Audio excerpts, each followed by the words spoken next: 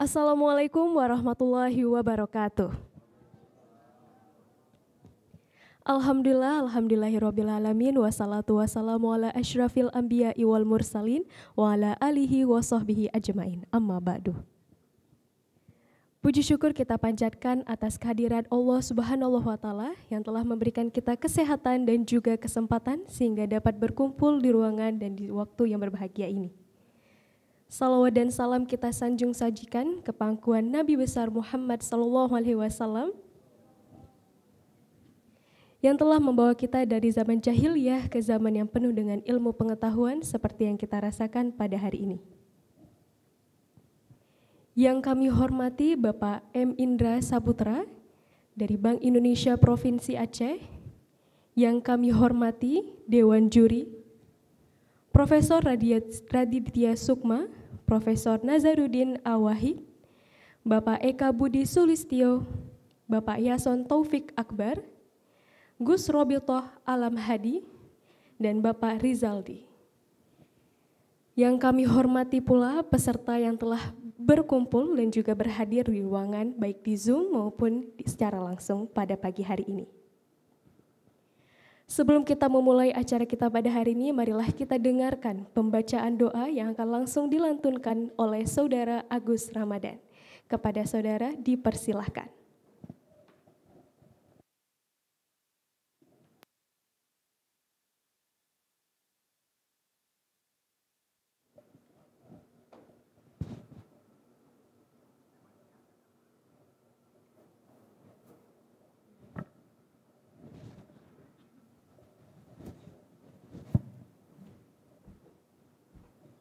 Bismillahirrahmanirrahim. Assalamualaikum warahmatullahi wabarakatuh. Yang terhormat para ustadz, bapak-bapak yang menjadi Dewan Juri pada Rotu Fesya 2023, dan yang kami hormati Bapak Ibu para peserta yang telah hadir di ruangan yang berbahagia ini ataupun secara daring.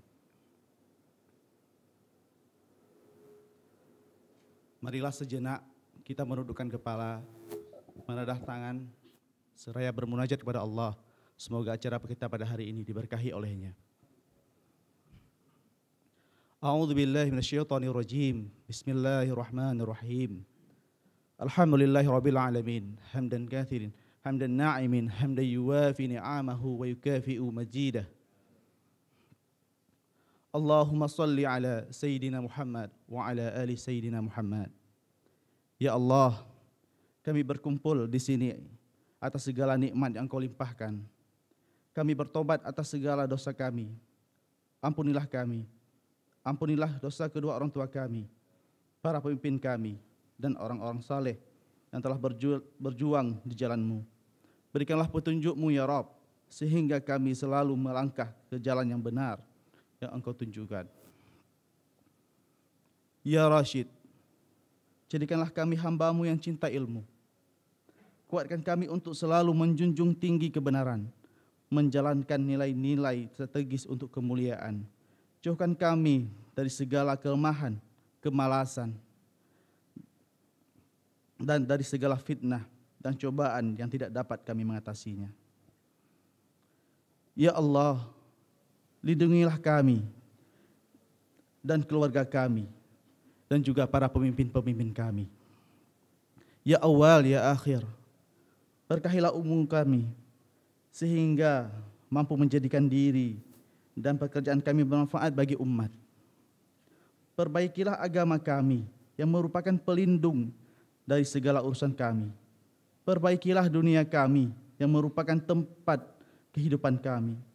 Perbaikilah bekal kami, akhirat kami, dengan beratnya timbangan amal soleh di yaumil akhirah. Sehingga tiba saatnya Engkau memanggil kami pulang, Engkau wafatkan kami dengan husnul khatimah. Ya mujibas sa'ilin, kabulkan doa kami dan permohonan kami. Allahumma inna nas'aluka salamatan fid din, wa afiyatan fil jasad, wa ziyadatan fil ilmi, wa barakatan fil rizqi, wa taubatan qablal maut, wa rahmatan indal maut, wa maghfiratan ba'dal maut. Allahumma hawin alaina fi sakharatil maut, wan najata minan nar, والعفو عند الحساب.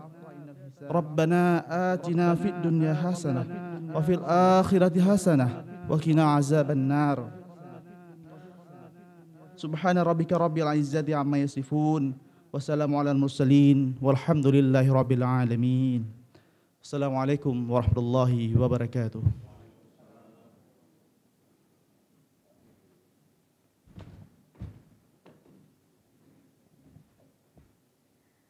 Amin. Amin ya robbal alamin.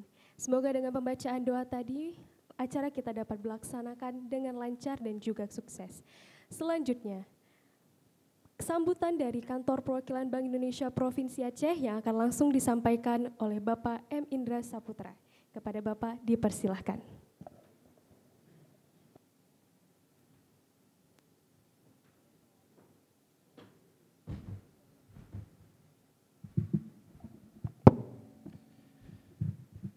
Bismillahirrahmanirrahim.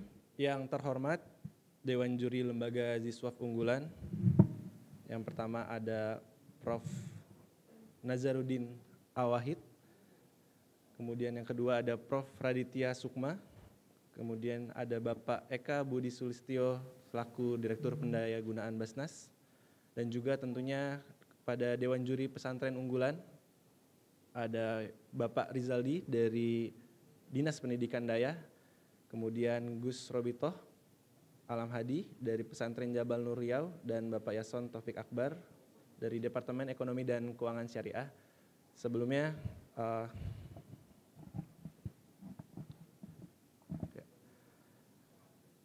dan tentunya juga yang terhormat kepada seluruh undangan serta peserta dari Lomba Road to Fair Aceh tahun 2023.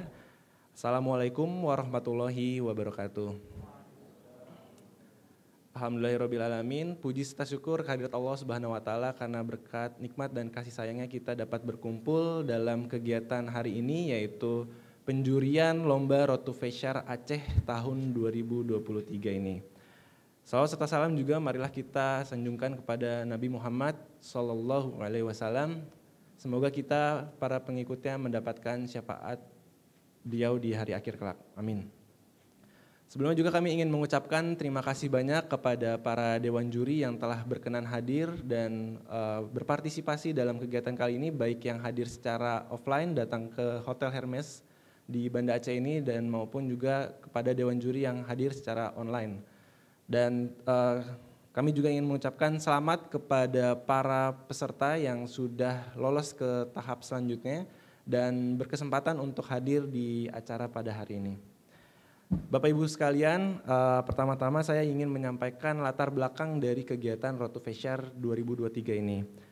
Sebagaimana Bapak Ibu ketahui, Bank Indonesia ini concern terhadap pengembangan ekonomi syariah di Indonesia terutama.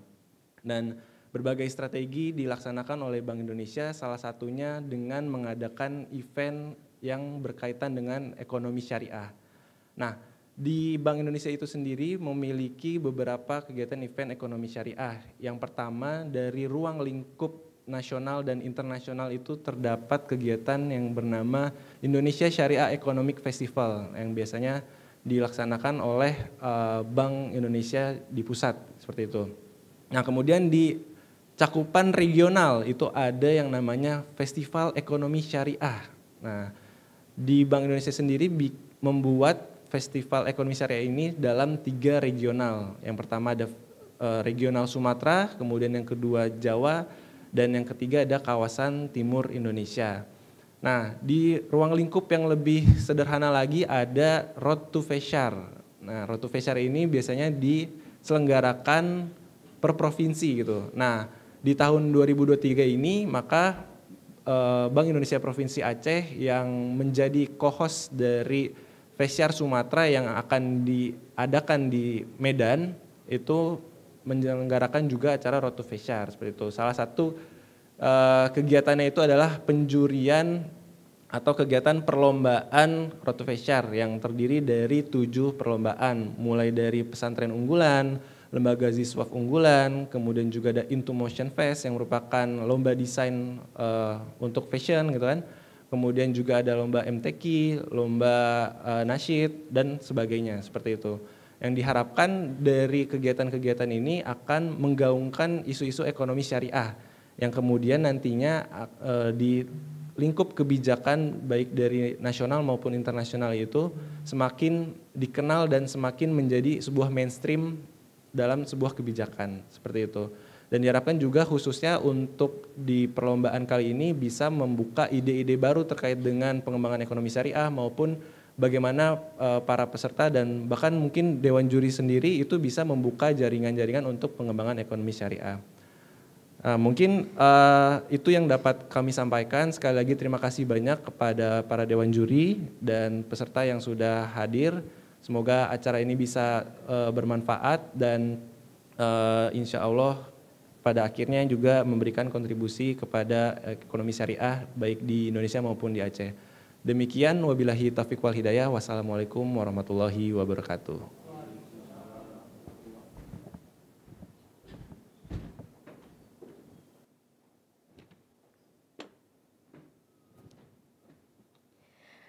Baik, terima kasih kepada Bapak Indra atas sambutannya. Selanjutnya kita langsung saja masuk ke penjurian perlombaan Fesyar Road to Fesyar 2023. Diberitahukan kepada finalis lomba peserta lomba pesantren unggulan untuk dapat mengambil tempat di ruangan Medina 1 di lantai atas yang akan langsung diarahkan oleh panitia yang ada di belakang. Nah, kita langsung saja ke presentasi Ziswaf unggulan yang akan dilaksanakan pada ruangan Lampinang 1 ataupun bertepatan pada ruangan acara pembukaan kita. Dipersilahkan kepada finalis lomba untuk langsung mengambil tempat di ruangan yang sudah disediakan.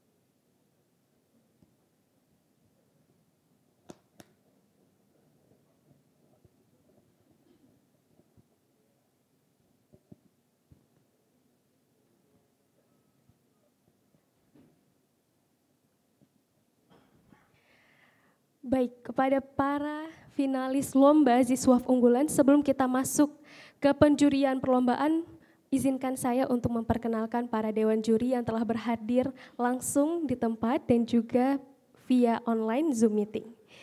Yang pertama ada Ustadz Nazarudin Awahid. Salam hormat Pak. Kemudian ada Bapak Profesor Raditya Sukma yang bergabung bersama kita melalui Zoom meeting. Kemudian ada Bapak Eka Budi, Direktur dari Basnas, dan juga kita ada satu juri tambahan dari Departemen Ekonomi Syariah Bank Indonesia. Baik, kita langsung masuk ke presentasi pertama yang akan langsung disampaikan oleh Yayasan Wakaf Baitul Asyi oleh Mijaz Iskandar.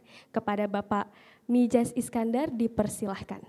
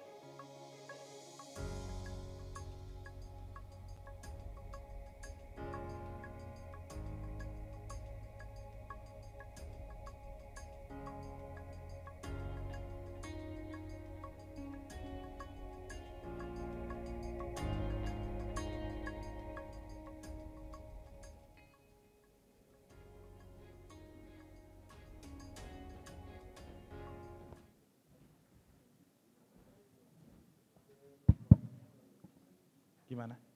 Boleh, gimana aja. Pakai ini boleh atau ada ini nanti muncul di sini ya slide-nya. Enggak apa-apa, nampak kok.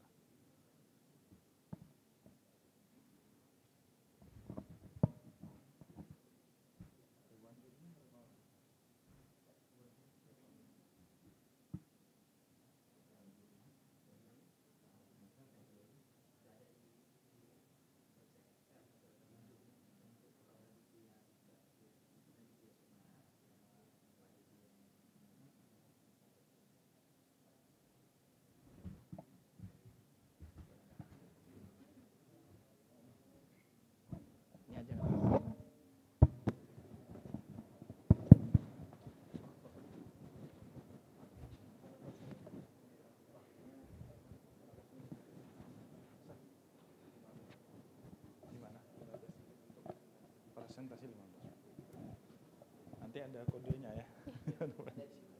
Oke, siap.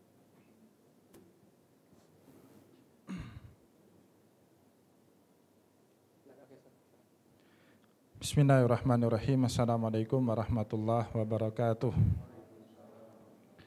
Innal hamdalillah salatan wa salaman ala Rasulillah sallallahu alaihi wasallam wa ala alihi wa ashabihi wa man tabi'ahu bi ihsanin ila yaumiddin summa amma ba'du. Puji dan syukur tidak pernah bosan-bosannya kita sampaikan ke hadirat Sang Maha Pencipta Allah Subhanahu wa taala serta salawat dan salam juga tidak pernah lupa pula kita hanturkan kepada junjungan alam Nabi besar Muhammad sallallahu alaihi wasallam yang mana dengan perjuangannya dan para sahabatnya kita dapat mengenal betapa rahmatan lil alamin ajaran agama Islam sebagaimana yang menjadi keyakinan dan pengetahuan kita bersama. Yang saya hormati Bapak Ibu pimpinan dan staf dari Bank Indonesia Regional Banda Aceh, yang saya hormati Bapak-bapak Dewan Juri yang sudah berkesempatan hadir baik online maupun inline. Di sini ada Prof. Nazar bersama dengan kami, ada Prof. Raditya ya, ada Prof. Raditya mungkin secara online dan juga ada Pak Dika secara online.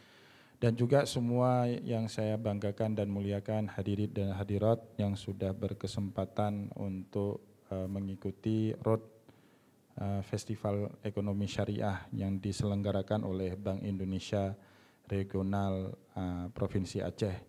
Pada kesempatan ini kita mengikuti perlombaan nominasi Lembaga Ziswaf Unggulan, salah satu kategori perlombaan di dalam Festival Ekonomi Syariah yang diselenggarakan oleh BI. Sebelum jauh saya presentasi, saya ingin memperkenalkan diri dulu. Nama saya Mizat Iskandar. Pada hari ini saya berkesempatan berdiri di hadapan Bapak Ibu sekalian dalam kapasitas saya sebagai Ketua Yayasan Wakaf Baitul Asy. Jadi Yayasan Wakaf Baitul Asy itu sendiri kita dirikan tahun lalu di bulan Juni.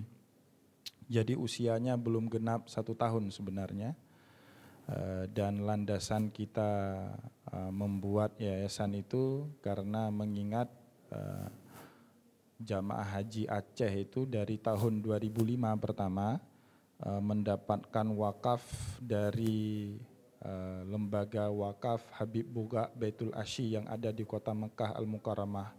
Setiap tahun jamaah haji Aceh itu mendapatkan kisaran 1.200 sampai 1.500 real. Kalau dirupiahkan lebih kurang 5.800.000 sampai 6,5 juta rupiah ya setiap tahunnya. Tapi dari 2005 belum ada dirasakan manfaat dari pembagian wakaf tunai tersebut kepada masyarakat Aceh. Jadi uangnya terasa run off, hilang sia-sia mungkin karena perilaku konsumtif dari masyarakat kita. Sehingga kebetulan saya pada tahun lalu menjadi petugas haji, duduklah dengan beberapa petugas haji yang lainnya, kita buat lembaga hukum untuk bisa kemudian kita koordinir untuk menghimpun kembali dana wakaf yang diterima oleh jamaah haji, dan kemudian kita himpun dan kita produktifkan sehingga manfaatnya bisa dirasakan luas oleh masyarakat, terutama masyarakat Aceh. Dan alhamdulillah pada sesi haji pertama kita tahun 2022 kemarin terkumpul lebih kurang 370-an juta ya. Nanti ada di dalam slide maupun di dalam proposal yang sudah kita kirimkan kepada pihak Bank Indonesia. Nah, dalam perkembangan perjalanannya kemudian kita sebagai nazir dituntut untuk mengembangkan wakaf ini. Sampai sekarang alhamdulillah sudah ada 2 kegiatan usaha yang kita lakukan untuk dalam rangka memproduktifkan wakaf. Yang pertama usaha toko sembako yang kita buat di bulan November ya, di bulan November 2022. Jadi selang beberapa bulan kita pulang dari pelaksanaan ibadah haji, nazir atau pengurus wakaf itu bergerilya mencari berbagai potensi kerjasama untuk mengembangkan produk wakaf. Ya, akhirnya setelah kita analisis, kita pelajari, kita mengeksekusi kerjasama dengan salah satu kemitraan kita, usaha dagang sembako, salah satu salah satu yang memegang usaha sembako terbesar di Kota Banda Aceh. Kita bekerja sama di situ sehingga kita membuat kemitraan ya, satu usaha dagang namanya Mitra Abadi, dan ini sudah berjalan 6 bulan, tepat 22 Mei 2023 sudah berusia 6 bulan. Jadi di dalam akad yang kita lakukan dengan pihak pengelola, sistemnya adalah akad mudharabah dengan pembahagian persen tahun pertama 30% untuk yayasan wakaf dan sisanya 70% untuk pihak pengelola Mitra Abadi ya. Dan ini sudah berjalan 6 bulan. Pas tanggal 22 Mei kemarin sebenarnya kita sudah harus buat rapat, tapi rapat belum dibuat, tapi saya sudah melihat buku laporan keuangan di bulan pertama kegiatan usaha. Kita masih tertatih-tatih dengan income per hari itu cuma mencapai 800 sampai 1.200.000 rupiah. Tapi masuk bulan kedua, bulan ketiga kita sudah sustain di angka 5 sampai 6 juta. Bahkan di bulan Ramadan yang lalu per hari itu bisa sampai 10-13 juta rupiah per hari. Dan alhamdulillah pasca Ramadan mulai dari bulan Syawal sampai kemarin tanggal 22 Mei di dalam buku laporan kita sudah sustain di angka 6 sampai 8 juta rupiah per hari pemasukan dari usaha sembako Mitra Abadi. Dan kemudian dari itu akan diambil 30% untuk pihak yayasan dan akan digunakan manfaatnya untuk kebutuhan para mustahik ya, yang membutuhkan bantuan kita nantinya. Dan di tahun kedua sesuai dengan akad mudharabah yang kita tanda tangani dengan pihak Mitra Abadi, untuk yayasan akan bertambah jumlah persentasenya menjadi 40%, sehingga menjadi 40-60 ya, untuk para pengelola 60%, sedangkan untuk wakaf, yayasan wakaf sebanyak 40%. Dan ini alhamdulillah sudah berjalan dan kita melihat grafiknya itu meningkat, ada perkembangan dari grafik income per hari yang kita hitung semenjak usaha ini jalan di bulan November sampai bulan Juni 2023 ini. Nah, mungkin bisa dilihatkan di aset ya, di aset. Oke, balik sebelumnya. Nah, ini aset kita di 2023 ada 2 orang pewakif tambahan. Ya, ini di luar musim haji ya, karena kita menargetkan di musim haji tahun 2023 ini dengan kuota haji normal. Di tahun 2022 kan kuota hajinya cuma 45%. Sehingga Aceh yang seharusnya 12-13 kloter, kemarin hanya memberangkatkan 5 kloter. Kita bisa dapat dana wakaf tunai sebanyak 378.368.000 rupiah. Maka dengan posisi sekarang jamaah hajinya bertambah 50% lagi, 55% bertambah. Dari kemarin cuma 5 kloter, sekarang sudah bertambah 13 kloter ya, lebih dari 50% berarti. Kita menargetkan tahun ini ada pemasukan dana wakaf tunai dari jamaah haji, karena nominal yang dibagi di Arab Saudi dari informasi yang saya dapat sama dengan tahun yang lalu, 1.500 real. Jadi lebih kurang 6.400.000 sampai 6.500.000 rupiah per orang. Maka kita menargetkan dari pengurus kita yang juga berangkat haji tahun ini, bisa terkumpul sekitar 800 sampai 1 miliar rupiah untuk dana wakaf ini ya tahun ini. Tapi sebelum itu terkumpul, tahun ini sudah terkumpul dari 2 pewakif. Ya, pewakif ini di luar jamaah haji ya, tapi dari jamaah pengajian sehari-hari. Mereka sudah menyerahkan 350 juta rupiah dari 2 orang ini ya, sehingga bertambah aset wakafnya sekarang 728.368.000 rupiah. Kemudian boleh di next. Ya, selanjutnya ini usaha produktif Yayasan Wakaf Baitul Asy. Sekarang kita sudah ada 2 usaha yang sedang kita jalankan. Yang pertama usaha sembako dengan mengambil nama dagang ya, nama bekerja sama dengan yayasan atau usaha dagang Makmur Jaya. Ya, ini juga salah satu mitra yang kita percaya untuk mengelola dana wakaf kita. Jadi sifatnya kita seperti seed funding. Kita memberikan dana semua dari awal, sedangkan pengelolanya adalah UD Makmur Jaya, tapi dengan menggunakan akad mudharabah. Jadi ada presentasi yang kita bagi dari hasil usaha di tahun pertama seperti yang saya jelaskan tadi. Ada 30% untuk yayasan dan 70% untuk pihak pengelola. Dan di tahun kedua persentasenya lebih banyak untuk yayasan sebanyak 40% dan 60% untuk pihak pengelola. Nah, kita mengambil nama usaha Mitra Abadi ya. Bekerja sama dengan usaha dagang Makmur Jaya. Alhamdulillah sudah berjalan 6 bulan, grafiknya sudah menunjukkan peningkatan, sudah ada laba dari usaha itu dan rencananya akan kita salurkan manfaat dari pengelolaan itu kepada mereka yang berhak, terutama untuk jamaah haji musim yang akan datang ya, karena ini dana wakaf dari jamaah haji. Yang kedua, usaha kita juga sedang berlangsung sekarang rental Videotron. Mungkin ini belum berjalan 100%, tapi kita sudah mendapatkan kontrak eksklusif dengan Bank Aceh. Bank Aceh Syariah kita sudah kontrak eksklusif. Tempatnya itu di Dapu Kupi. Mungkin kalau nanti jalan-jalan lewat Simpang Surabaya, lihat di Dapu Kupi sudah ada pemasangan instalasi Videotron di situ. Itu punya yayasan kita juga, Yayasan Wakaf. Ya, ini bermitra dengan PT Amalia Solusindo Group ya, dengan menyertakan seed funding sebanyak 250 juta dengan menggunakan akad musyarakah ya dengan mereka, dengan menggunakan merek dagang atau merek usaha kita Sahabat Sejati ya. Nah, ini baru berjalan, belum berjalan sih sebenarnya, tapi progresnya sudah berjalan. Namun kita sudah mendapatkan kontrak eksklusif bulan pertama dengan pihak Bank Aceh dan itu juga akan bermanfaat bagi pengelolaan dana wakaf atau produktif dana wakaf yang dikelola oleh Yayasan Wakaf Baitul Asy. Nah, next selanjutnya. Ya, ini skema pengembangan usaha yang kita lakukan. Ada para pewakif, ya, ada benda yang diwakafkan. Sebenarnya kita menerima segala bentuk jenis wakaf ya, bukan hanya tunai. Ya, tapi karena selama ini kita hanya baru menerima tunai ya, misalnya sudah ada beberapa penawaran dari wakif untuk mengelola wakaf non tunai ya, misalnya tanah, bangunan, tapi karena belum punya kapasitas seperti itu, sementara kita belum melakukannya ya.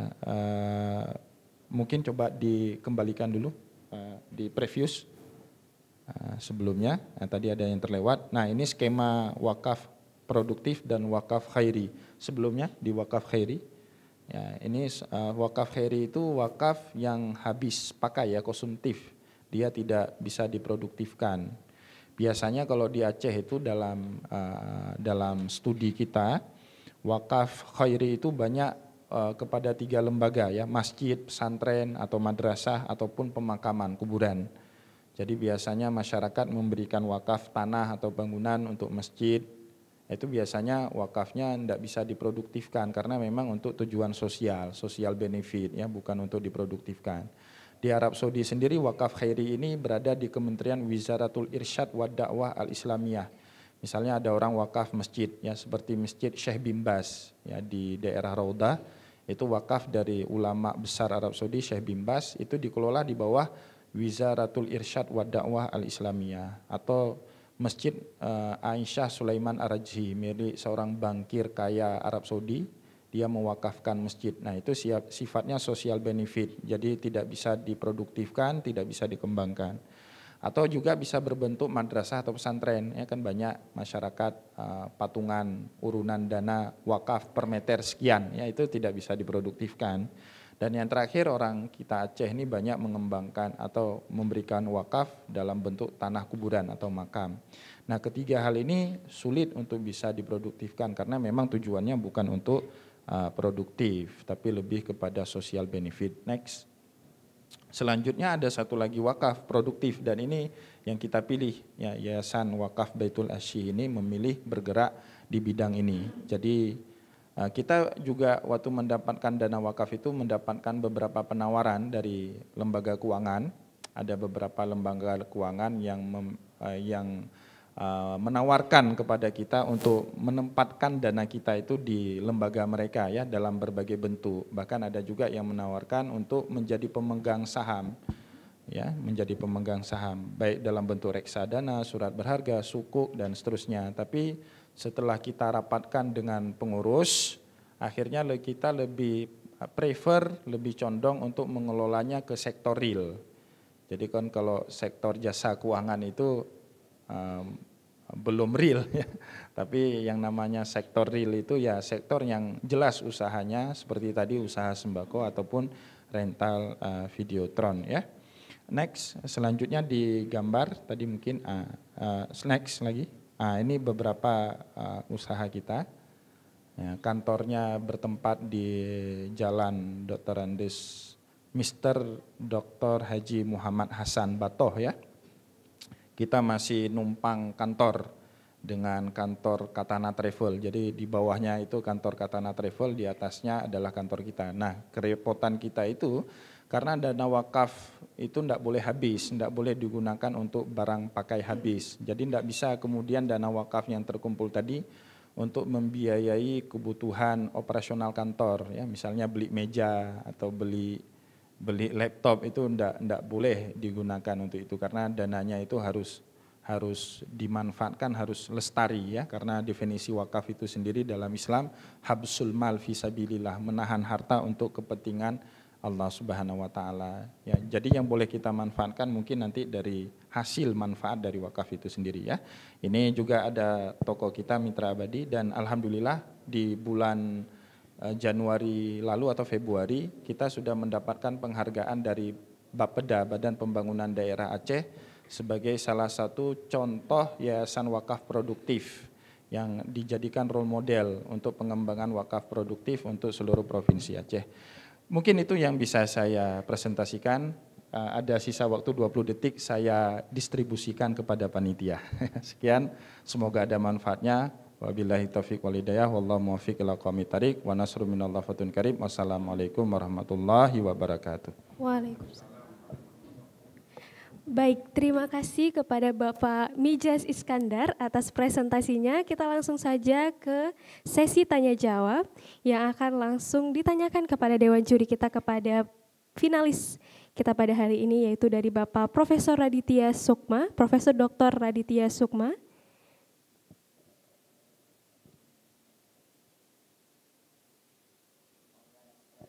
Baik, kita langsung masuk ke Bapak Eka Budi, Bapak Direktur Basnas.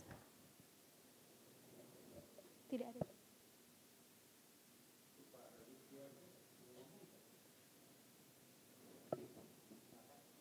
Baik, dipersilahkan Bapak. Baik, terima kasih. Apakah suara saya terdengar dengan baik? Terdengar Bapak. Baik, terima kasih.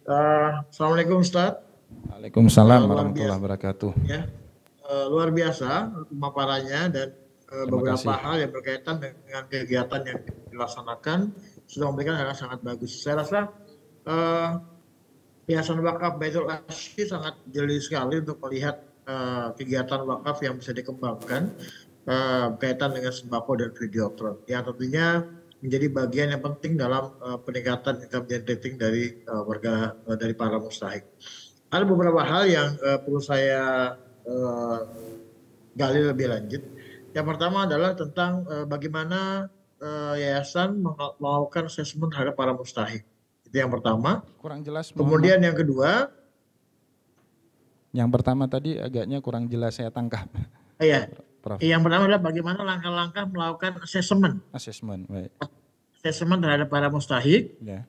Kemudian yang kedua, saya melihat hasilnya cukup bagus. Tetapi kenapa jumlahnya masih sedikit? Mungkinkah misalnya bisa dikembangkan dari sembako itu beberapa kegiatan yang sifatnya mengelaborasi banyak mustahik. Misalnya mereka ikut menimbang gula sehingga kemudian bisa membagi-bagi, atau mungkin ikut dalam kegiatan aktivitas pengantaran pesanan.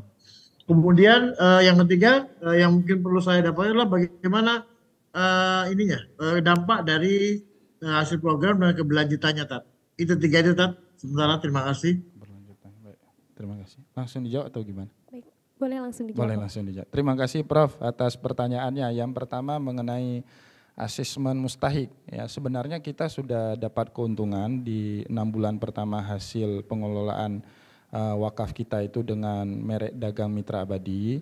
Tapi seperti yang tadi saya sampaikan, belum bisa kita salurkan mengingat rapat dengan pihak pengelola yang di dalam akad mudharabah kita tentukan 6 bulan sekali belum kita lakukan, Prof. Seharusnya kita lakukan kemarin setelah 22 Mei karena itu dalam kontrak semenjak 6 bulan pertama sekali ditanda tangan kontrak, tapi itu belum lakukan. Kenapa? Karena ada beberapa pengurus dari Yayasan Wakaf kita itu sekarang sedang berada di Tanah Suci juga ya untuk menggali potensi wakaf tunai dari jamaah haji Aceh yang berangkat ke Tanah Suci tahun ini. Jadi ada penundaan dari timeline yang seharusnya kita lakukan di akhir Mei kemarin. Dan itu mungkin baru kita lakukan nanti sekembalinya pengurus kita dari Tanah Suci ya, mungkin di sekitar tengah Juli atau akhir Juli baru kita bisa lakukan. Dan alhamdulillah sudah ada hasil. Karena ini yayasan baru, terus terang kita belum ada SOP tertentu bagaimana caranya mengasesmen pihak mustahik yang berhak mendapatkan bantuan dari kita. Nanti itu mungkin akan kita bawa ke dalam rapat dengan pengurus Yayasan Wakaf Baitul Asy. Itu mungkin yang pertama. Yang kedua, hilirisasi mungkin ya Prof ya, kayak tadi ya, downstream usaha ya. Sebenarnya kita sudah memikirkan ke arah itu Prof. Menghilirisasi usaha kita bukan hanya untuk sembako saja tapi untuk yang lain ya. Bahkan saya sudah ke Medan, sudah kebetulan waktu saya ke Medan itu ada kenalan seorang pengusaha yang beliau memegang distributor minyak subsidi dari pemerintah, minyak kita itu. Kan ada minyak subsidi dari pemerintah, mereka menawarkan kita tapi modalnya besar sekali, miliaran itu. Kita tidak punya kemampuan untuk dengan modal sebesar itu untuk memegang distributor minyak kita, minyak subsidi dari pemerintah untuk wilayah Aceh ya. Tapi pemikiran ke arah itu sudah ada, namun hasil diskusi kita dengan mitra usaha dagang Makmur Jaya, itu mitra kita di usaha sembako, baru untuk Aceh Prof, baru bisa kita lakukan development atau pengembangan usaha kalau hasil dari pengelolaan usaha sembako itu per harinya sudah di atas 15 sampai 20 juta. Nah itu kita belum sampai target ke situ. Dalam 6 bulan ini kemarin saya baca laporan terakhir sustainnya kita itu di angka 7, 8, paling beruntung kita angkanya 9 juta rupiah per hari. Jadi belum bisa mengembangkan, takutnya kalau kita mengembangkan bahkan yang sudah ada menjadi terbengkalai. Nah itu yang masih menjadi bahan studi visibilitas kita, apakah kita sanggup meningkatkannya sampai angka 15 juta ke atas. Kalau itu bisa kita lakukan dalam waktu dekat, rencananya di tahun depan kalau usaha ini sudah berjalan 1 tahun kita sudah mengembangkan. Nah pembicaraan mengembangkan sudah ada Prof, sudah ada pembicaraan ke arah itu dengan Bank Aceh Syariah. Kita akan buat semacam kontrak payung karena ada lokasi bagus sekali di samping jalan besar, ada tanah sekitar 800 sampai 1000 meter. Kita akan buat pasar di situ dengan bantuan juga nanti skemnya kita akan coba bicarakan dengan pihak Bank Aceh. Nanti ada pasar, nah di pasar itu nanti akan masuk pihak Yayasan Wakaf Baitul Asy dengan membeli beberapa ruko di pasar itu sehingga bisa penetrasi ke pasar lebih luas nantinya. Tapi itu pengembangan ke depan karena sekarang belum siap kita lakukan pengembangan karena kalau tidak ada penghasilan income per hari di atas 15 juta. Itu yang kedua tadi ya. Sekaligus mungkin yang ketiga, timeline hilirisasi usaha kita sudah lakukan itu Prof. Tapi ya tadi kembali di Aceh ini buat usaha tidak sama mungkin dengan daerah yang lain Prof. Ya agak berat regulasi. Contoh ya, saya contohkan aja Prof, kemarin kita itu mendatangkan Videotron impor langsung dari pabriknya di Cina. Karena dengan harga segitu kita bisa dapat lebih murah ya, dengan investasi segitu kita dapat lebih murah. Untuk bandingkan aja kalau kita ngambilnya di Jakarta atau di daerah yang lain itu harganya bisa lebih besar 20-30%. Nah untuk impor barang atau ekspor barang dari Aceh itu enggak gampang karena bank yang tersedia di sini kan terbatas sekali Bro.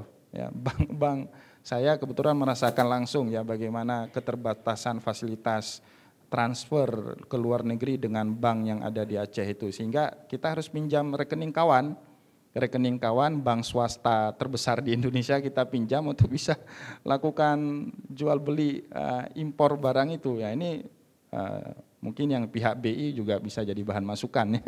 Kalau kita bergerak di bidang itu, waduh repot sekali. Saya pun kemarin sempat repot sekali dibuat dengan masalah itu ya. Jadi ini mungkin masukan juga dari Bank BI sehingga kami dalam mengembangkan usaha-usaha yang sifatnya punya umat ini Prof. Sehingga lebih mudah, lebih dimudahkan aksesnya, accessibility-nya juga ada. Mungkin seperti itu yang bisa saya berikan Prof. Ya, terima kasih Dan. Ya, sama-sama Prof. Baik, terima kasih Bapak Mijas. Dari Bapak Profesor Raditya Sukma, ada yang ingin ditanggapi dari jawaban dari Bapak Mijas? Baik, terima kasih. Suara saya jelas ya? Jelas. Jelas. Baik, bismillahirrahmanirrahim. Assalamualaikum warahmatullahi wabarakatuh. Waalaikumsalam. Langsung saja, jadi ini saya kira menarik sekali ya. Selamat ya untuk Baitul Ashki ini ya. Saya setuju dengan Pak Eko tadi bahwa ini mengambil peluang dari jamaah haji ya, yang berangkat, yang mendapatkan dana wakaf dari properti yang ada di Mekah ya. Ada pertanyaan dan ada usulan dari saya ya Bapak ya. Yang pertama adalah ketika 6 juta itu diterima oleh jamaah ya, dan kemudian mereka saya nggak tahu prosesnya bagaimana, tapi dugaan saya adalah ketika 6 juta itu sampai di Aceh, bertemu dengan Bapak, kemudian baru melakukan wakafnya ya. Nah, bagaimana kemudian sosialisasi yang Bapak lakukan agar ini sifatnya tidak wajib karena ini wakaf ya, dan kemudian nominalnya bagaimana ya. Ini yang pertama, karena ini kaitannya dengan jangan sampai ada anggapan bahwa wakaf itu nanti adalah sesuatu yang wajib, donasi wajib seperti zakat, padahal kan tidak ya. Itu yang pertama. Jadi sosialisasi kepada jamaah haji setelah mereka datang itu kemudian bagaimana dan nominalnya berapa gitu ya. Kemudian yang menarik lagi adalah yang mau saya tanyakan adalah tadi dikatakan, tolong koreksi kalau saya salah ya Pak ya.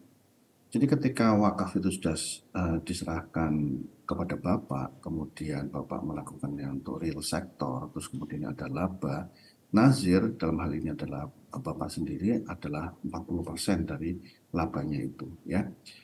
Sehingga yang kemudian dibagi kepada mauquf alai itu kan bagian dari 40% itu. Nah, pembagiannya bagaimana? Karena kan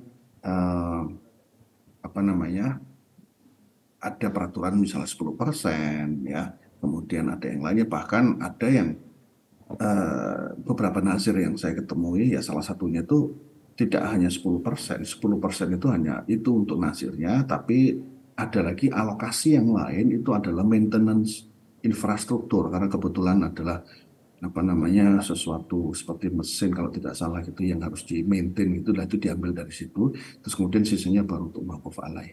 Nah, pembagian 40% ini bagaimana sifatnya?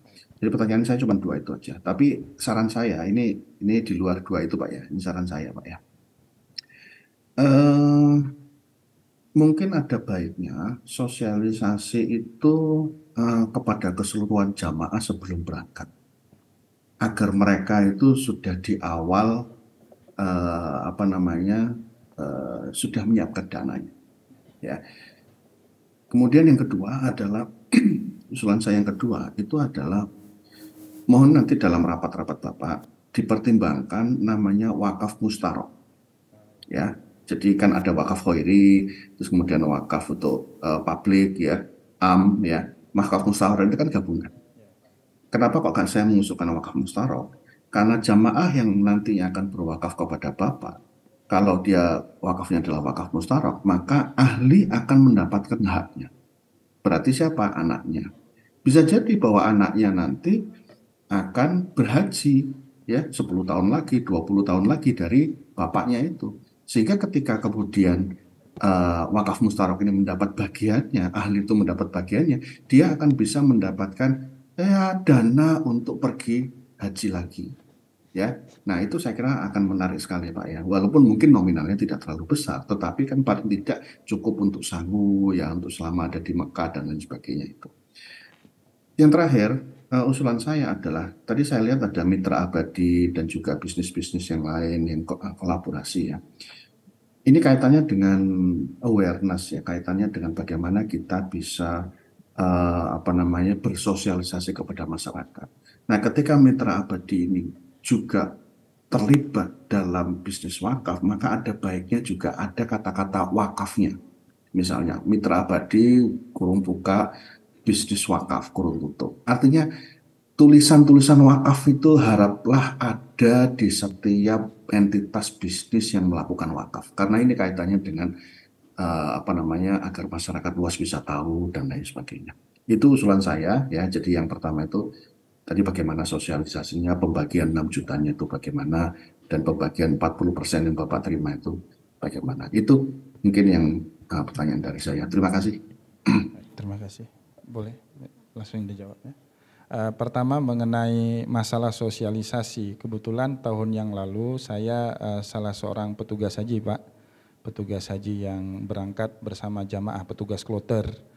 Jadi kita sudah membriefing seluruh jamaah haji itu di asrama haji, karena kan ada 1 hari 1 malam jamaah haji itu berada di asrama haji sebelum diberangkatkan ke Tanah Suci. Kebetulan kita juga bekerja sama dengan seluruh petugas kloter yang ada di masing-masing kloter. Jadi sebelumnya kita briefing ketua kloternya, pembimbing ibadahnya, petugas haji daerahnya itu kita briefing. Sehingga yang menyampaikan ke masing-masing kloter itu adalah ketua kloter sendiri. Jadi mereka adalah perpanjangan kita, pihak nazir wakaf di masing-masing kloter. Dan syukur alhamdulillah haji tahun kemarin itu selain mendapatkan living cost 1.500 real kan dari pemerintah, dari Kementerian Agama dibagikan waktu di asrama haji. Kemudian mendapatkan lagi 1.500 real lagi dari wakaf Habib Buga di Kota Mekah. Jadi setiap jamaah itu dia punya saving money, ada uang yang disimpan selama pergi haji itu lebih kurang 13 juta rupiah. Itu kan jumlah yang sangat banyak buat jamaah haji, apalagi wong deso Pak ya, yang nggak pernah lihat itu 13 juta itu.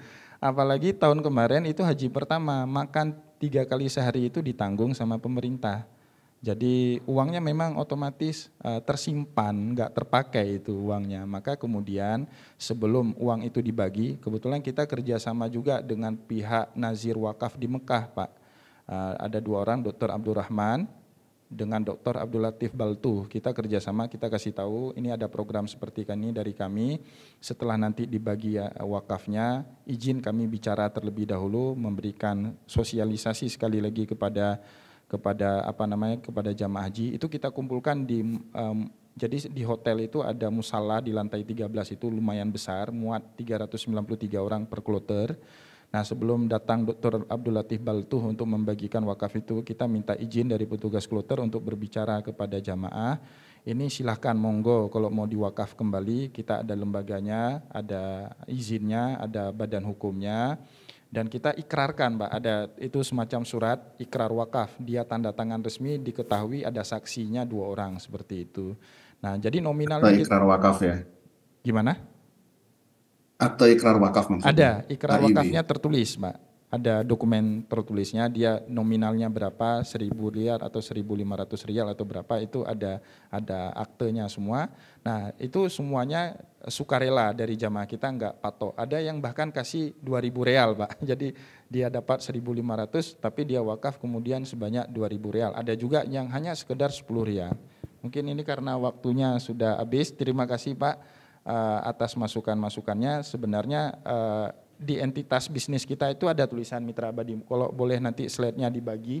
Atau di dalam proposal ada Pak, itu foto-foto kita itu ada tulisan di pamfletnya Mitra Abadi, Yayasan Wakaf Baitul Asyi, seperti itu. Memang dengan kita mengkapitalisasi wakaf ini Pak, sehingga banyak orang berminat belanja di situ. Itu salah satu strategi marketing juga itu sebenarnya. Terima kasih Pak atas mudah-mudahan wakaf mustaraknya bisa juga Pak. Oh ya, insya Allah itu ini adalah untuk ahli-ahli. Ya insya Allah, terima kasih Pak atas ini, karena waktu sudah tidak boleh lagi. Jadi nanti insya Allah kita pertimbangkan Pak. Terima kasih atas masukannya. Saya mohon maaf mungkin kalau ada yang kurang berkenan dari penjelasan kami. Sekian mungkin presentasi dari kami pada hari ini. Wallahu muwaffiq ila aqwamit thariq wa nasrun minallah fatun karim. Wassalamualaikum warahmatullahi wabarakatuh. Baik, terima kasih ke Bapak Mijas Iskandar atas presentasinya dari Yayasan Wakaf Baitul Asyi. Tepuk tangan dulu dan untuk Bapak Mijas Iskandar yang telah menyampaikan presentasi dengan baik. Tadi juga kita Bank Indonesia dapat masukan langsung dari Bapak Mijas Iskandar terkait dengan perkembangan layanan jasa keuangan untuk mendukung entitas bisnis dari wakaf itu sendiri. Kepada Bapak Mijas sudah dipersilahkan untuk kembali ke tempat. Baik, selanjutnya kita akan langsung saja ke presentasi yang kedua dari UKMS Badan Wakaf Mikro Babul Makfirah yang akan langsung disampaikan oleh Indah Prihatini. Kepada Ibu Indah Prihatini dipersilahkan.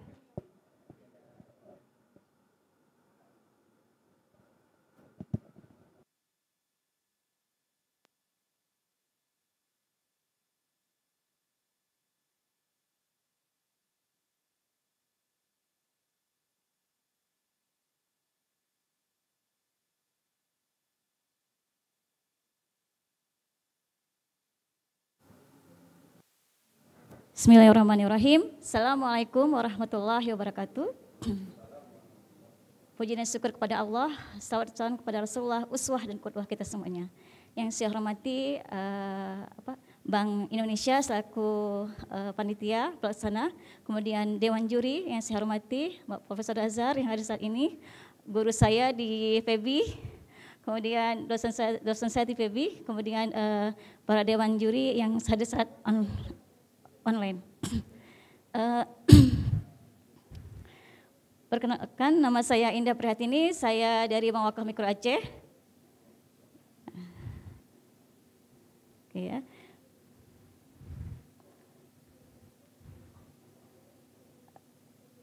Bank Wakaf Mikro Aceh atau Bank Wakaf Mikro Aceh atau BWM Babul Makfirah merupakan lembaga keuangan mikro syariah yang berfokus pada pembiayaan masyarakat kecil, digagas oleh OJK bekerjasama dengan lembaga amil zakat, dalam hal ini adalah Lasnas BSM Umat.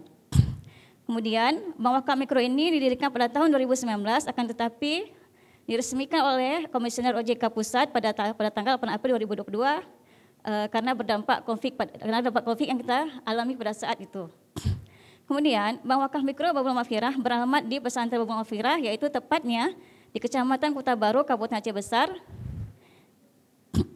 Adapun pendanaan kita, karena kita merupakan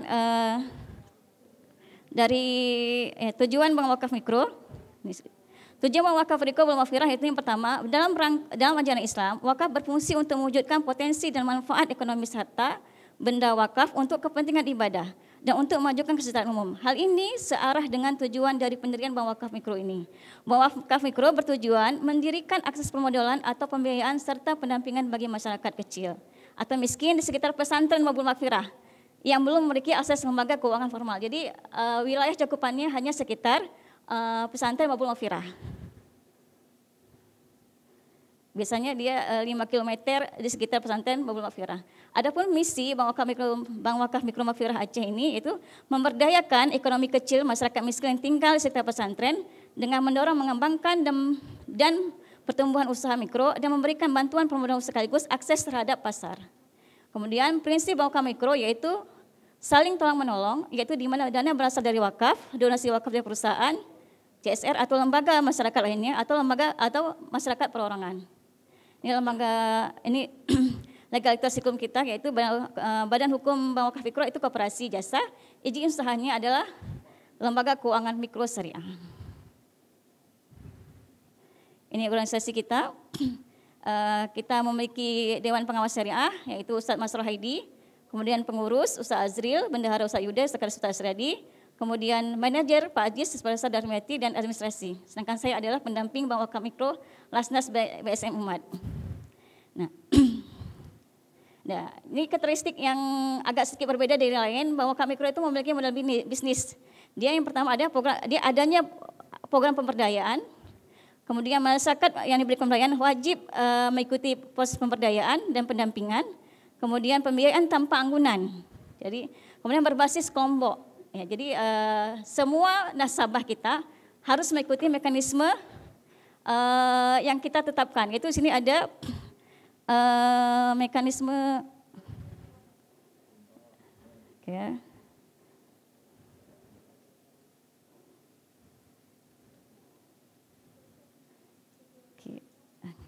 Nah, di sini Lasnas memberikan modal kerja kepada kita. Selain itu, Lasnas juga memberikan pelatihan dan pendampingan kepada Bank Wakaf Mikro Aceh. Pengurus, baik itu sekretaris, ketua, anggota, semuanya wajib mengikuti pelatihan dilakukan oleh Basnas. Kemudian pengelolanya juga wajib diberikan pelatihan oleh Basnas sehingga SOP model bisnis ini berjalan dengan baik di Bank Wakaf Mikro kita. Apa keunggulan Bank Wakaf Mikro Babul Maghfirah Aceh? Yang pertama adalah mendukung program pemerintah dalam pengentasan kemiskinan, menghindari praktek riba atau rentenir pada masyarakat sekitar pesantren, menyediakan program pendampingan dan pemberdayaan. Jadi kita itu memang ada setiap hari itu Bank Wakaf Mikro itu memberikan pendampingan dan pemberdayaan pada masyarakat. Kemudian bebas bunga sesuai dengan syariah. Kemudian non deposit taking. Jadi kita tidak menghimpun dana dari nasabah miskin kita itu. Penerima manfaat tidak wajibkan untuk menerima menabung di kita. Jadi mereka hanya terima dana dari kita, berusaha dan mengambilkan pokoknya saja. Kemudian pembiayaan tanpa anggunan. Jadi tidak ada anggunan, masyarakat itu tidak dibebankan anggunan. Kemudian konsep tanggung renteng. Jadi sama mereka saling membangun sikap tolong menolong dengan tanggung renteng. Kriteria nasabah Bank Wakaf Mikro yaitu masyarakat miskin setelah pesantren yang usahanya sudah produktif atau jika belum, dia memiliki semangat kemauan untuk bekerja. Kedua, masyarakat miskin yang memiliki komitmen untuk mengikuti program pemberdayaan. Jika memang dia punya usaha tapi tidak mau mengikuti program kita, pemberdayaan kita, maka dia tidak bisa menjadi nasabah Bank Wakaf Mikro. Kunci sukses dan keunikan Bank Wakaf Mikro, yang pertama ada Bank Wakaf Mikro selektif dalam memilih nasabah. Ada beberapa latihan-latihan yang harus diikutkan oleh para nasabah. Pertama, pendamping melakukan sosialisasi kepada masyarakat miskin sekitar pesantren, kemudian menseleksi calon nasabah tersebut, dan calon nasabah tersebut mengikuti pelatihan yang diadakan oleh pendamping Bank Wakaf Mikro. Jika selama 5 hari berturut-turut dan selama 1 jam biasanya, dan jika tidak lolos maka tidak berhak untuk mengikuti untuk menjadi nasabah Bank Wakaf Mikro.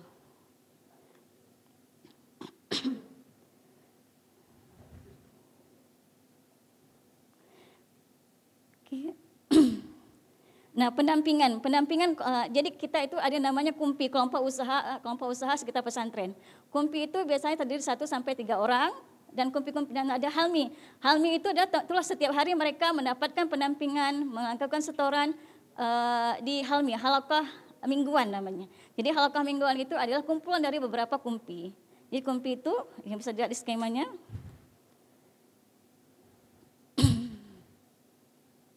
Realisasi pembayaran Bank Wakaf Mikro Babul Maghfirah sejak tahun di program, yaitu akhir tahun 2019 sampai 2003 itu kita sudah ada nasabah di 8 desa di sekitar perusahaan Babul Maghfirah. Kemudian memiliki 10 HALMI. Jumlah nasabah penerima manfaat itu sekitar 227. Sewaktu saya sampaikan ini kepada BI itu 227 orang, tapi hari ini saya dapat informasi dari supervisor kita sudah 300 orang. Kemudian jumlah kelompok yang kita biayai adalah 44 kelompok usaha produktif. Kemudian penyaluran berbentuk kredit tanpa margin. Jadi akad kita adalah akad Qardul Hasan. Jadi kalau misalnya plafon itu 1 sampai 3 juta. Yang dilunaskan tahap pertama kita berikan 1 juta dulu, kita lihat dia amanah atau tidak. Jika dia amanah, dia sungguh-sungguh, maka dia bisa melanjutkan ke pinjaman berikutnya itu 3 juta. Biasa 3 juta itu kita kasih masa jangka waktu pengembalian selama 1 tahun. Jadi kalau misalnya per minggu itu mungkin sekitar 20.000 mereka kembalikan ke kita. Jadi sangat sedikit. Nah, apa yang dilakukan di KUMPI atau langkah mingguan? Pertama ada penerimaan setoran. Kemudian sesama anggota KUMPI itu mereka satu rahim. Selain itu, Bank Wakaf Mikro memberikan pembinaan kepada masyarakat dari segi agama maupun dari segi pemberdayaan ekonomi. Jadi pendampingan ini, kegiatan Kumhalmi ini setiap hari dilakukan selama menjadi nasabah Bank Wakaf Mikro Aceh. Manfaat yang dapat ya, masyarakat itu terbantu sampai meningkat omsetnya gitu ya, sampai 30-50%. Kemudian Halmi juga ada Halmi Akbar. Jadi setahun sekali kita mengadakan Halmi Akbar. Kemarin itu kita laksanakan Halmi Akbar diisi oleh Ketua OJK Pak Yusri ya. Halmi Akbar di Pesantren Baitul Maghfirah. Kemudian ini dia, ini adalah jadwal Halmi kita. Jadi kita Halmi itu setiap hari dari jam 2 sampai jam 5 Halmi di Bunga Desa. Jam 3 sampai jam 4 di Doa Ibu, jadi setiap hari itu ada Halmi. Jadi kita, Bank Wakaf Mikro itu datang kepada nasabahnya, nasabah sudah berkelompok, sudah duduk dengan rapi, kita datang, situ buat pendampingan dan pemberdayaan ekonomi kita lakukan. Ya, target jangka pendek kita yaitu tercapai nasabah dalam waktu dekat ini ya Pak ya, 300 sampai 400 orang. Kemudian penambahan ada nasabah yang sudah mengembalikan bisa meningkat 3 juta sampai 5 juta kita berikan pembiayaan. Dan terakhir kita mengharapkan kan karena kita ini lembaga keuangan mikro, modal yang kita berikan pada masyarakat itu sedikit, paling banyak itu 5 juta. Kita harapkan dari setelah mereka mendapatkan akses sebesar lagi ke BSM, gitu ya, atau BSI, atau mungkin Baitul Mal Aceh ingin menempatkan dana ke kita, bisa kita tingkatkan lagi plot dana yang kita usulkan kepada masyarakat karena kita terbatas dananya. Ini galeri Bank Wakaf Mikro Aceh. Ketika peresmian, jadi Bank Wakaf Mikro Aceh karena dia lembaga keuangan, dia diawasi oleh OJK. Jadi kami bersama dengan OJK dan menghadirkan Bank Wakaf Mikro. Ini kita peresmiannya, ini ketika agenda-agenda ketika Halmi, ada doanya, ada semangat untuk membangun berusaha, semangat untuk mensekolahkan anak-anak. Ya. Ini ketika pembiayaannya juga di Halmi. Demikian, terima kasih. Wassalamualaikum warahmatullahi wabarakatuh. Baik, terima kasih kepada Ibu Indah Prihatini atas presentasinya. Kita langsung saja masuk ke sesi tanya jawab oleh Dewan Juri. Silahkan Bapak Profesor Raditya. Baik, kita langsung ke Bapak Eka. Oh ya. Baik, terima kasih. Apakah saya terdengar dengan baik? Terdengar dengan baik, Pak. Baik, terima kasih Mbak Indah, luar biasa, bersemangat sekali. Dan ada beberapa hal yang kita coba elaborasi ya. Mungkin saya cuma mengangkat satu, kenapa kemudian pembiayaan ini menjadi pilihan di beberapa tempat di Aceh Besar. Apakah di sana memang terjadi masalah terhadap pembiayaan mikro? Yang pertama. Yang kedua, mohon maaf Pak, terjadi bahaya apa Pak? Kami diulangi Pak pertanyaan. Kenapa kok dipilih di Aceh Besar? Kenapa pembiayaan mikro dipilih di lokasi tersebut? Apakah ada permasalahan terhadap pembiayaan mikro yang ada di sana? Itu yang pertama. Yang kedua adalah tentang permasalahan produk. Saya melihat sudah ada kegiatan yang baik, tapi advokasi permasalahannya masih belum nampak. Sehingga mungkin dapat ditingkatkan juga bagaimana memasarkan produk-produk para penerima manfaat sehingga bisa lebih kuat lagi pemasaran produknya. Yang terakhir mungkin perlu ada gambaran mengenai kaji dampak program Bu Indah. Bagaimana kaji dampak dari pembiayaan mikro yang sudah berlangsung selama mungkin lebih dari 2 tahun ini. Okay. Itu 3 pertanyaan, terima kasih. Ya baik, terima kasih Pak. kenapa kita memilih Bank Wakaf Mikro berada di Aceh Besar, tepatnya di Pesantren Babul Maghfirah? Yang pertama adalah memang Bank Wakaf Mikro ini memang diperuntukkan untuk pesantren yang pertama, masyarakat sekitar pesantren, sehingga masyarakat itu merasa kehadiran pesantren itu juga ada melakukan pemberdayaan kepada masyarakat. Yang kedua, di Babul Maghfirah itu adalah pesantren yang paling dekat dengan pasar. Jadi masyarakatnya itu masyarakat ekonomi produktif dan rata-rata mereka adalah ultra mikro. Jadi itulah dipilih kenapa Bank Pesantren Babul Maghfirah sebagai tempat kita mendirikan Bank Wakaf Mikro. Kemudian alhamdulillah dari masyarakat yang biasanya yang seperti buat kue basah, terus menjahit, itu mereka yang sebelumnya tidak punya mesin obras, punya mesin obras, mereka itu meningkat omsetnya itu jadi 30%. Bahkan mereka bisa yang sebelumnya agak tidak punya uang untuk menyekolahkan anak-anak kuliah, mereka sudah mampu mengkuliahkan anaknya. Jadi kita itu di Bank Wakaf Mikro itu ketika hal mingguan itu mereka ada ikrar itu ada punya semangat untuk menyekolahkan anak-anaknya. Jadi dan juga terima kasih Pak atas sarannya untuk mengembangkan pemasaran produk. Kita sebenarnya itu ada web khusus untuk Bank Wakaf Mikro untuk memasarkan produk-produk Bank Wakaf Mikro seluruh Indonesia. Bank Wakaf Mikro Aceh ini kalau tidak salah saya adalah Bank Wakaf Mikro nomor 62 se-Indonesia. Demikian Pak, terima kasih Pak. Baik. Kemudian tentang kaji, Baik. mungkin satu hal tentang kaji dampak yang dihasilkan. Dampak yang dihasilkan adalah masyarakat yang pertamanya tidak memiliki modal atau belum memiliki modal, mereka sudah punya usaha untuk membangun usahanya. Usahanya semakin meningkat. Omset mereka itu per tahun setelah mendapatkan modal usaha dari Bank Wakaf Mikro itu meningkat 30%. Bisa dilihat dari petani orang yang jual, misalnya rata-rata itu ada sebagian petani menjahit, ada pembuat kaligrafi, mereka mendapatkan modal untuk kanvasnya segala macamnya dari Bank Wakaf Mikro, kemudian bisa menjualkan, semakin banyak mereka bisa menjualkan hasil-hasil produknya. Kemudian dari segi telur bebek juga ada, telur asin, mereka semakin banyak bisa memproduksi telur asin sehingga omset mereka lebih banyak dan mereka bisa meluaskan sasaran pasar mereka. Baik, terima kasih Mbak Indah. Baik, kita langsung saja ke pertanyaan dari Dewan Juri kita yang telah berhadir di tempat ini, yaitu Bapak Profesor Nazarudin Awahid. Silakan Bapak untuk mengutarakan pertanyaannya kepada peserta finalis. Baik, Assalamualaikum warahmatullahi wabarakatuh. Waalaikumsalam warahmatullahi wabarakatuh.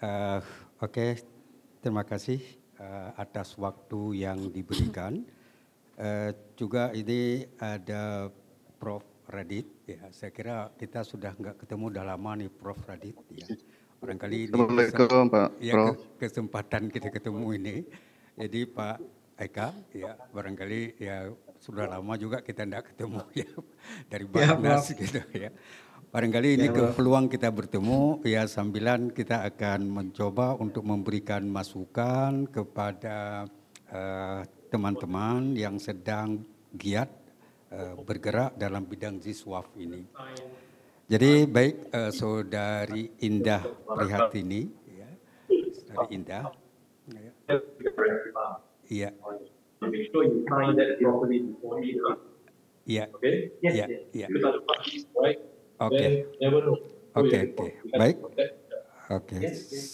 Saya cuma ada beberapa hal saja barangkali yang ingin saya pertajam ya.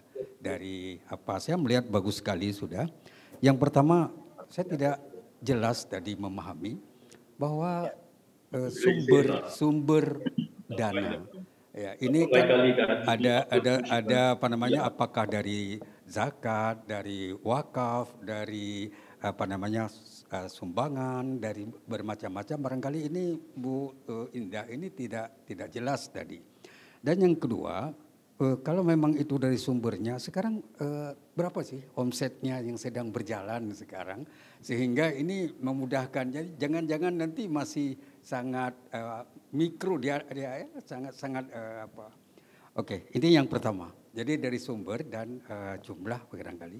Yang kedua adalah kalau kita ambil nasabah yang kemungkinan ya yang kemungkinan kita jadikan sebagai nasabah pendanaan atau pembiayaan, ya. Kemudian kita berikan pelatihan, kita berikan pendampingan. Bagaimana sih kriteria dari nasabah itu? Ya, kriteria itu penting sebab nanti semua orang akan perlu pembiayaan seperti itu. Yang ketiga, saya kira dari mana sumber biaya operasional? Saya kira Ibu Indah juga nggak mungkin bekerja dengan sukarela gitu ya.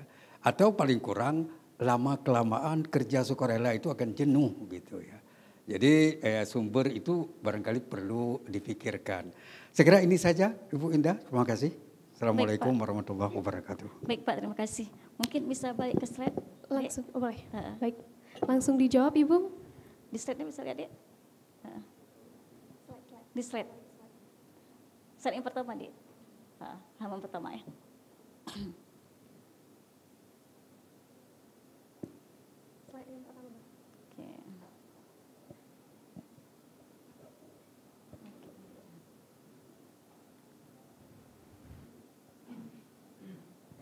Silakan Ibu.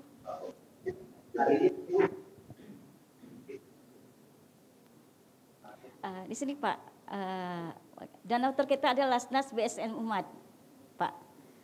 Donatur kita adalah Lasnas BSN Umat. Dana yang diplotkan ke kita itu sekitar 3.972 juta. Kemudian ini nasabah kita, karakteristik nasabah kita. Yang pertama adalah masyarakat miskin produktif. Masyarakat miskin produktif yang sudah mempunyai modal usaha produktif di sekitar pesantren Mabul Maghfirah, atau jika belum, maka dia memiliki semangat dan kemampuan yang bekerja. Nah, ketika kita sosialisasi kepada Pak Geci setempat, kita mengatakan maksudnya yang kita undang adalah untuk sosialisasi ada orang-orang seperti ini, Pak. Hadir mereka, ya. Lalu mereka mengisi form absensi. Nah, kita itu akan datangi ke rumah-rumahnya, Pak. Betulkah mereka miskin? Betulkah mereka punya usaha? Itu tugas pendamping di situ sama supervisor. Nah, jadi semua itu satu-satu datangi ke rumahnya, gitu Pak. Kemudian masyarakat miskin yang memiliki komitmen. Nah, jika mereka miskin tapi mereka nggak mau komitmen ikut halmi kita, kumpi kita, nggak mau hadir di kumpi, nggak mau hadir mingguan, nggak mau hadir di pendampingan, maka mereka tidak bisa menjadi nasabah kita. Nah, bagaimana kita supaya mendapatkan nasabah yang amanah, yang mau seperti yang dapat karakteristik tadi? Berarti ada hal-hal yang dilakukan oleh Bank Wakaf Mikro, yaitu tadi sosialisasi yang pertama, yang kedua pelatihan wajib kelompok. Jadi kan kita sosialisasi, masyarakat itu hadir, kita survei, betul kita bilang, Bu silakan hadir pada hari ini jam segini. Jika telat, maka dia batal. Telat 5 menit, batal menjadi nasabah kami, Pak. Telat, jadi kalau telat itu sudah batal. 1 hari tidak hadir, mungkin sakit, ya, padahal itu alasan syar'i, maka dia batal menjadi nasabah kami. Kemudian mereka setelah hari terakhir, di hari kelima mereka ada ujian, Pak.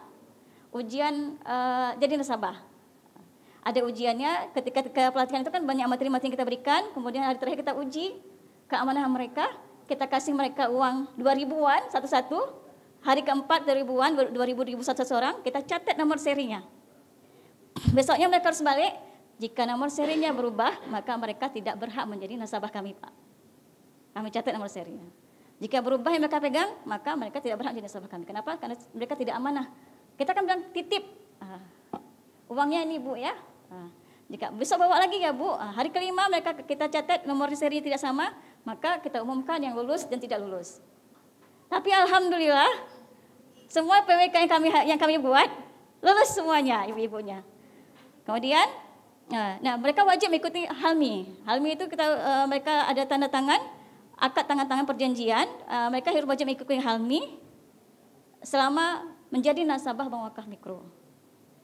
Jika mereka berhalangan hadir, maka temannya lah yang berkewajiban untuk mendatanginya, mengambil uang angsurannya ke kelompok halmi. Misalnya dia melahirkan, ada nasabah kita melahirkan, tidak bisa ikut halmi, maka ketua kelompok dia Kumpi ini datang ke rumahnya untuk mengambil uang halminnya untuk ajar di situ. Jadi tahunnya atau menolongnya di bawah mikro ini kita bangun, Pak.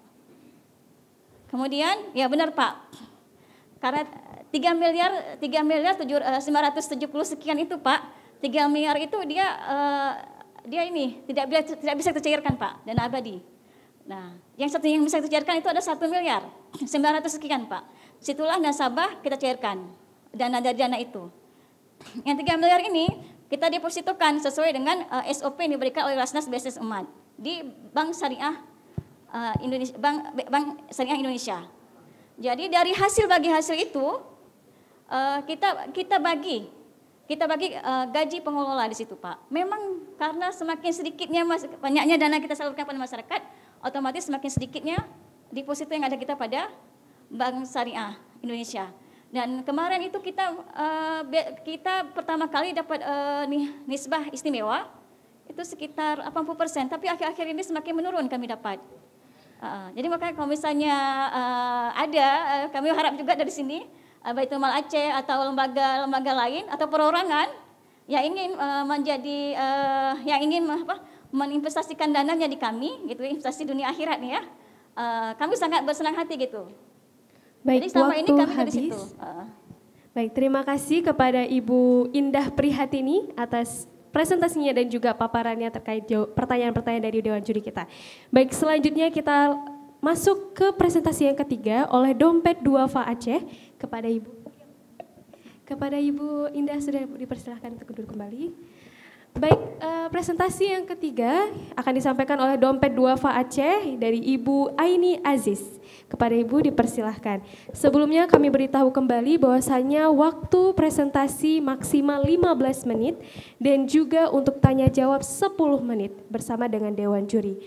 Sehingga kita maksimalkan juga 30 menit untuk keseluruhan tanya jawab dan juga presentasi. Baik, untuk kepada Ibu Aini Aziz dipersilahkan.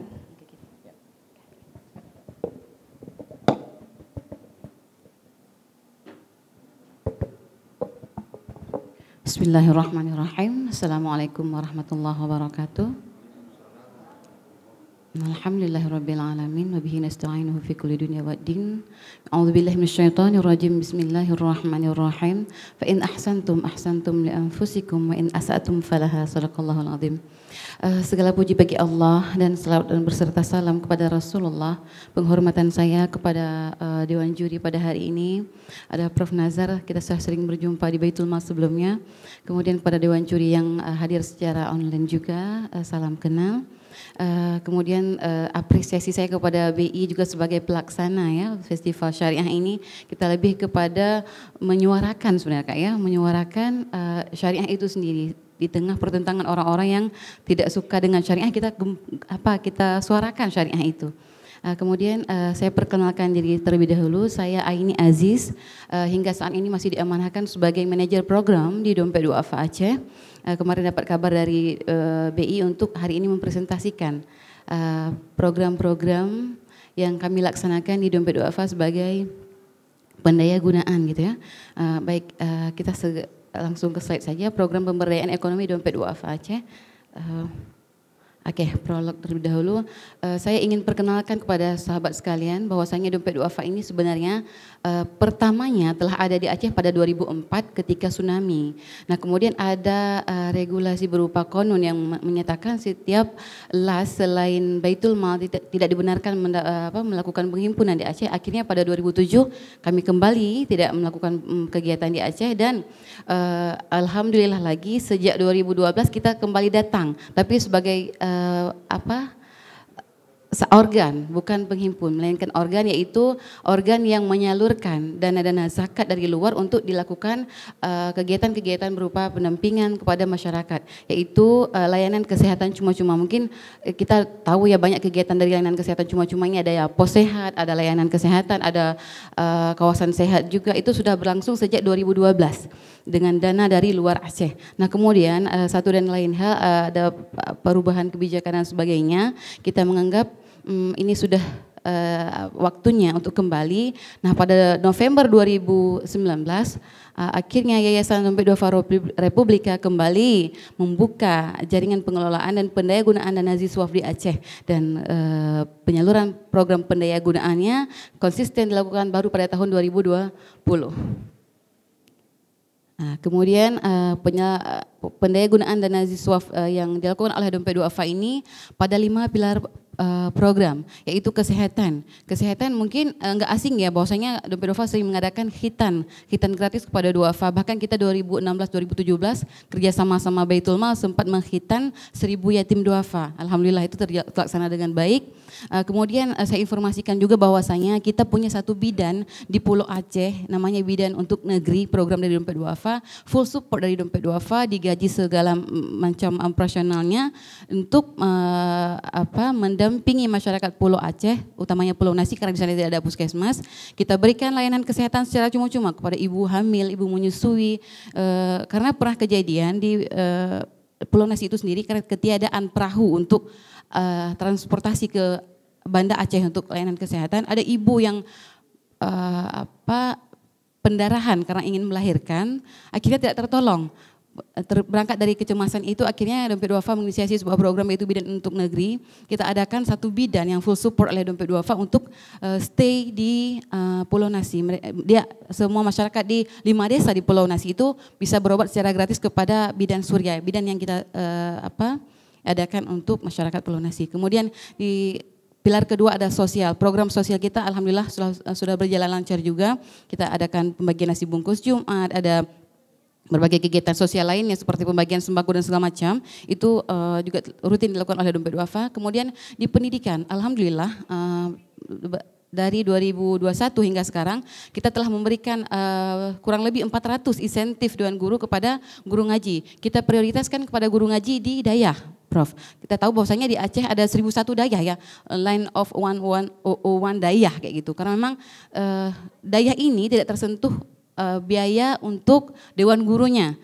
Kalau kita tanya, Tengku dari mana gaji? Dari Allah katanya. Tapi alhamdulillah Dewan Guru ini tetap mengajar. Bahkan ketika dibuka pendaftaran untuk guru yang mengajar pada tahun akan datang, akan banyak lagi guru yang akan mendaftar sebagai Dewan Guru. Berangkat dari itu, manajer dari Dompet Duafa menganggap, oh layak bahwasanya Dewan Guru dari Aceh ini, yaitu guru-guru Dayah yang mengajar kitab turas ini, mendapatkan perhatian dari kita. Akhirnya kita bukalah program insentif guru ngaji yang kita kasih berupa tunai. Nah, kemudian di pendidikan lainnya kita juga ada kegiatan penyaluran Al-Quran untuk pesantren-pesantren tahfiz, insya Allah tetap berlanjut, itu merupakan program regulernya Dompet Duafa.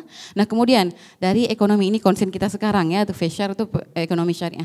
Di segi ekonomi kita dari Baitul Mal, baik dari Dompet Duafa, baik Dompet Duafa Pusat maupun Dompet Duafa di seluruh entitas cabang sepakat bahwasanya setiap penyaluran dana Ziswaf, dana zakat itu harus dalam bentuk produktif. Kenapa? Karena berbeda ketika zakat itu kita kasih dalam bentuk tunai dengan bentuk produktif. Kita ambil analogi ketika kita menjumpai seseorang yang kelaparan, kemudian kita beli dia nasi, selesai untuk hari itu. Namun ketika kita jumpai seseorang kondisi lapar, kita beri dia nasi dan kita bekali dia dengan cara mencari rezeki, itu akan jauh berbeda. Ibaratnya kita kasih ikan makan sehari, kita kasih kail plus ilmu memancing, dia akan mengayal sendiri dan untuk menghidupi keluarganya.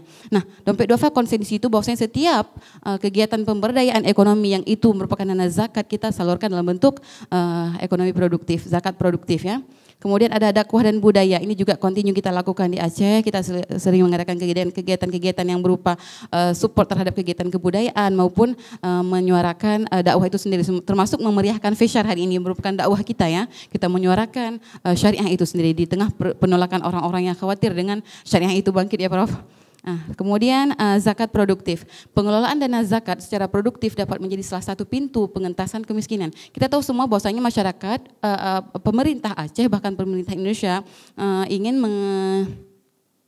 menyukseskan program Sustainable Development Goals yaitu SDGs, dan kita mengambil peran di situ bahwasanya zakat yang kita gunakan, penyaluran dana zakat itu harus bisa menjawab pengentasan kemiskinan. Cuman kadang-kadang ya sebenarnya kita agak bingung. Kita ingin mengentaskan kemiskinan, tapi masyarakat kita juga cenderung suka dengan hal-hal yang berbau kemiskinan, yaitu meminta-minta. Barangkali ini juga jadi PR kita bersama. Kita ingin mengentaskan kemiskinan. Satu sisi juga mental masyarakat kita juga harus diperbaiki. Ini tanggung jawab kita bersama ya. Bahwasanya ketika kita ingin mengentaskan kemiskinan tidak hanya dengan memberikan mereka bantuan, tapi juga mengedukasi mereka. Bahwasanya menjadi kaya itu lebih baik. Nah, kemudian efektivitas tentu dapat mengubah status para penerima manfaat atau mustahik menjadi muzaki atau pembayar zakat. Nah, kita berusaha supaya seperti itu. Ketika seseorang datang kepada kita menerima zakat, kita akan bekali dia dengan kecerdasan untuk mendapatkan rezeki, menghidupi keluarganya. Bahkan goals nantinya adalah dia akan menjadi orang-orang yang membayar zakat di kita. Gitu. Nah kemudian zakat produktif, saya ambil 3 ya, secara random saya ambil 3 dari pemberdayaan ekonomi yang kita lakukan, yaitu pemberdayaan ekonomi rumah jahit. Perumahan kita lakukan di perumahan Cinta Kasih Nehen Aceh Besar, itu ada 5 kakak ibu-ibu yang menjadi pengrajin. Nah, kemudian yang kedua adalah pemberdayaan ekonomi Emping Muling, itu di Desa Empeh di Kabupaten Pidi. Kemudian ada pemberdayaan ekonomi pertanian, ini baru-baru saja kita lakukan di Gampung Lamanyang, Kecamatan Pekanbadak, Kabupaten Aceh Besar. Nah, ini salah satu contohnya, saya terangkan di slide bahwasanya ini adalah Kak Wahyuna yang kerudung terakota merah sebelah saya, itu adalah ibu-ibu dari kelompok Makmu Besari yang menjadi penerima manfaat program zakat produktif Dompet Duafa Aceh. Pemberdayaan ekonomi keluarga penyintas putus hubungan kerja dampak dari wabah pandemi yang menimpa kita beberapa waktu. Saya ceritakan sedikit kronologis tentang ini ya. Jadi suami Kak Wahyuna itu adalah penyintas dari keadaan COVID pada waktu itu. Beliau melahirkan anak keempat dengan kondisi Bang Rawi, suaminya Kak Wahyuna ini adalah putus hubungan kerja pada bulan yang bersamaan. Memang sangat miris. Saya rasa bukan seorang Kak Wahyuna saja yang merasakan itu, mungkin banyak ibu-ibu lain ya. Menjawab kebutuhan itu kita ambil kesimpulan, kita harus bantu. Akhirnya kita datangi ke rumahnya, kita verifikasi berapa orang yang bekerja di sana. Mereka adalah pengrajin yang menjahit sarung bantal dan alas gosok, taplak meja. Tapi mereka kekurangan mesin, tidak ada fasilitas.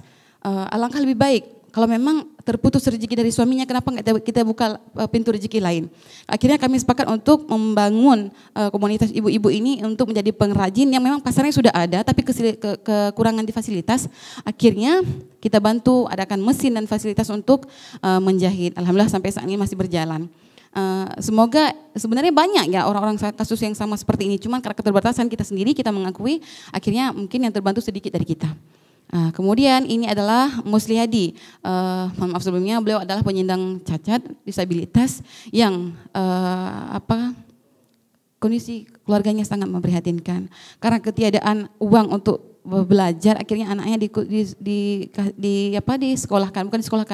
dikasih ke pesantren di Jenip yang Jenip kok salah saya, tanpa biaya memang difasilitasi oleh Dayak itu sendiri. Karena itu alasannya karena hanya Dayak itu yang pay semuanya, enggak ada biaya makan ke semuanya, cuma kita kasih anaknya, abunya yang mendanai anak-anak di pesantren itu.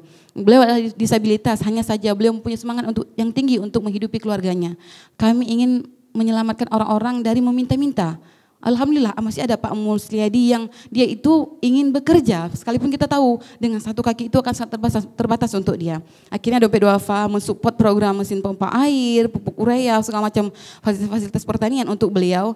Kita pernah survei, saya bersama sahabat saya juga Mulia baru 2 minggu lalu survei ke sana dan sudah sangat bagus. Itulah mereka punya pasar tapi mereka kekurangan fasilitas ya. Setelah kita fasilitasi akhirnya hasil panennya bagus, bisa meningkatkan perekonomian keluarganya. Kemudian ini yang di Emping Miling yang di Gampung Empeh. Ini saya kabari sedikit mengenai kronologis kenapa kita bantu beliau ya. Itu yang di sebelah kiri adalah tempat tinggalnya. Pertama kita menganggap apakah kita harus rehab rumah.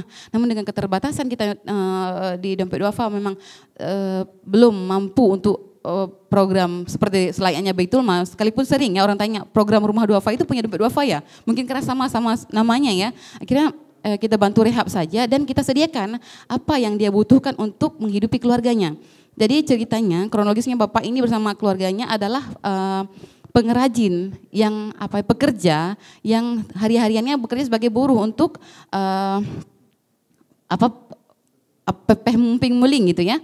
Nah kemudian mereka tidak punya fasilitas, akhirnya kita fasilitasi, kita bangun gubuknya, kita bangun dapurnya, kita kasih wajan dan segala peralatan untuk muling, akhirnya hingga saat ini masih berjalan dan itu dapat menghidupi keluarganya. Kemudian ini apa yang dilakukan oleh dompet duafa selain memberikan bantuan, kita juga mengedukasi, kita memberikan pembekalan kepada masyarakat supaya apa? Supaya mereka memiliki keahlian untuk berusaha. Termasuk salah satunya adalah ada Afrita, ini selaku sumber daya manusia dari dompet duafa sedang mengisi pelatihan untuk pemberdayaan masyarakat berupa pengolahan bakso. Akhirnya ibu-ibu yang tadi pudak-pugot napeng kayak gitu. Kita latih ibu-ibu ini untuk memiliki keahlian, setidaknya dari rumah mereka bisa menghasilkan sesuatu. Bisa buat bakso, jual cilok, jual cireng segala macam. Kita berikan pelatihan kepada ibu-ibu ini. Kejadian di keadaannya di Berenot ya, Kecamatan Selimu, Kabupaten Aceh Besar.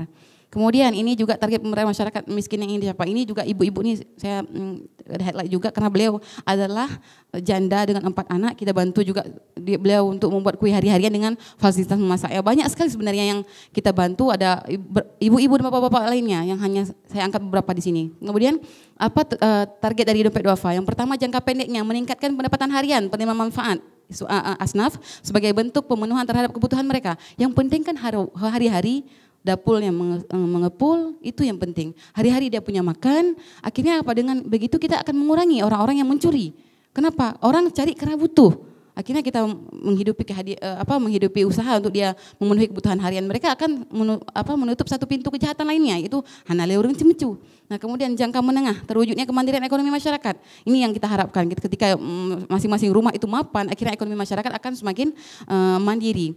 Kemudian jangka panjangnya mengoptimalkan dana zakat untuk pemberdayaan ekonomi sehingga dapat meningkatkan derajat kesejahteraan masyarakat dengan harapan bahwa mustahik dapat menjadi muzaki. Inilah goals kita semua, bahwa orang-orang hari ini menerima zakat dari kita kemudian akan menjadi orang-orang yang membayar zakat di kita. Kemudian itu saja, ada sedikit quotes dari saya. Sejatinya menjadi amil tidak sekadar profesi. Kita harus pahami bersama ya. Amil memang profesi, tapi sejatinya menjadi amil tidak sekadar profesi, melainkan peran. Dilakukan tidak hanya dengan akal pikiran, cerdas memang butuh cerdas, tapi juga kita harus punya hati ya. Ketika bantu orang jangan ujuk-ujuk kita yang bantu dia. Sebenarnya mereka yang menyelamatkan akhirat kita. Kita membantu dunianya saja. Demikian, ada sedikit video ya yang hasil survei kita kemarin. Bisa diputar di sini? Atau ada video yang saya lampirkan?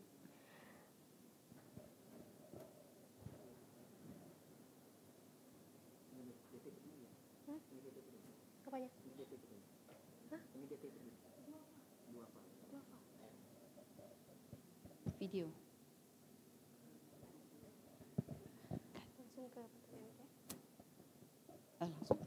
Baik, langsung kita masuk ke sesi pertanyaan saja. Kita persilahkan kepada Dewan Juri, Bapak Profesor Raditya untuk bertanya kepada peserta kita. Ya, silahkan Bapak. Suara saya jelas ya? Jelas Prof. Ya, oke. Pertanyaan saya begini. Ini menarik sekali ya tentang zakat produktif ya. Hanya saja yang mau saya tanyakan adalah tentunya mereka penerimanya adalah mustahik ya.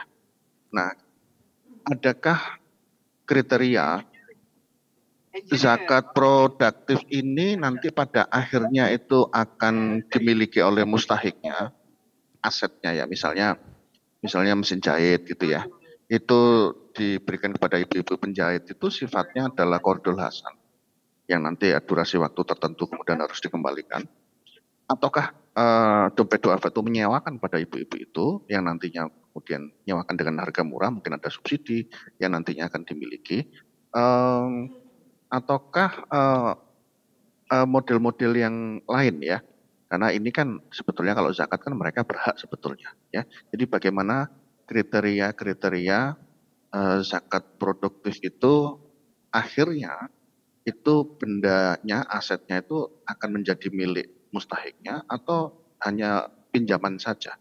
Itu aja, satu saja dari saya.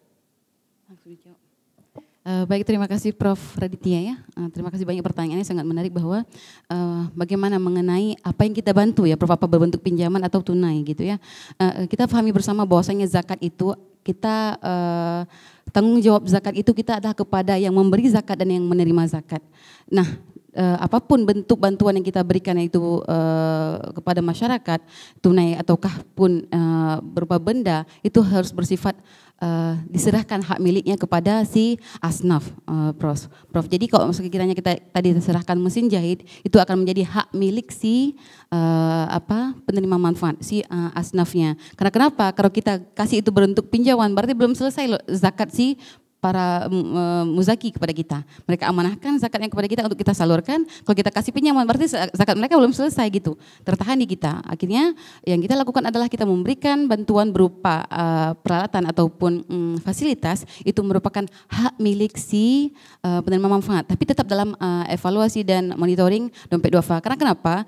Di Aceh mungkin saya rasa tidak hanya di Aceh ya. Tanpa monitor itu sendiri, kadang-kadang kita kasih perahu bukan cari ikan tapi perahunya dijual. Jadi kita tetap harus evaluasi gitu ya. Kita harus tahu seperti apa penggunaannya, apakah masih continue segala macam, tapi sifatnya tetap tunai untuk menjadi hak milik si penerima manfaat. Kalau tidak kita kasih tunai, sifatnya pinjaman, artinya kita belum selesai tanggung jawab dan amanah kita terhadap si yang memberikan zakat itu sendiri, Prof. Demikian. Terima kasih. Saya kira cukup dari saya. Baik, dari Bapak Profesor Nazarudin Awahid. Pertanyaan, silahkan Bapak.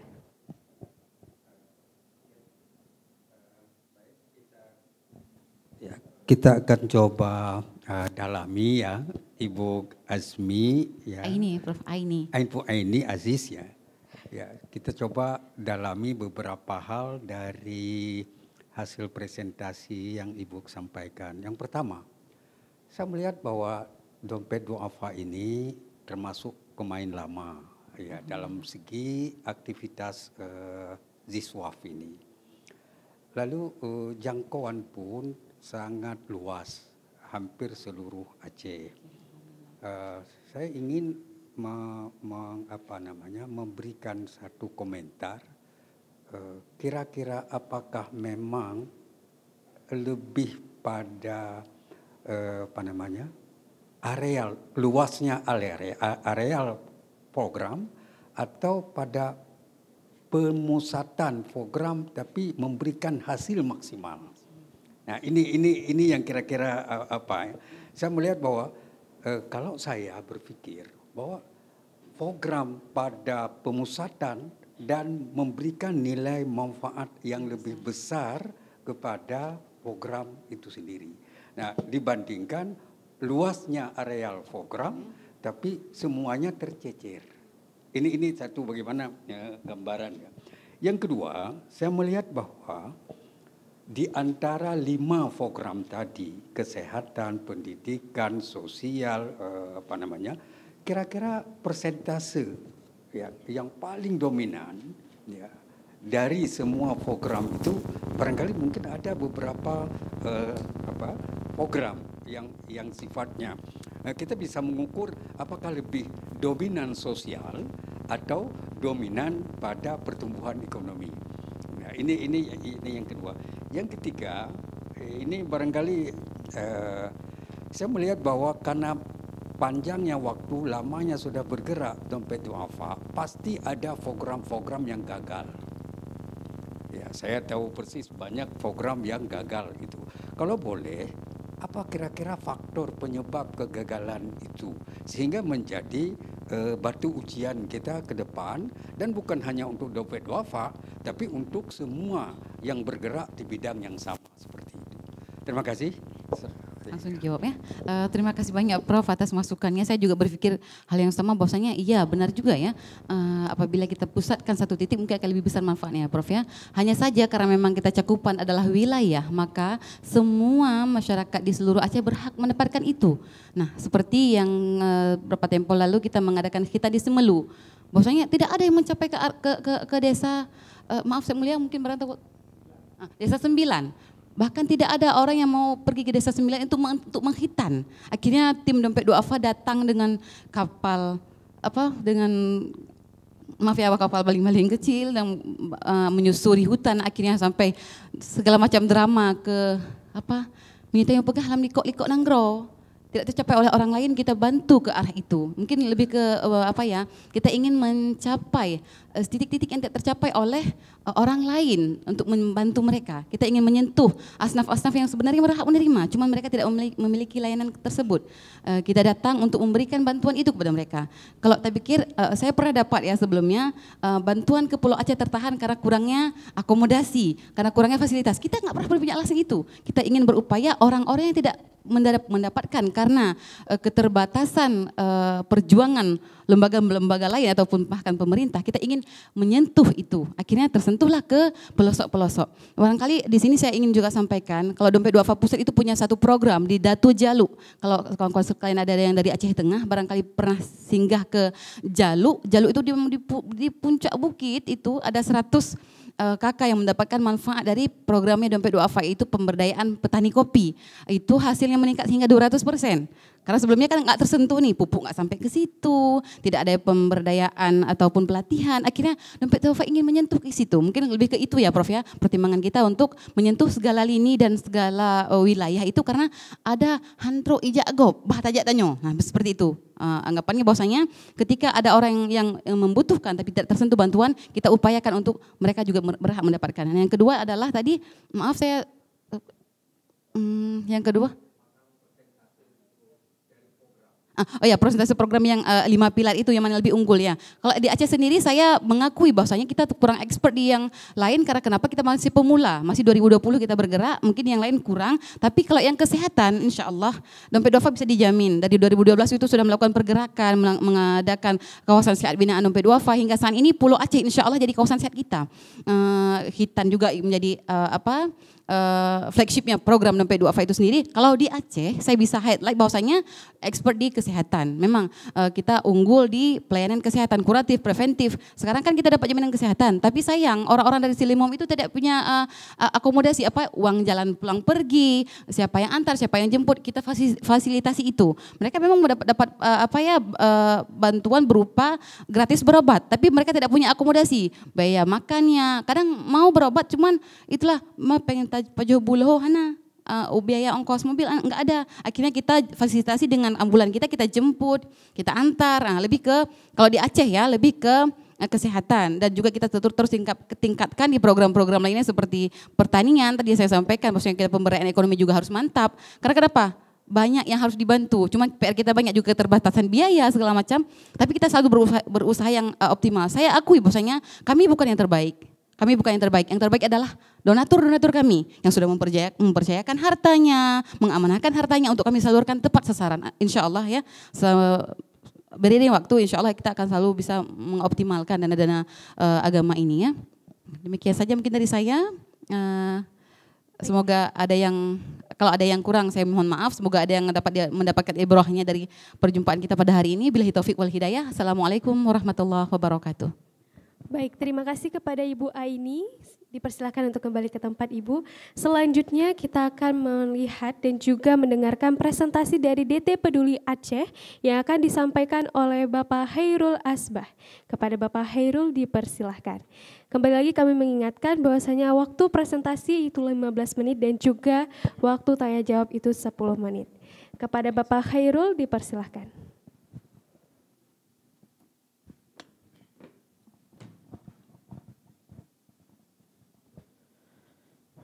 Baik, bismillahirrahmanirrahim. Assalamualaikum warahmatullahi wabarakatuh. Alhamdulillah yang kami hormati seluruh para dewan juri yang juga berhadir secara offline dan online. Baik, sebelumnya mohon izin kepada guru-guru kami, ayahanda kami, izin perkenalkan. Saya Hairul Asbah, perwakilan dari DT Peduli Cabang Aceh. Baik, mohon izin berikut kami akan mempresentasikan program dari DT Peduli, salah satu program pemberdayaan petani jeruk kita yaitu dari lahan produktif DT Peduli Cabang Aceh.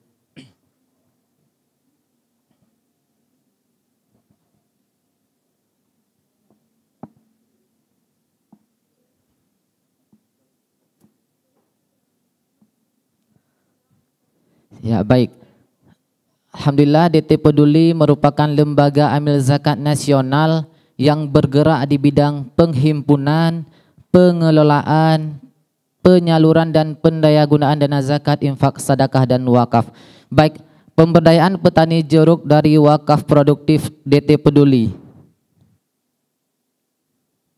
Ya, tentang DT Peduli yang barusan kami sampaikan, DT Peduli merupakan salah satu lembaga amil zakat nasional yang bergerak di bidang penghimpunan, pengelolaan, penyaluran dan pendayagunaan dana zakat, infak, sedekah dan wakaf. Alhamdulillah DT Peduli didirikan pada tanggal 16 Juni tahun 1999.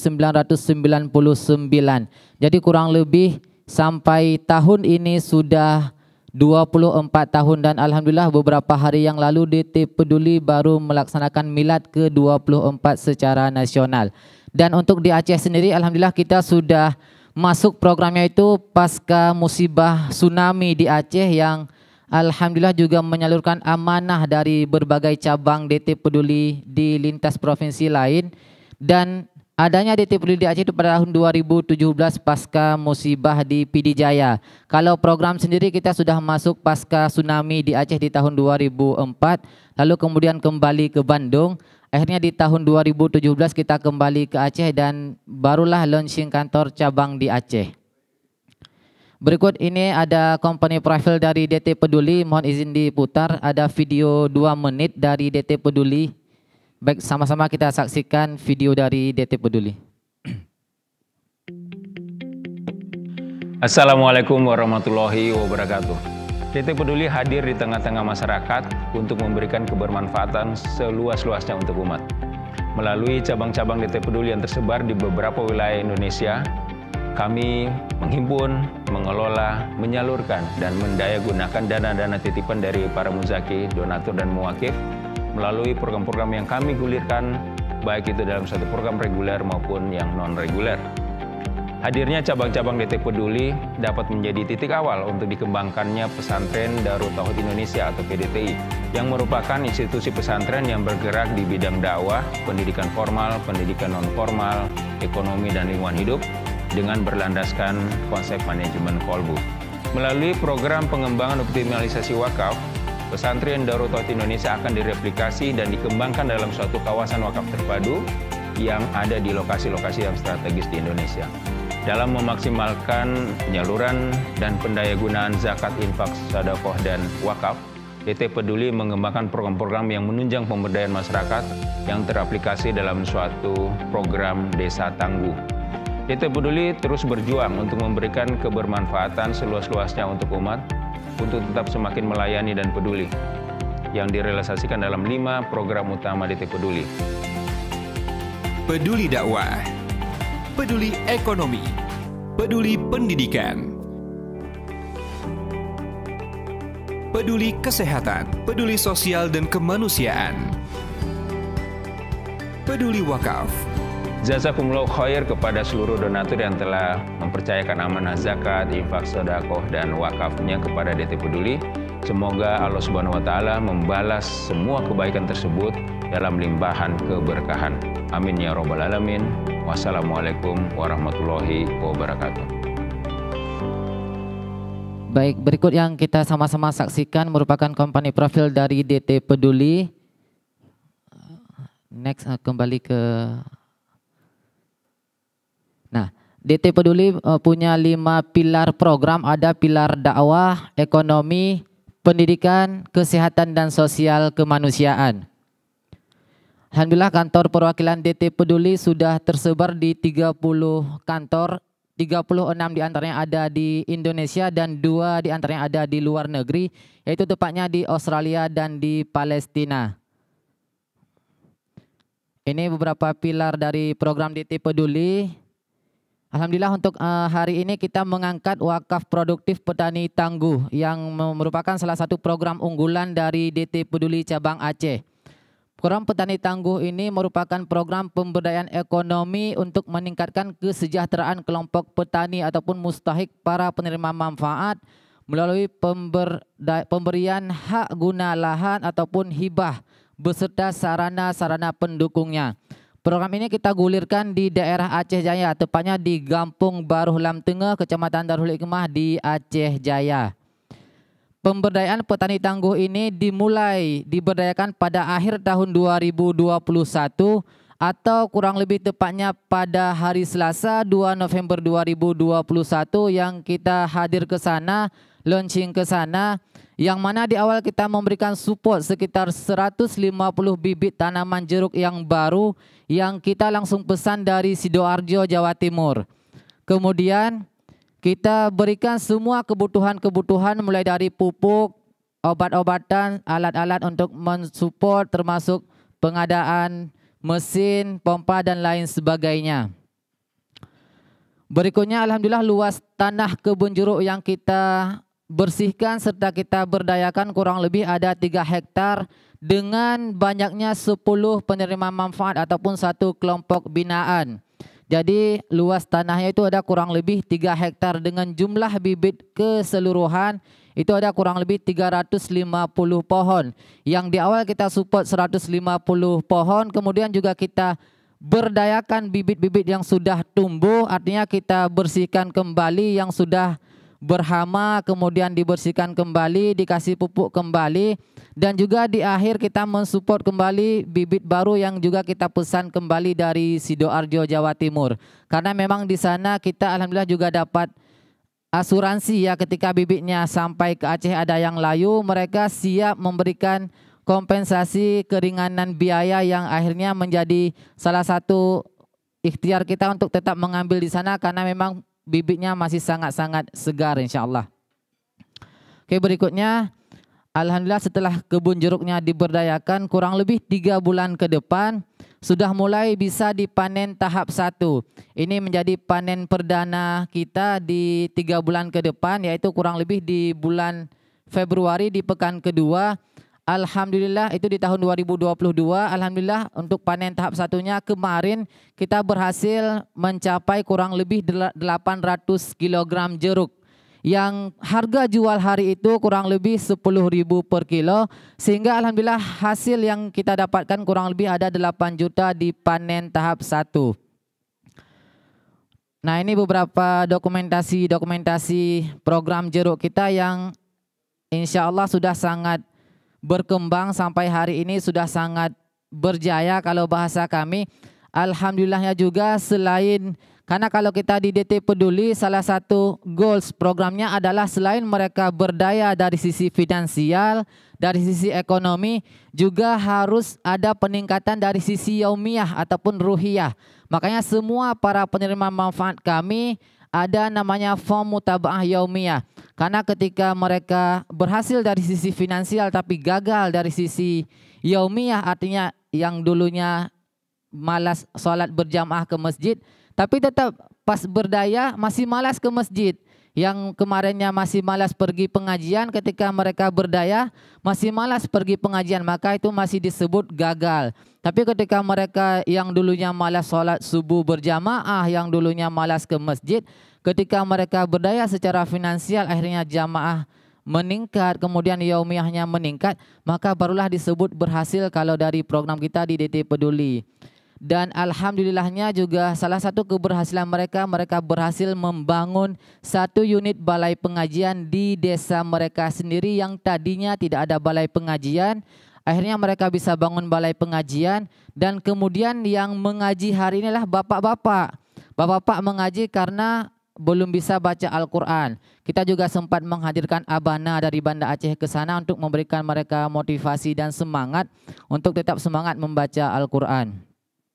Ini juga beberapa dokumentasi program kita di Patik Aceh Jaya.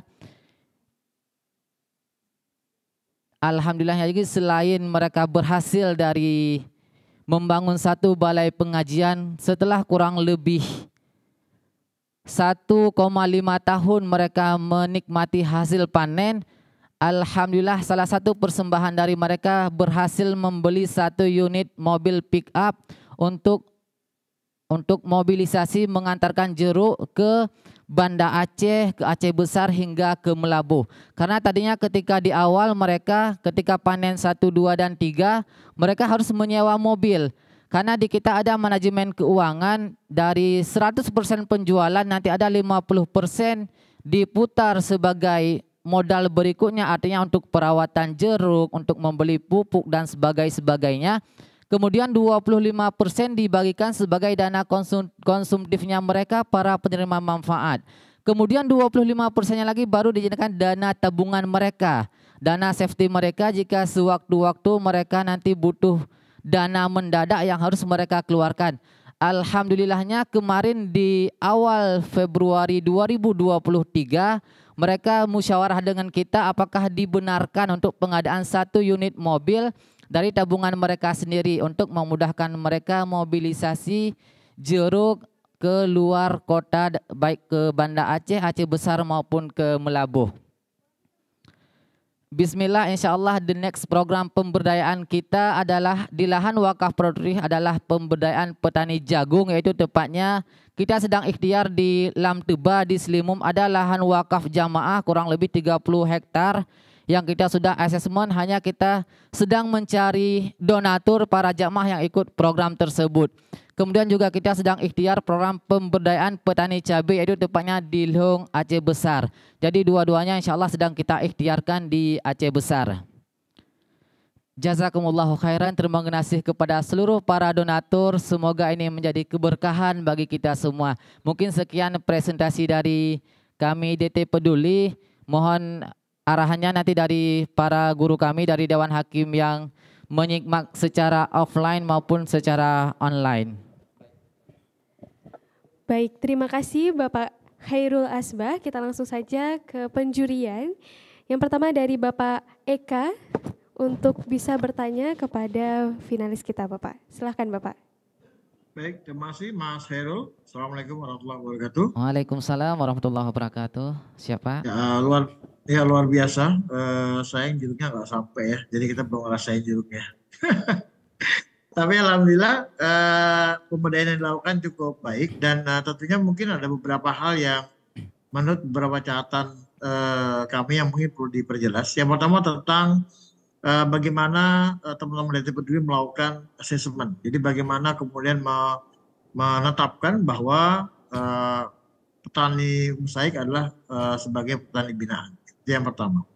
Yang kedua tentang kaji dampak tadi disampaikan mengenai perkembangan yang terjadi sampai kemudian mereka bisa menabung dan membeli mobil. Mungkin bisa disampaikan juga sebenarnya berapa sih besar dampak yang diperoleh sehingga kemudian mereka sampai bisa membeli mobil.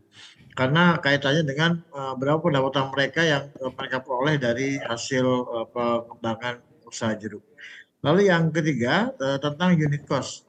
Berapa unit cost untuk satu orang petani dalam bantuan yang diberikan sehingga mereka bisa mendapatkan pemberdayaan di budidaya tanaman jeruk. Terima kasih Mas Heru. Siap, mohon izin Pak. Baik, yang pertama proses asesmen yang kita lakukan yaitu kita memang di awal sekali mendapati informasi tersebut merupakan dari salah satu relawan kita. Jadi salah satu relawan kita juga berasal dari Aceh Jaya. Beliau dari keluarga-keluarganya sehingga terhubunglah kami dengan masyarakat setempat. Akhirnya kami melakukan asesmen ke lokasi, menjumpai perangkat desa, pihak gecik dan sebagainya. Kemudian kami juga mensurvei lahan-lahan yang memang sudah diwakafkan untuk program ini. Akhirnya kita juga mensurvei tidak hanya data yang kita ambil tidak hanya dari ketua kelompoknya, tapi kita selain mendapati data dari ketua kelompoknya, kemudian kita merangkumkan. Akhirnya kita mendatangi ataupun asesmen ke rumah-rumah. Jadi setelah melewati screening mustahik dan sebagainya, setelah kita melewati semua form tersebut, akhirnya kita putuskan 10 orang ini berhak dan layak jadi mustahik binaan DT Peduli. Karena memang kita punya form screening mustahiknya dan punya form asesmen ke lokasinya. Itu mungkin terkait dengan asesmen para penerima manfaat, sehingga kami putuskan 10 penerima manfaat ini bismillah bisa kita mulai programnya. Nah itu yang pertama. Terus yang kedua terkait dengan dampak. Ya, terkait dengan dampak tadi alhamdulillah mereka bisa berhasil membeli 1 unit mobil itu karena kita ketika di awal memang ada SPK binaan namanya. Jadi selama SPK binaan 1 tahun tersebut ketika mereka masih patuh dan taat pada peraturan-peraturan di SPK kita akan fokus membina mereka selama setahun. Jika sekiranya mereka di tengah perjalanan, mohon maaf kekurangan dana dan sebagainya, tetapi selama mereka masih layak dibina dan masih dalam kategori binaan kita, maka kita selama setahun itu akan fokus pegang mereka. Tapi misal nih mohon maaf mereka ternyata di tengah jalan, akhirnya bibit yang kita kasih dijual nih misalnya, ataupun lahan wakafnya ternyata ditarik sama yang punya lahannya. Itu baru terjadi semacam force major, akhirnya kita putuskan binaan kita. Jadi di situ juga kita punya form manajemen keuangan. Jadi mereka itu dari pertama laku sudah wajib mengisi kan, dan di kita juga ada PIC yang wajib monitoring setiap bulan. Artinya walaupun kadang-kadang tim tidak ke sana secara online baik dengan video group menelpon mereka atau kadang menghubungi secara manual, tetapi itu insya Allah rutin dilakukan setiap bulan, bagaimana penjualannya, kemana diantarkan, bahkan mereka ketika mengantarkan jeruk ke Banda Aceh itu insya Allah selalu singgah ke kantor kita. Jadi kadang-kadang kita bisa dapati data secara langsung dari mereka, sehingga mereka berhasil menabung sejumlah itu. Itu ketika mereka punya tabungan itu, mereka musyawarah bersama, kemudian hasil musyawarah mereka dilimpahkan ke kita. Kemudian karena kita juga secara terpusat, akhirnya kami juga musyawarah ke pusat, dan pusat juga mengasisi untuk pengadaan 1 unit mobil, walaupun itu memang dari dana tabungan mereka sendiri. Karena memang yang kita gulirkan merupakan dana zakat, artinya tidak ada bagi hasil, kemudian tidak ada harus pengembalian dana dan lain sebagainya. Mungkin itu Pak untuk 3 pertanyaan terakhirnya. Satu lagi ya.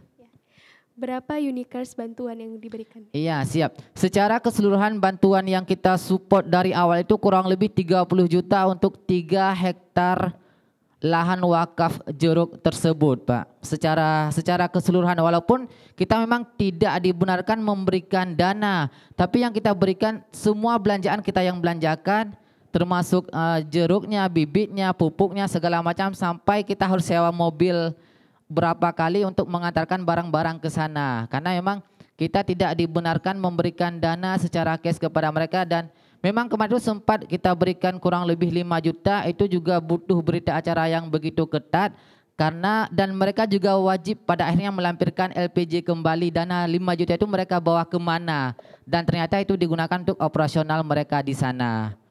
Mungkin begitu Pak. Baik, terima kasih banyak. Baik, kita langsung saja ke Dewan Juri kita yang kedua, yaitu Bapak Profesor Nazarudin untuk menyampaikan pertanyaannya kepada peserta. Dipersilahkan Bapak. Baik, saya sangat menarik apa yang disampaikan oleh DT Peduli Cabang Banda Aceh, karena memang dia lebih fokus pada pemberdayaan lahan wakaf begitu ya. Sebab di Aceh sekarang lahan wakafnya itu sangat banyak. Akan tetapi hampir rata-rata lahan wakaf itu tidak dimanfaatkan secara baik. Jadi yang banyak sebagaimana kita sebutkan ya untuk lahan yang tidak produktif. Saya pikir segmen yang diambil oleh DT Peduli Cabang Aceh untuk memanfaatkan lahan wakaf ini sangat-sangat kita apresiasi. Ya. Cuma beberapa hal yang penting sekali, bahwa lahan pertanian itu barangkali tidak lebih baik dari sektor lain. Padahal tanah wakaf sektor lain juga jauh lebih menguntungkan. Misalnya, ya tanah wakaf di pinggir pantai untuk pembudidayaan ikan misalnya. Ya, ini akan memberikan manfaat sangat besar bagi masyarakat. Ya, kemudian juga menyangkut tentang tanah wakaf yang bersentuhan dengan jalan raya atau tempat-tempat pasar yang kira-kira bisa dibudidayakan secara baik. Nah, kenapa tidak tertarik untuk bergerak di sisi perniagaan atau di sisi perikanan? Terima kasih. Baik, Masya Allah, terima kasih Pak Haji, pertanyaannya yang luar biasa. Jadi memang fokus DT Peduli di Tanah Wakaf itu ada dua. Yang pertama adalah PDTI, Pesantren Darut Tauhid Indonesia, kemudian fokus ke pemberdayaan. Itu memang program, walaupun kita punya 5 pilar program, tapi itu program yang mungkin lebih kita fokuskan. Nah kalau untuk yang Tanah Wakaf sendiri, kenapa kita harus lebih fokus ke pemberdayaan? Memang di kita melakukan apapun yang disampaikan oleh para jamaah. Jadi yang di Selimum ini ada kurang lebih 50 hektar tanah wakafnya. Cuma yang punyanya maunya beliau kita mulai dari pemberdayaan. Jadi kemarin itu beliau kami menawarkan apakah dibenarkan jika untuk pembangunan pesantren Darut Tauhid Indonesia atau PDTI. Karena mohon maaf di Aceh belum ada PDTI, tapi kita sudah punya di Batam, Lubuk Linggau, Lampung, kemudian di Bandung sudah ada Eko 1, 2, dan 3 sampai 7. Di Medan sedang ada wakaf pembangunan Baitul Quran yang merupakan salah satu program dari pilar dakwah kita. Tapi kami menawarkan program PDTI. Nah si para jamaah ini, si donatur ini maunya boleh bangun pesantren Darut Tauhid Indonesia, tapi teman-teman mulai dari pemberdayaan. Karena saya ingin masyarakat saya berdaya dari sisi ekonomi. Akhirnya itulah yang sedang kami ikhtiarkan, 30 hektar dulu kami ikhtiarkan untuk program pemberdayaan. Kemudian masih ada sisa 20 hektar itu insya Allah nanti ketika program pemberdayaan berhasil baru dibenarkan untuk digunakan untuk pembangunan pesantren Darut Tauhid Indonesia. Nah kenapa kita tidak masuk ke perniagaan, ke perikanan dan lain sebagainya? Karena memang secara di Darut Tauhid kita punya banyak perusahaan, termasuk salah satu ada namanya PBS. Di bagian perniagaan, pengadaan barang, kemudian swalayan, market dan sebagainya sudah dipegang oleh PBS. Itu juga di bawah Darut Tauhid. Jadi karena kita DT Peduli bergerak di bidang LAS, kita fokusnya ke LAS dan menyalurkan dana-dana wakaf dan juga tanah-tanah wakaf jamaah sesuai dengan titipan dari para jamaah. Mungkin itu Pak Haji, mohon izin ini ya pencerahannya. Baik, terima kasih kepada Bapak Khairul Asbah atas presentasinya dan juga telah menjawab pertanyaan dari Dewan Juri dengan sangat baik. Baik, kami persilahkan Bapak Khairul Asbah untuk kembali ke tempat. Baik, mohon maaf dan terima kasih banyak. Assalamualaikum warahmatullahi wabarakatuh. Waalaikumsalam warahmatullahi wabarakatuh. Baik, kita langsung ke presentasi terakhir dari Rumah Zakat Indonesia Cabang Aceh yang akan langsung disampaikan oleh Bapak Riyadi. Kepada Bapak Riyadi dipersilahkan.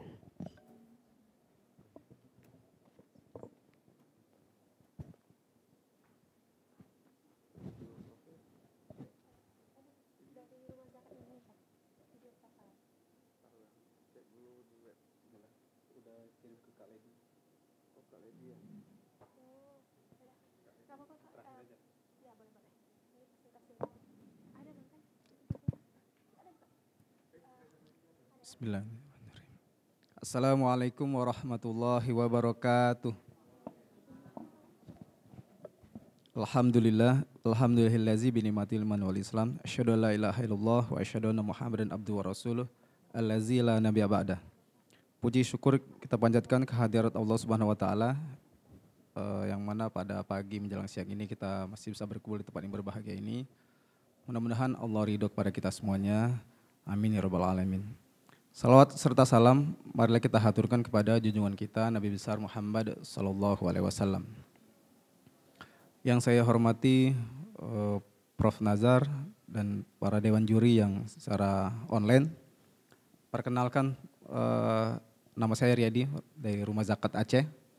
Yang saya hormati panitia dari Bank Indonesia KPW Aceh, para tamu undangan. Izinkan saya menyampaikan pendayagunan dana ZIS Rumah Zakat khususnya di Aceh.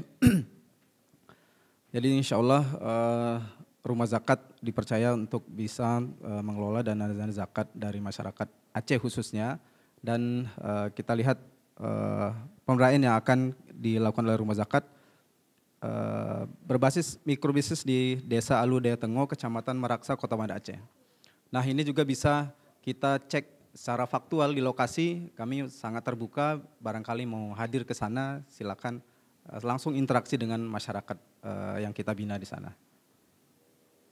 Rumah Zakat mengusung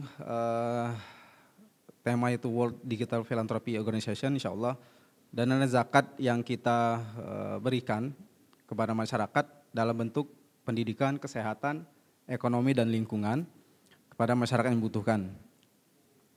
Dengan 4 program dari Rumah Zakat ini mudah-mudahan masyarakat di Aceh, Indonesia dan dunia itu sangat terbantu dengan hadirnya bantuan dari masyarakat melalui Rumah Zakat.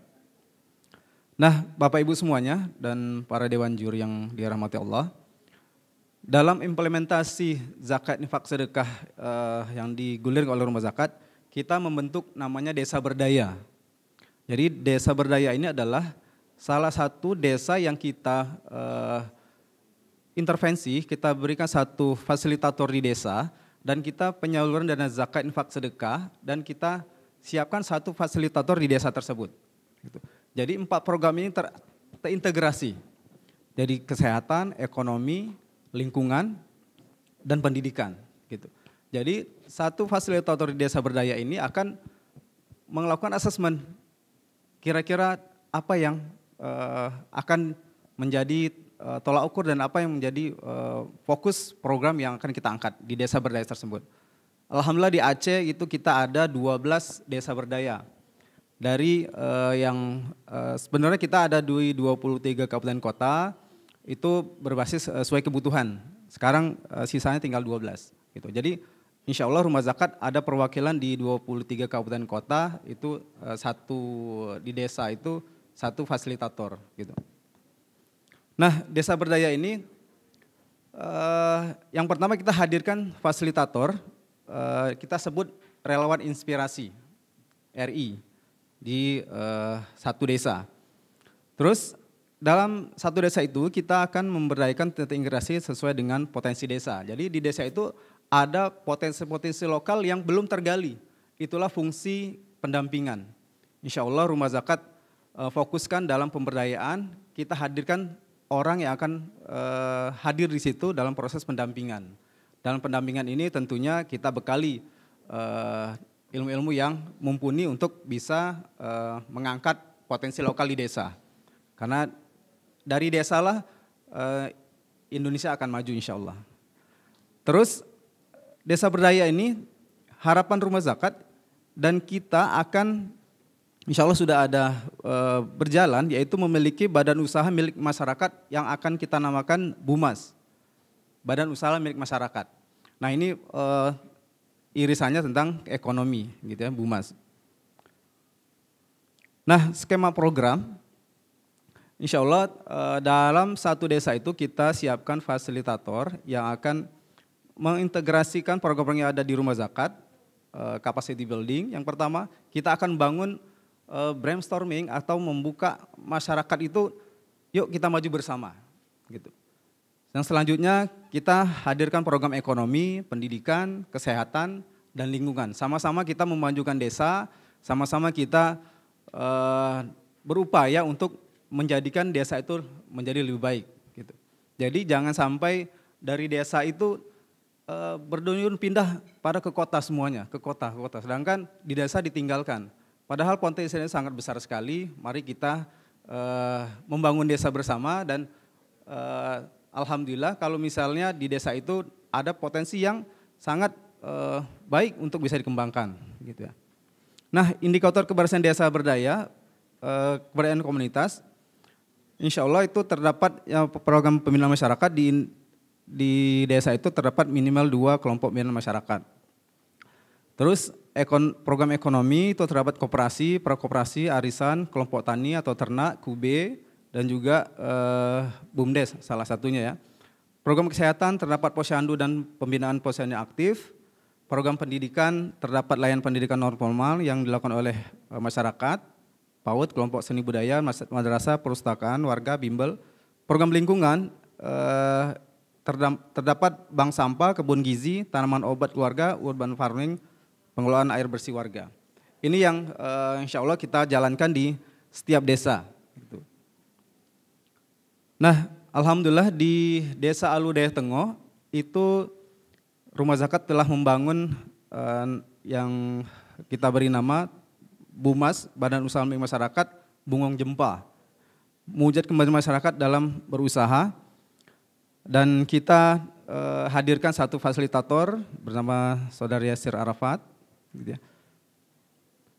Nah, di sini Bungong Jempa untuk bisa menginisiasi, jadi Bumas ini kedepannya akan menghimpun atau menerima atau juga ikut memasarkan produk-produk dari usaha-usaha yang masyarakat di desa itu yang kita dampingi, yaitu mustahik-mustahik yang kita dampingi, yang kita berikan modal usaha, ada produk, dan Bumas lah yang akan membantu mengakomodir, akan menjualkan ke baik itu offline maupun online seperti itu, dan mitra-mitra rumah zakat di Aceh nasional dan internasional.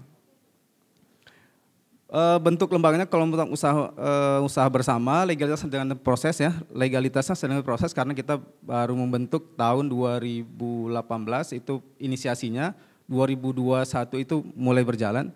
Jenis usahanya itu rumah jahit ya, untuk fokus utamanya dulu. Ini visi misinya. Visinya menjadi badan usaha yang bermanfaat dan memberdayakan masyarakat. Misinya memiliki unit usaha yang memiliki penghasilan tetap dan mandiri dalam pengelolaan. Pendekatan berbasis kelompok, masyarakat penerima manfaat ekonomi dan masyarakat miskin yang membutuhkan bantuan. Value-nya syariah, mandiri, juara, dan menjadi Bumas yang memberdayakan. Jadi alhamdulillah ini menjadi satu kekuatan di masyarakat itu adanya tempat berkumpul atau tempat menaungi ya, atau payung.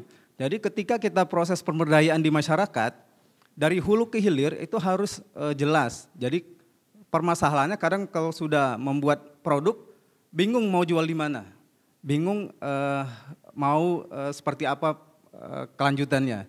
Jadi hadirnya Bumas ini untuk bisa membantu untuk proses penjualan ke depannya seperti itu. Jadi masyarakat tidak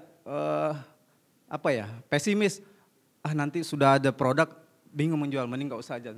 Jadi kita hadirkan dari hulu ke hilirnya ada tempat menjualnya seperti itu. Alhamdulillah ini struktur organisasinya. Nah, rencana ke depan kita buat 3 tahun ya, dan insya Allah setiap desa itu akan kita hadirkan Bumas tentunya.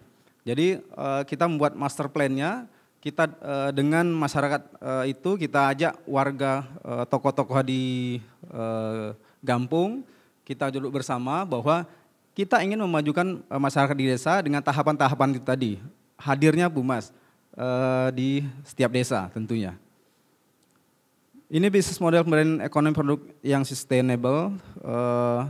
Ini 2 tahun terakhir kita lihat anggota masyarakat yang terlibat 35 jiwa, dan tahun 2023 insya Allah berjalan 44. Ini fasilitator deskripsinya desa berdaya yang ada di Banda Aceh, salah satunya yang kita angkat di Desa Alu Daya Tengoh. Ini titik lokasinya. Sekali lagi kalau misalnya ingin hadir di sana, kita membuka diri untuk bisa diskusi hasil-hasil atau produk yang ada di sana bisa langsung didapatkan oleh para yang pembeli, gitu, konsumen gitu ya. Ini profil Bumas. Nah, skim pemberian penyaluran dana untuk penguatan modal usaha. Jadi kita di sini melihat ada bagan yang untuk dilakukan di suatu desa, yaitu penerimaan manfaat, itu edukasi kewirausahaan. Kita buka mindset mereka dulu. Jadi sama-sama kita menjual. Jadi kalau misalnya Bapak Ibu butuhnya apa, silakan buat skemanya, saya butuh jual gorengan misalnya. Maka kita akan dampingi untuk membuat butuh apa saja dan seperti apa penjualannya gitu ya. Terus juga bantuan modal dan saran usaha, penguatan produk, terus pendampingan legalitas, bandingan GMP, produk berkualitas, selanjutnya pemasaran, dan berputar lagi ke Bumas dan ke penerima manfaat lainnya seperti itu. Skema pemberian penyaluran dana untuk penguatan modal usaha. Jadi rumah zakat melalui fasilitator akan menyalurkan kepada masyarakat, tentunya melakukan asesmen ya ke desa tersebut.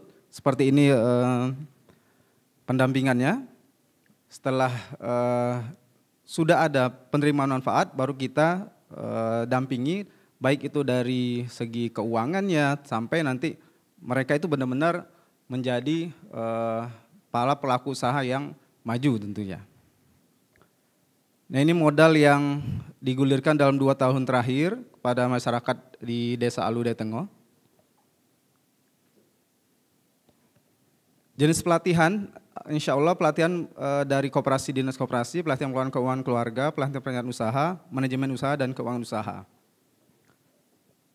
Nah, ini upaya yang dilakukan lembaga memasarkan produk, insya Allah kita memasarkan produk dari online, offline, dan juga mitra-mitra atau donatur rumah zakat yang lokal, regional Sumatera, nasional, dan internasional juga. Ketika ada donatur dari luar negeri, kita ajak ke situ atau kita bawa produknya untuk dijual.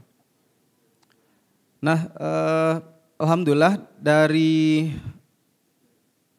mitra atau dari donatur rumah zakat yang hadir di lokasi itu dari Dinas UMKM Kota, Pegadaian Syariah. Alhamdulillah Pegadaian Syariah ini membeli produk dari binaan kita di Bumas kita untuk nasabah prioritasnya. Terus juga Brand Smart oleh PT Medco Energi Malaka yang melihat kebun gizinya di Desa Alude Tengo tersebut. Ini tabel yang kita sampaikan perkembangan di 2 tahun terakhir, 3 tahun terakhir gitu, dan 2020, 2021, dan 2022. Insya Allah pertumbuhan usaha mitra selama ini bersama dengan lembaga itu terjamin ya, jumlah zakat usaha yang dibayarkan zakat juga belum begitu maksimal, terus bagaimana kondisi pasokan bahan baku alhamdulillah terjamin juga. Nah, ini tadi Bumas tadi ada jangka pendek, jangka menengah, dan jangka panjang. Tentunya ini salah satu masuk master plan yang didirikan oleh rumah zakat. Nah, ini hadirnya Bumas itu pertama kita rekrutmen, training si SDM fasilitator, kedua social mapping yang untuk melihat potensi yang ada di desa, pelaksanaan program yang selanjutnya adalah kemandirian desa. Kita ingin desa-desa yang kita jadikan desa berdaya itu bisa mandiri, gitu ya. Ini skema pemberdayaannya, ada assessment, plan of treatment, dan yang selanjutnya adalah implementasi program. Kita langsung melakukan, jangan lupa ya untuk evaluasi tentu ya. Ini model pemberdayaan ekonomi dari salah satu yang perorangan, kita buat juga ke bentuk kelompok gitu ya. Ini outputnya kewirausahaan dasar, kewirausahaan lanjutan, dan kewirausahaan keberlanjutan, yaitu terbentuknya Bumas tadi gitu ya. Jadi bisa di Bumas itu nanti dari hasil penjualannya akan disisihkan untuk tabungan, dan tabungan itu bisa digunakan lagi untuk membantu mustahik lainnya. Ini di bagan yang ada di cabang Aceh dan juga nasional. Nah, kita lakukan evaluasi ya setiap bulan juga, setiap tahun. Baik, waktu sudah habis. Ya. Baik, kita langsung saja masuk ke sesi tanya jawab dengan Dewan Juri. Yang pertama dari Bapak Profesor Nazarudin Wahid untuk memberikan pertanyaan kepada peserta. Silakan Bapak. Baik. Ini saya dengan Didi ya. Riyadi dari Rumah Zakat. Saya menarik sekali. Dan saya sudah sangat mengenal lembaga ini, lembaga Rumah Zakat, karena pada saat saya masih di Baitul Mal, saya masih ada kerjasama dengan Rumah Zakat. Cuma saya ada beberapa hal yang ingin saya konfirmasi ulang, bahwa hampir kesemuaan dari yang presentasi hari ini, kenyataannya program yang digagas oleh itu tidak bermuara pada satu tujuan akhir atau paling kurang sama dengan program pemerintah. Tidak ada satupun yang bisa connect ya. Misalnya kita tahu bahwa di Aceh sekarang ini kekurangan apa misalnya tingkat nutrisi kurang, barangkali itu ada dari karena sebabnya itu menjadi stunting, yang ini program pemerintah begitu. Hampir semua lembaga-lembaga yang presentasi itu, program yang diciptakan, program yang digagas, hampir dapat dipastikan tidak connect dengan itu. Nah ini yang saya minta. Kenapa hal itu terjadi? Seakan-akan masing-masing jalan sendiri-sendiri gitu. Ya, ini yang pertama. Yang kedua, saya melihat bahwa rumah zakat sangat pengalaman dari pemberdayaan masyarakat itu. Akan tetapi saya melihat bahwa dari dulu banyak desa-desa yang dibina sekarang tinggal 12 yang aktif. Yang aktif, yang lain Kita beri itu sesuai dengan dana yang kita gulirkan.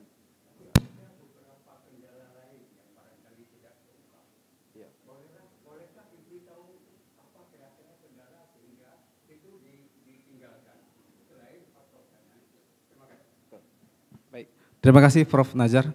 Ya, sebenarnya kalau saya cermati, yang pertama sebenarnya ada Prof, garis irisannya dengan program pemerintah. Cuman kita fokuskan untuk yang di sini ya, maksudnya di BUMAS, Badan Usaha Milik Masyarakat Bidang Ekonomi.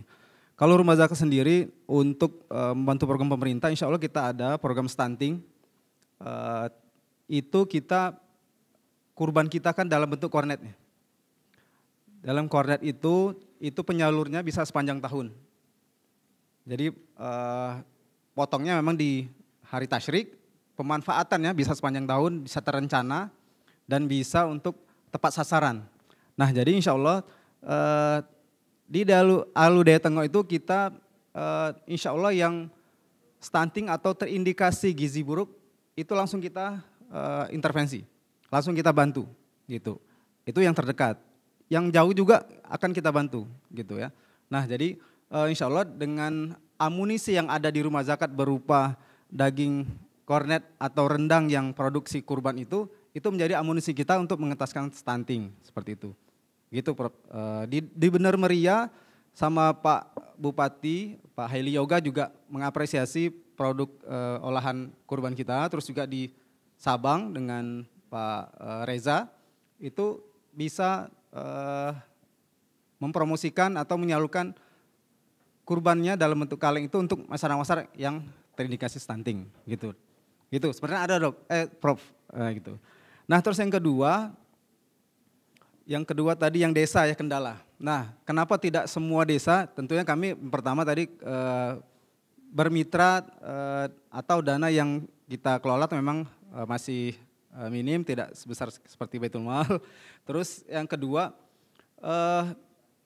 ada mitra-mitra yang ingin salur sendiri. Nah, alhamdulillah kalau misalnya rumah zakat di DAC itu ada 2 desa berdaya itu yang di branding oleh mitra. Yang pertama itu oleh BSI di Gua Ulu, itu di Lok Sukon Aceh Utara. Terus di Sabang itu sama JIS Indosat. Itu desa berdaya JIS Indosat, desa berdaya BSI. Jadi itu yang di branding oleh mitra. Nah, kendala yang ketiga yaitu dari SDM fasilitator bisa jadi. Jadi dulunya ada, sekarang SDM-nya mungkin karena kesibukan atau aktif di organisasi lainnya daripada akan mengganggu aktivitas kelembagaan dan masyarakat, mending kita off-kan dulu. Gitu. Kita fokus ke yang 12 ini dulu, yang terdekat di Alu Daya Tengok. Seperti itu. Mudah-mudahan dana yang ada lagi kita ajak mitra, yuk kita aktifkan lagi ke 23 kabupaten kota. Terima kasih, Prof. Baik. Baik, kita langsung ke pertanyaan dari Dewan Juri kita yang kedua, yaitu Bapak Eka. Baik, terima kasih. Assalamualaikum warahmatullahi wabarakatuh, Mas Riyadi. Waalaikumsalam warahmatullahi wabarakatuh. Ya, Prof. Baik, terima kasih. dari rumah zakat memang luar biasa ya. Desa Berdaya menjadi bagian yang penting untuk diandalkan dan kemudian dikembangkan. Ada beberapa hal yang kembali menjadi salah satu pertanyaan dari saya adalah tentang bagaimana sustainability atau keberlanjutan dari selain proses pendampingan, apalagi yang akan dilakukan oleh rumah zakat dalam membuat desa itu menjadi desa yang terus berkelanjutan dalam kegiatan programnya.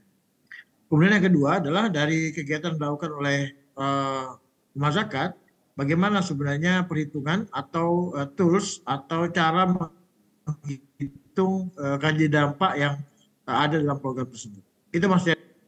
Iya. Baik. Terima kasih Prof atas pertanyaannya.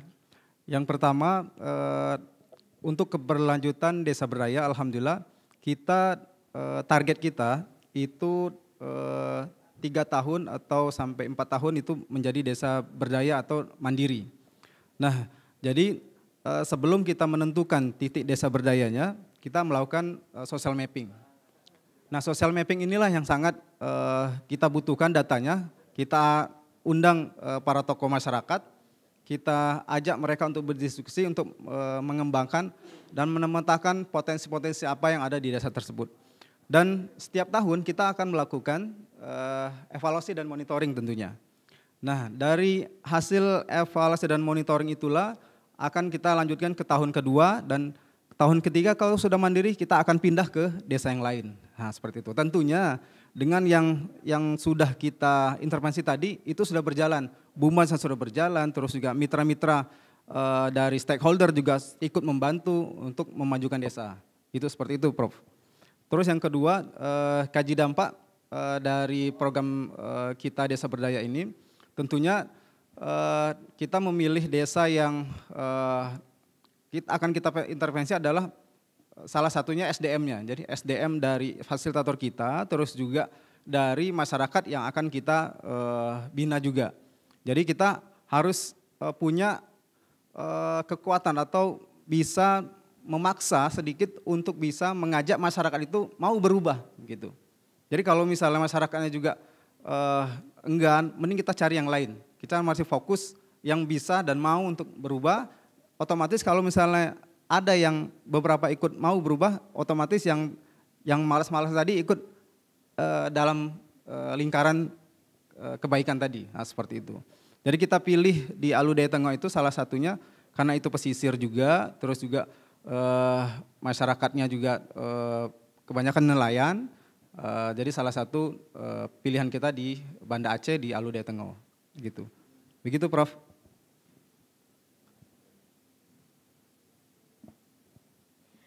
Baik, dari Bapak Eka sendiri apakah ada tanggapan dari jawaban finalis kita Bapak? Nyangkut. Profesor. Baik, langsung di closing aja Pak. Baik, terima kasih kepada seluruh Dewan Juri yang saya hormati, kepada panitia dan para tamu undangan. Mohon maaf bila ada kesalahan kurangan, pada Allah saya mohon ampun. Ya, satu lagi Mas, perubahan apa yang diharapkan? Oh, masih ada. Baik, dipersilahkan Bapak.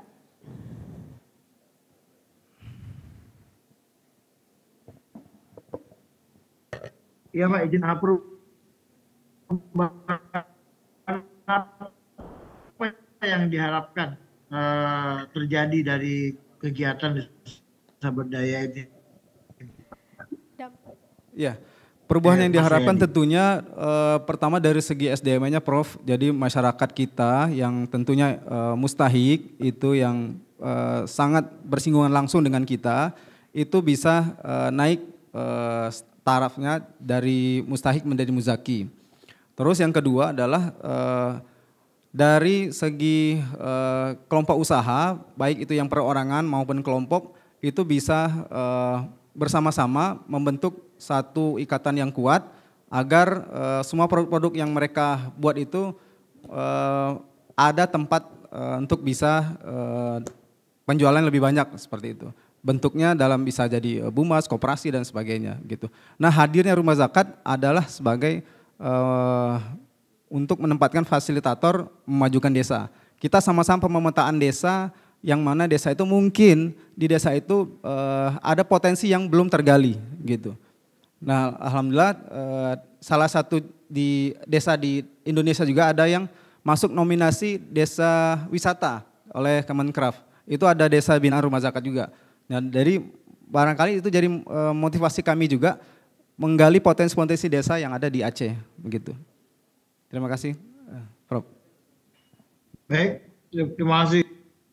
Ya, sama-sama. Baik, terima kasih sekali lagi kami ucapkan kepada seluruh Dewan Juri dan panitia, para tamu undangan, kepada Allah saya pun billahi taufiq wal hidayah. Assalamualaikum warahmatullahi wabarakatuh.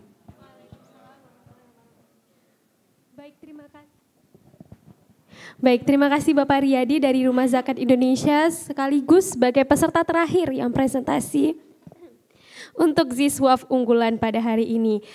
Terima kasih kepada para peserta sekalian dari finalis Ziswaf unggulan yang telah memberikan presentasi terbaiknya, dan juga terima kasih kami ucapkan kepada Dewan Juri yang telah berhadir melalui via Zoom dan juga secara langsung, Bapak Profesor Nazarudin, Bapak Profesor Raditya, Bapak Eka yang telah berhadir dan juga meluangkan kesempatannya. Baik, selanjutnya kita akan memasuki waktu coffee break. Kepada Bapak Dewan Juri, Bapak Profesor Nazarudin sudah boleh menikmati hidangan yang sudah disediakan, dan juga kepada peserta sudah boleh mencicipi cemilan yang ada di pojok kiri dan juga teh dan kopi yang sudah disediakan oleh panitia. Untuk coffee break waktunya 5 menit.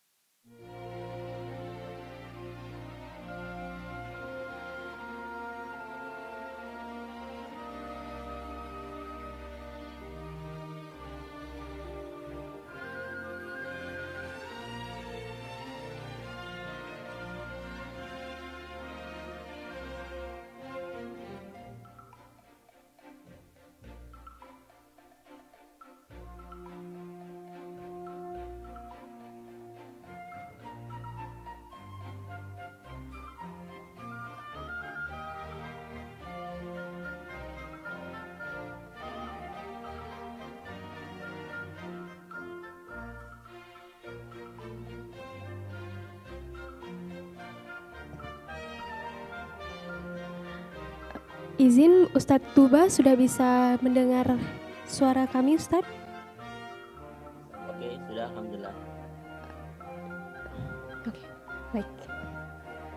Suara saya pikir cek.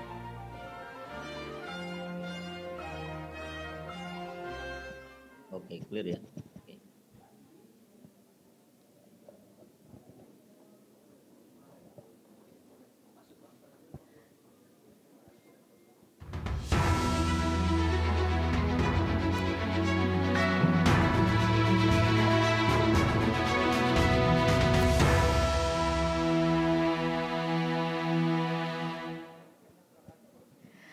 Baik, Assalamualaikum warahmatullahi wabarakatuh. Saya buka kembali sesi kita selanjutnya untuk penjurian Lomba Wirausaha Syariah. Sebelumnya saya ingin menyapa terlebih dahulu Dewan Juri yang telah berhadir bersama kita pada hari ini. Ada Bapak Dr. Iskandar Syah Majid. Salam Bapak. Ada Bapak Tuba Jazil yang sudah bersama kita di Zoom meeting. Assalamualaikum Bapak Ustadz. Waalaikumsalam warahmatullahi wabarakatuh. Mangga silakan. Kemudian ada juga Bapak Dodi Sukma. Baik, kita langsung saja ke presentasi dari wirausaha syariah kita di kategori hulu. Wirausaha syariah kategori hulu yang pertama dari Ibu Yuliana dari Capli. Dipersilahkan kepada Ibu untuk mempresentasikan bisnisnya. Kami beritahukan kembali bahwasannya waktu presentasi 15 menit dan juga tanya jawab 10 menit.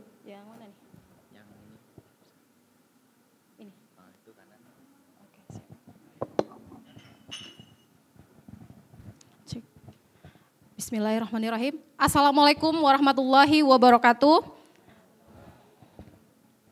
Sebelumnya saya ucapkan terima kasih kepada panitia khususnya Bank Indonesia yang sudah memberikan kesempatan kepada Capli untuk bisa masuk sampai ke tahap ini. Yang saya hormati Dewan Juri yang ada di depan, Pak Iskandar, Bang Dodi, dan Pak Ustadz. Baik, di sini saya akan mempresentasikan latar belakang Capli memulai usaha ini adalah di sekitar tahun 2017. Di saat itu saya bekerja di salah satu perusahaan riset yang ada di Banda Aceh mengenai harga pangan nasional. Saya bertemu dengan salah seorang petani, beliau bercerita bahwa selama ini cabai yang dia tanam saat ini sangat sulit dipasarkan hasil panennya dikarenakan cabai tersebut daya tahan cabainya tidak lama sehingga cepat busuk dibandingkan cabai rawit lainnya. Di sisi lain, mayoritas sambal dalam kemasan saat ini yang beredar saat ini banyak sekali yang menggunakan pengawet, pengasam, dan juga penyedap buatan yang apabila dikonsumsi secara terus-menerus akan merusak kesehatan tubuh. Dan juga belum adanya sambal Aceh yang memiliki brand yang kuat dari daerah Aceh sendiri atau seperti sambal-sambal yang ada di daerah lain seperti sambal mata dan sambal burudi dari daerah Surabaya. Nah, dari permasalahan inilah saya mencoba mencari sebuah solusi untuk menjawab permasalahan yang ada, yaitu di tahun 2018 akhir lahirlah sebuah produk Capli Sambal Hijau Aceh tanpa pewarna dan tanpa penyedap buatan yang awet hingga 1 tahun. Inilah inovasi produk yang kami lakukan adalah kami menggunakan asam sunti, bahwa inovasi asam sunti yang sudah diekstraksi dibubuhkan, hasil riset dari disertasi doktoral S3 mengungkapkan asam sunti yang sudah dibubuhkan itu bisa bertahan hingga 29 bulan. Dan inilah produk yang sudah siap kami komersilkan. Inilah pencapaian legalitas usahanya. Mungkin bisa dilihat. Sumber bahan baku yang saat ini kami dapat adalah untuk cabai sendiri. Selama ini kami hanya mengambil dari dataran tinggi Gayo saja. Tetapi karena kita melihat saat ini ternyata di daerah Takengan itu memiliki masa panen yang hanya dari bulan 8 itu sampai di bulan 1 itu panen raya. Ternyata di awal bulan 1, di bulan 2 sampai di bulan 6 sampai bulan 7 ini mereka tidak mengalami yang namanya pasca panen. Nah, dari itulah mau tak mau kami harus memperbanyak kerjasama untuk di petaninya. Dan untuk saat ini untuk peningkatan kapasitas produksi Capli sendiri kami sudah bekerja sama dengan BUMG yang ada di Banda Aceh, yaitu daerah Lam Jabat, dan juga yang ada di Aceh Besar, seperti Selimum, Selimum, di Gugajah, dan juga di Selawah. Nah, tujuannya adalah untuk menjaga tujuannya adalah agar lahan yang mereka tidak produktif adalah untuk memanfaatkan pekarangan rumah yang ditanami cabai, yaitu kami juga menggunakan program urban farming.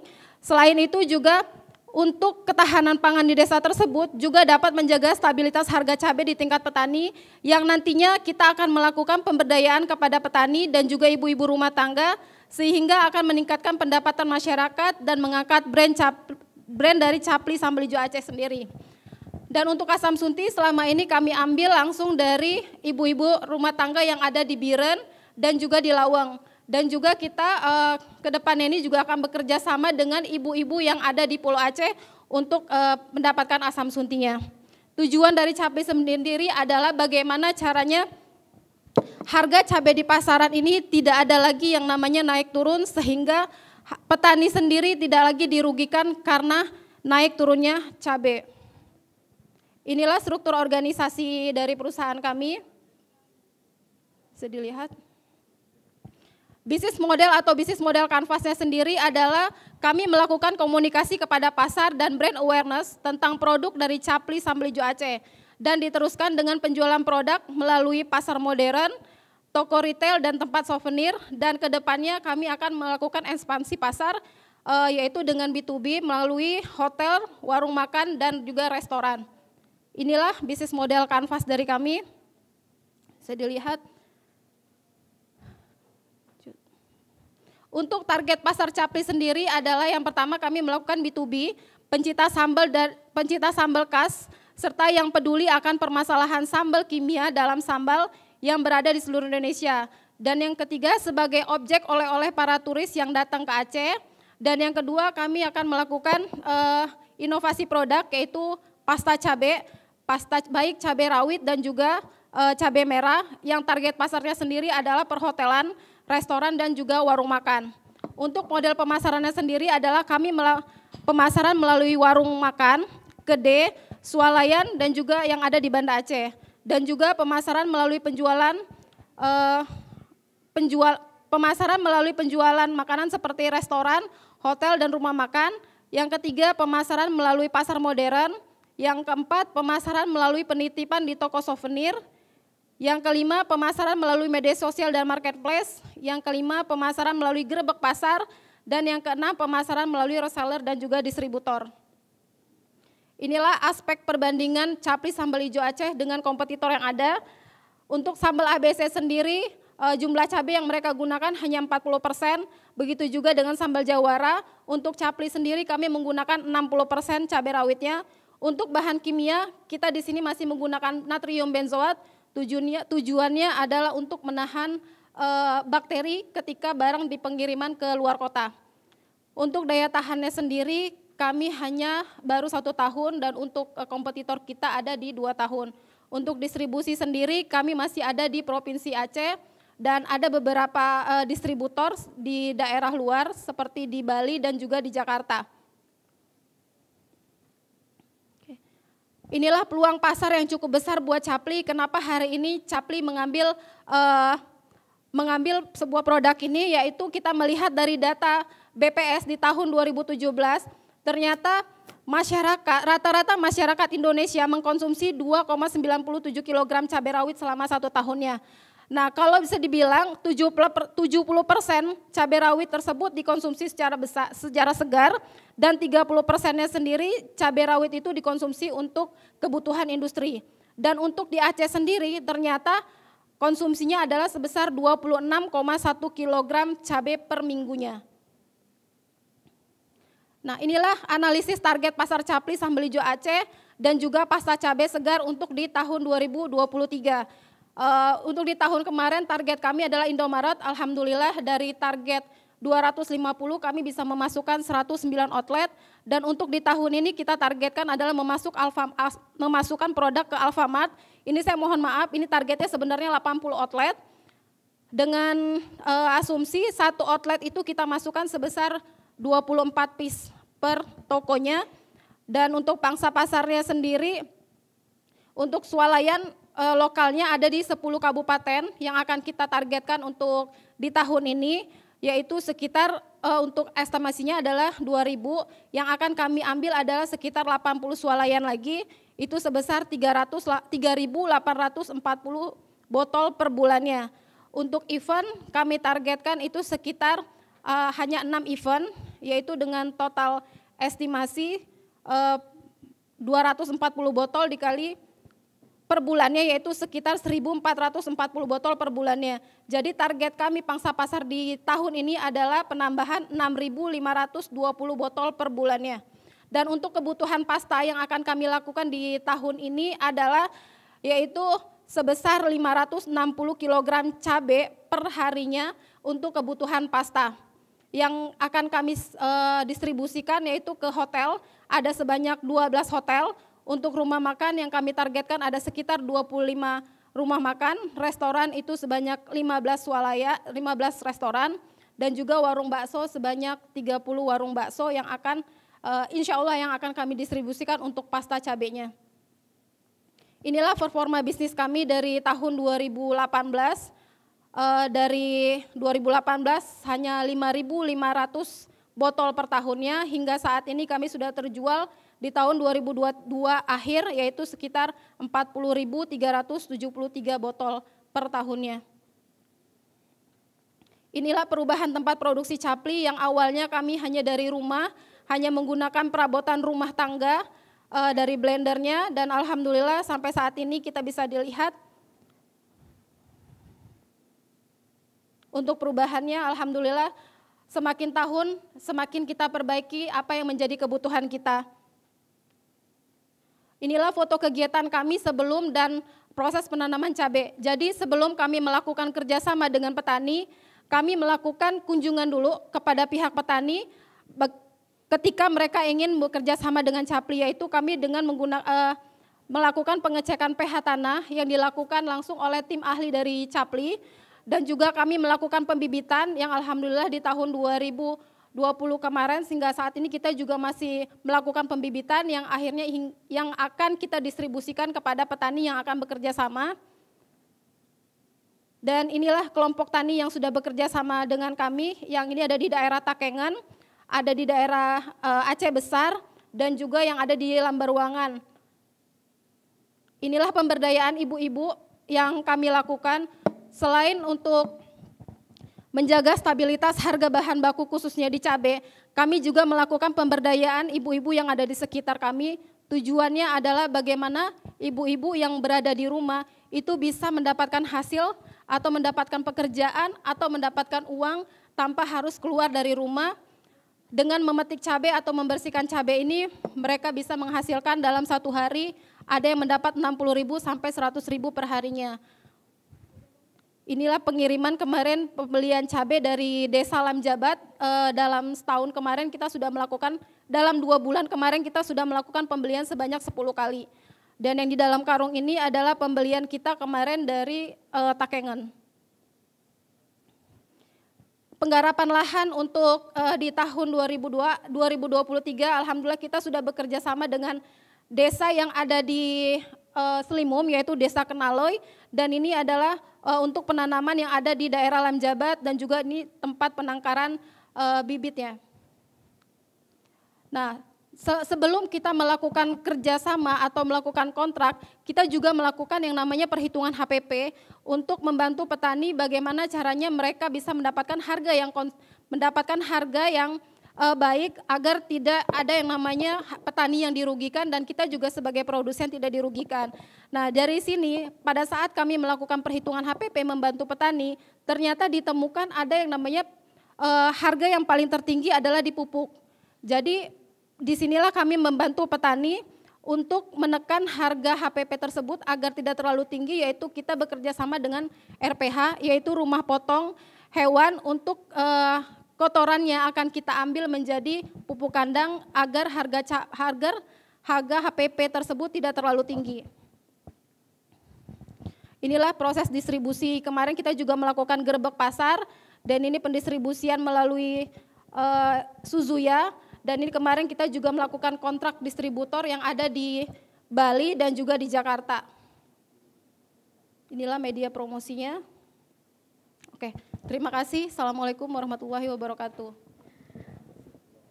Baik, terima kasih Bu Yuliana atas presentasinya. Selanjutnya kita akan masuk ke sesi Q&A, tanya jawab antara peserta dan juga Dewan Juri. Yang pertama kita persilahkan kepada Bapak Dr. Iskandar Syah Majid untuk bertanya kepada peserta. Dipersilahkan Bapak.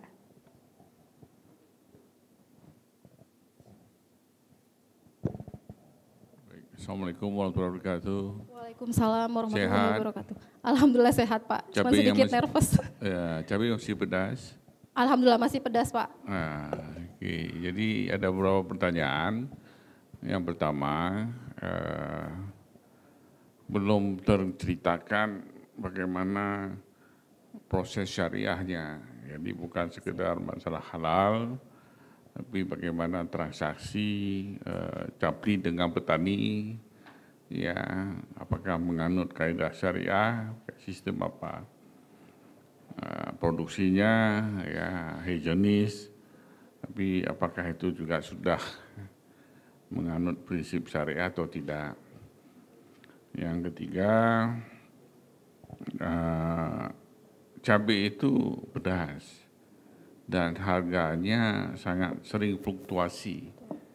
Bagaimana cara menyikapi ya untuk mengatasi selain tadi mengurangi HPP, tapi kan ada harga-harga yang tidak bisa dibendung, terutama pada masa-masa hari besar. Nah, bagaimana caranya? Itu Baik, saja. Pak. Terima kasih Pak Is atas pertanyaannya. Saya menjawab yang pertanyaan untuk kaidah syariahnya. Yang pertama kita ada di proses produksi Pak. Jadi alhamdulillah Capli sudah mendapatkan sertifikat dari MPU dan juga Septiclear untuk halalnya. Jadi kita emang dari proses produksi baik dari bahan baku datang itu sudah kita sortir. Jadi dari pengiriman pertama emang sudah kita pastikan juga bagian pengirimannya jangan sampai ada seperti najis, misalnya ada kotoran lembu yang bisa terkontaminasi untuk pengiriman barang. Nah jadi kita dari pengiriman barang kita juga sudah memberikan informasi kepada pihak supplier untuk dikirimkannya melalui ekspedisi yang sudah kita sepakati. Dan untuk di proses produksinya sendiri kami juga melakukan yang namanya proses pembersihan atau pencucian, kita juga melakukan yang namanya proses syara, dan juga pada saat setelah produksi, kita juga melakukan penutupan seluruh mesin-mesin produksi agar tidak terkontaminasi dengan yang namanya najis atau kotoran-kotoran yang akan membuat produk kita itu menjadi tidak halal. Dan begitu juga untuk di sekitarnya karena kita juga sudah memiliki standar operasional prosedurnya. Dan juga untuk di bahan baku sendiri, untuk bagaimana caranya antara Capli dan supplier untuk ditransaksinya. Jadi sebelum kita melakukan kontrak kerjasama dengan petani, kami ajak duduk dulu untuk petani. Jadi di situ kita memberikan edukasi kepada masyarakat atau khususnya kepada petani bahwa selama ini cabai itu yang kita ketahui harganya emang naik turun. Jadi bagaimana caranya hadirnya Capli untuk mengantisipasi atau menekan agar harga ini tetap konsisten. Jadi ketika kami melakukan duduk atau diskusi bersama petani, kami mencoba melakukan perhitungan HPP dengan kelompok tani, yaitu ketika sudah ditentukan, jadi di tahun 2020 itu ketemulah harga HPP-nya itu di 8.000. Nah setelah di 8.000 itu ketemu, kami langsung melakukan negosiasi kepada petani, di angka berapa kalian akan mengambil keuntungan. Jadi tidak terlalu ketika tinggi tidak merugikan produsen, dan ketika rendah tidak merugikan petani. Disitulah Pak, jadi dari sisi pertama kita mau melakukan kerjasamanya, kita emang sudah melakukan negosiasi, penentuan harga itu pun kita lakukan berdasarkan hasil keputusan bersama. Seperti itu Pak. Untuk di pertanyaan ketiga mungkin bisa diulangi.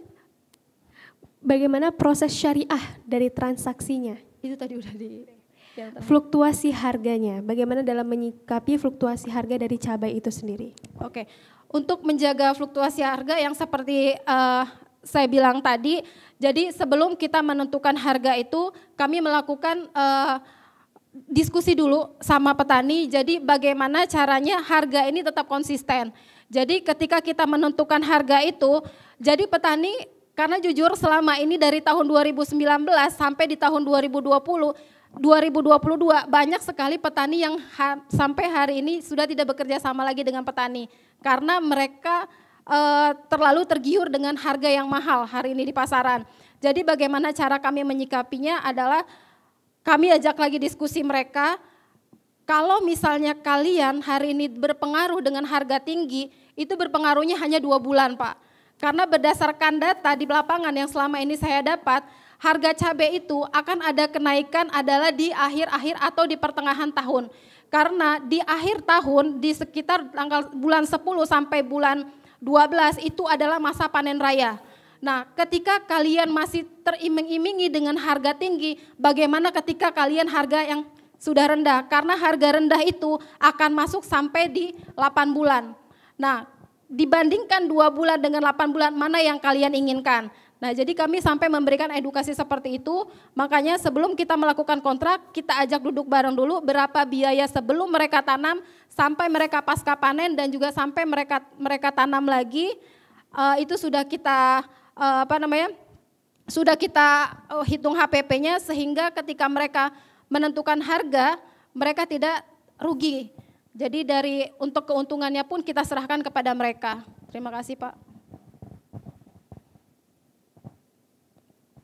Baik, kita langsung ke Dewan Juri selanjutnya dari Bapak Dodi Sukma untuk memberikan pertanyaan. Silakan Pak. Baik, terima kasih. Assalamualaikum Kak Yuli. Waalaikumsalam Pak. Ya Kak, menarik sekali kita lihat pemaparannya. Cuma tadi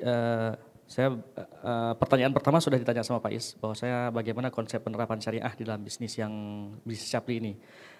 Cukup menarik jawabannya, cuma saya ingin melihat lebih jauh terkait dengan going concern ya, atau mungkin bisa jelaskan ke kami rencana atau inovasi selanjutnya, apakah hanya di sambal Capli saja atau apa Capli-Capli lain atau gimana gitu. Karena ini akan menyangkut dengan expected return di profitability nanti ke depan. Oke, siap. Terima kasih. Oke, terima kasih Bang Dodi atas pertanyaannya. Mungkin tadi di slide tadi udah saya jelaskan untuk ke depan ini karena kita sudah melakukan bukan banyak tapi sudah beberapa petani yang akan kita lakukan kerjasama. Jadi ke depan kita akan melakukan inovasi produk yaitu dengan pasta cabai.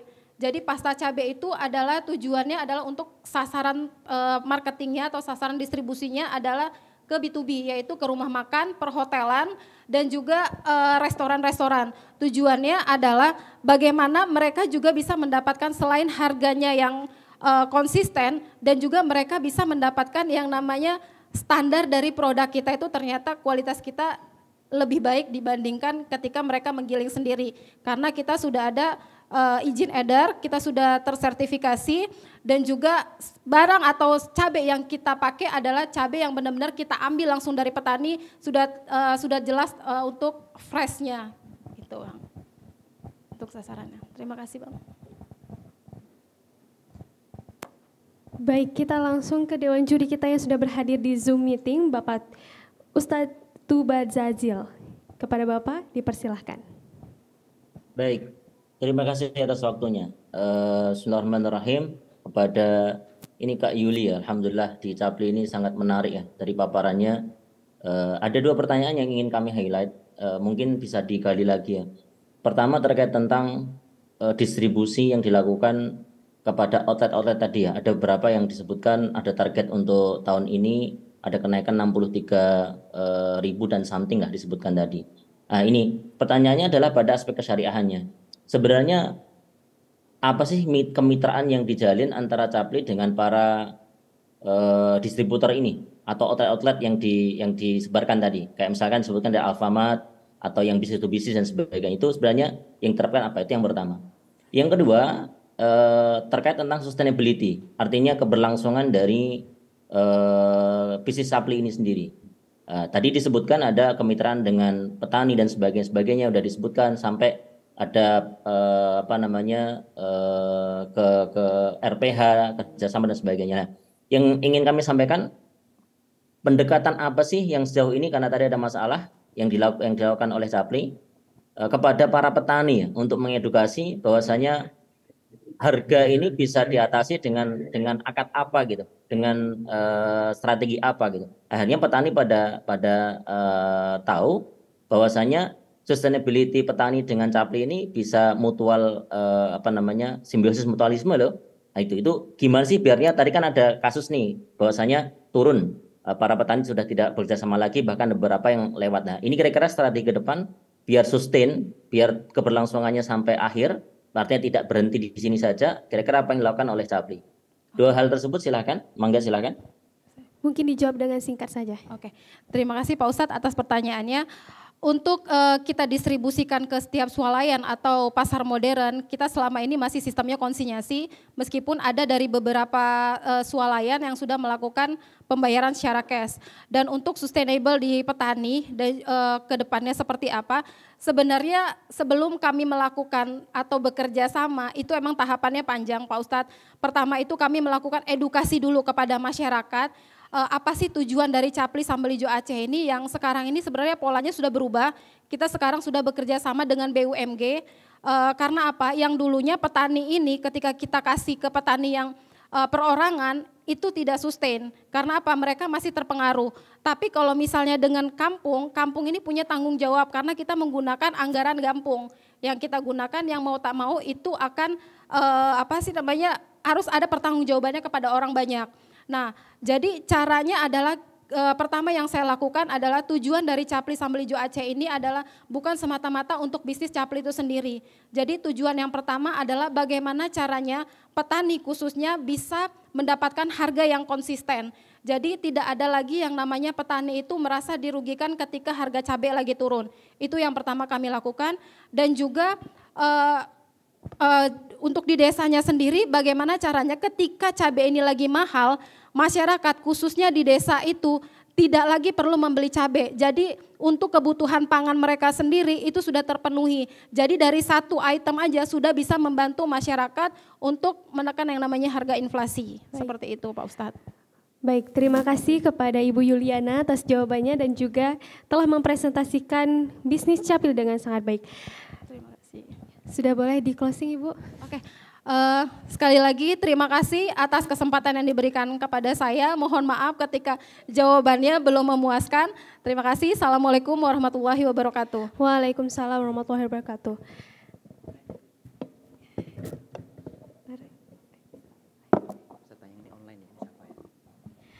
Baik, peserta kita selanjutnya dari CKR Food Meseraya yang berhadir secara online di via Zoom meeting. Assalamualaikum Ibu Nova Maulia. Waalaikumsalam warahmatullahi wabarakatuh. Baik, kita persilahkan kepada Ibu Nova Maulia dari CKR Food Meseraya untuk presentasi dan selanjutnya akan disusul dengan sesi tanya jawab. Untuk presentasi 15 menit Ibu dan juga untuk sesi tanya jawab 10 menit. Baik, kepada peserta dipersilahkan.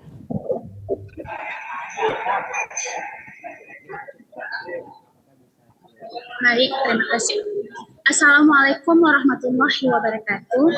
Alhamdulillahirabbil alamin wa bihi nasta'in wa ala umuri wa ala alihi wa sahbihi ajma'in. Pertama-tama puji syukur. Mohon maaf Ibu.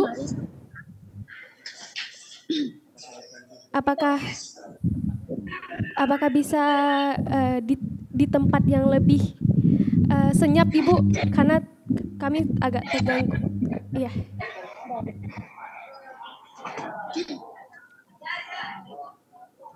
Assalamualaikum warahmatullahi wabarakatuh.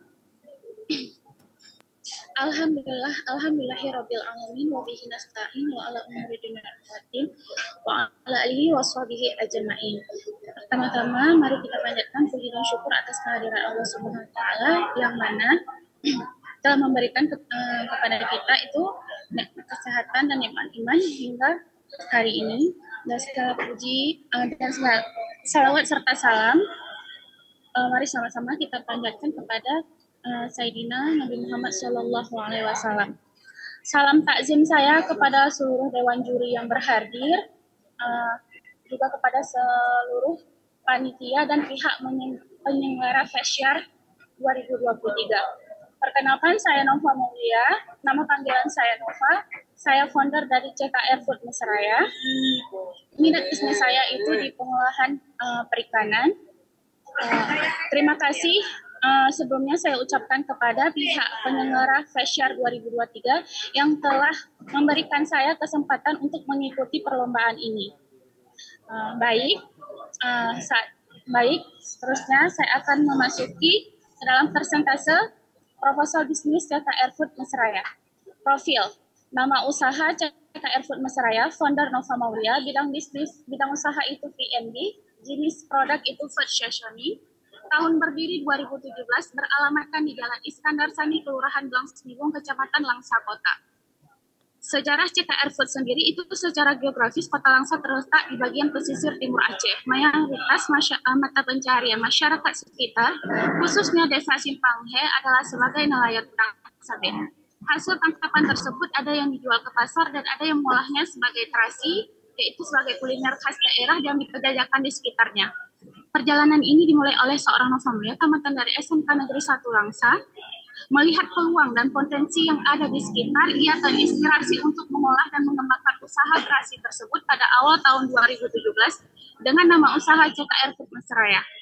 Nama CKR Food Mesraya sendiri memiliki makna yaitu cahaya untuk bersama, yang mana usaha ini seiring melangkah maju bisa memberikan manfaat untuk orang banyak dalam mencapai kesejahteraan perekonomian khususnya bagi masyarakat sekitar. Pada awalnya CKR hanya produktif dalam penyediaan terasi saja, namun kini CKR Food Mesraya hadir dalam mengolah hasil perikanan lokal serta melestarikan warisan kuliner khas daerah menjadi produk kreativitas yang bermutu tinggi, cita rasa dan aroma yang khas, menghasilkan produk-produk turunan, dikemas dengan kemasan yang food grade dan menarik, serta mampu bersaing baik di pasar lokal, nasional, maupun internasional. Sedangkan untuk visi CKR Food sendiri itu menjadikan CKR Food Mesraya sebagai perusahaan yang maju, produktif, kompetitif di bidang food stationing dalam mengolah hasil perikanan lokal menjadi kreativitas produk yang bermutu tinggi dan mampu bersaing di pasar dunia. Adapun misi CKR Food yaitu memberikan solusi atas kebutuhan pangan secara berkelanjutan, konsisten dalam menjaga kualitas, memberikan pelayanan prima kepada konsumen, terus mengembangkan kreasi dan inovasi produk secara berkala, integritas, konsisten dan handal dalam melakukan pekerjaan, menjalin kerjasama dengan stakeholder, dan memberikan kontribusi kepada kesejahteraan masyarakat dan lingkungan sekitar secara berkelanjutan. Mengenai prinsip bisnis, dalam hal berbisnis, CKR Food menjunjung tinggi bisnis sesuai dengan syariat Islam yang tidak hanya berfokus kepada aktivitas jual beli saja, namun juga memperhatikan konsep halal, akhlak berdagang, produk yang diperjualbelikan, serta akad dan ibadah. Prinsip bisnis syariah yang CKR Food konsisten terapkan yaitu pertama ada tauhid atau unity, keseimbangan atau kesejajaran equilibrium, kehendak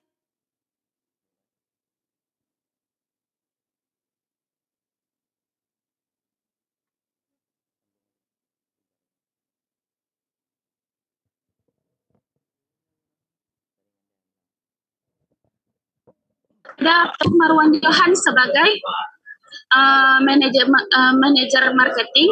Dan untuk tim marketing itu ada Mega Purnawati sebagai bidang promosi, dan tim marketing lainnya ada Kak Ayu itu untuk pemasaran produk di Bali dan sekitarnya.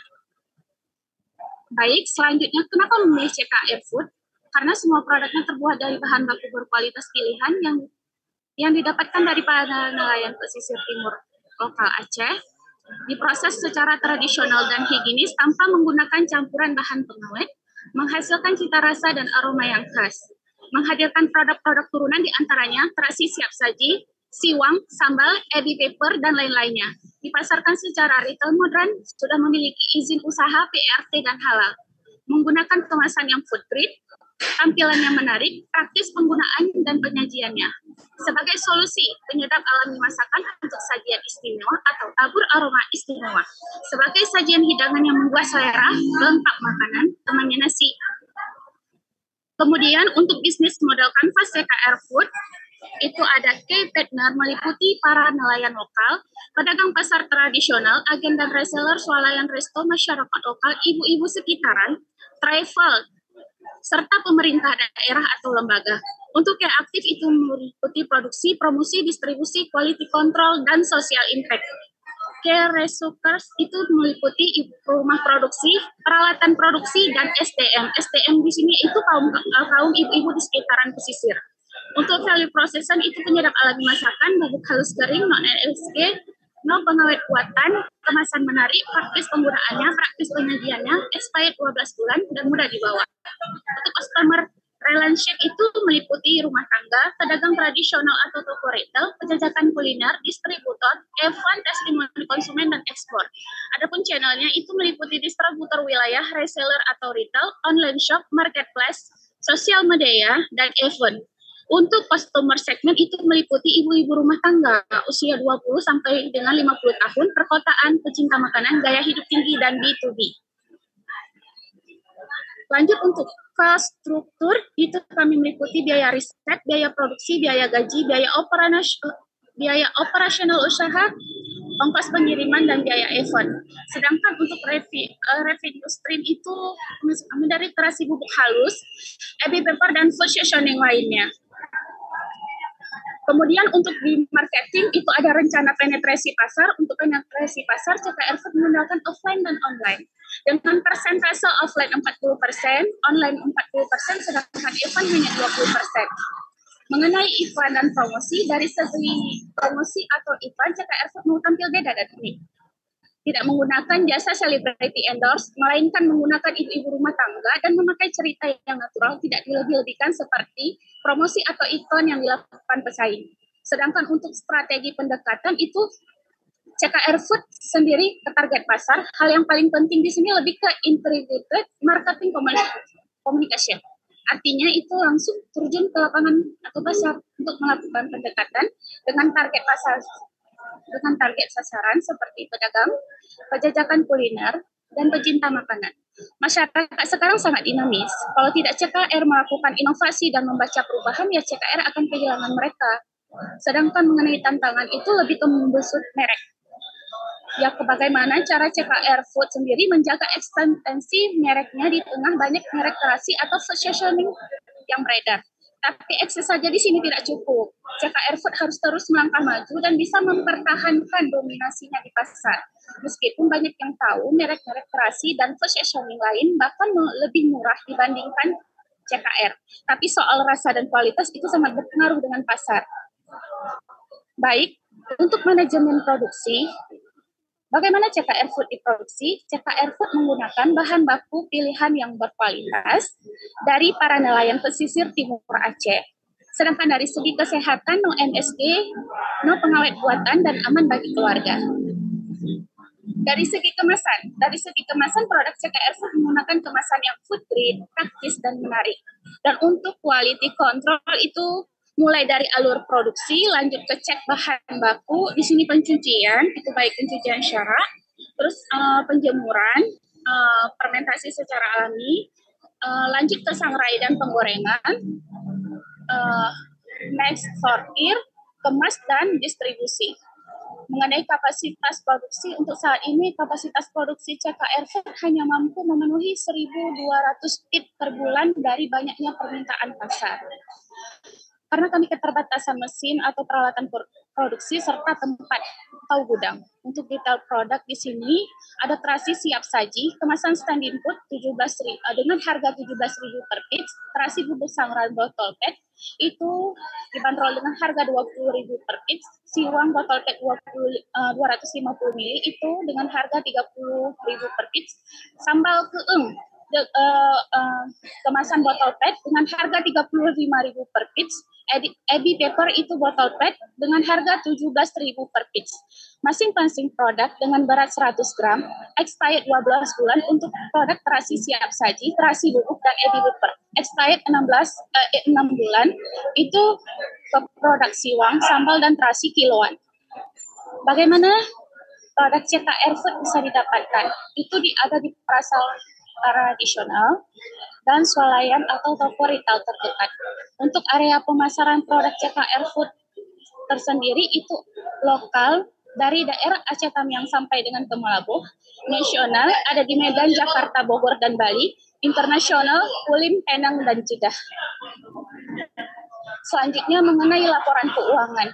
Pada saat ini CKR Food Mesiraya, ini laporan laba rugi bisnis bulanan per Mei 2023.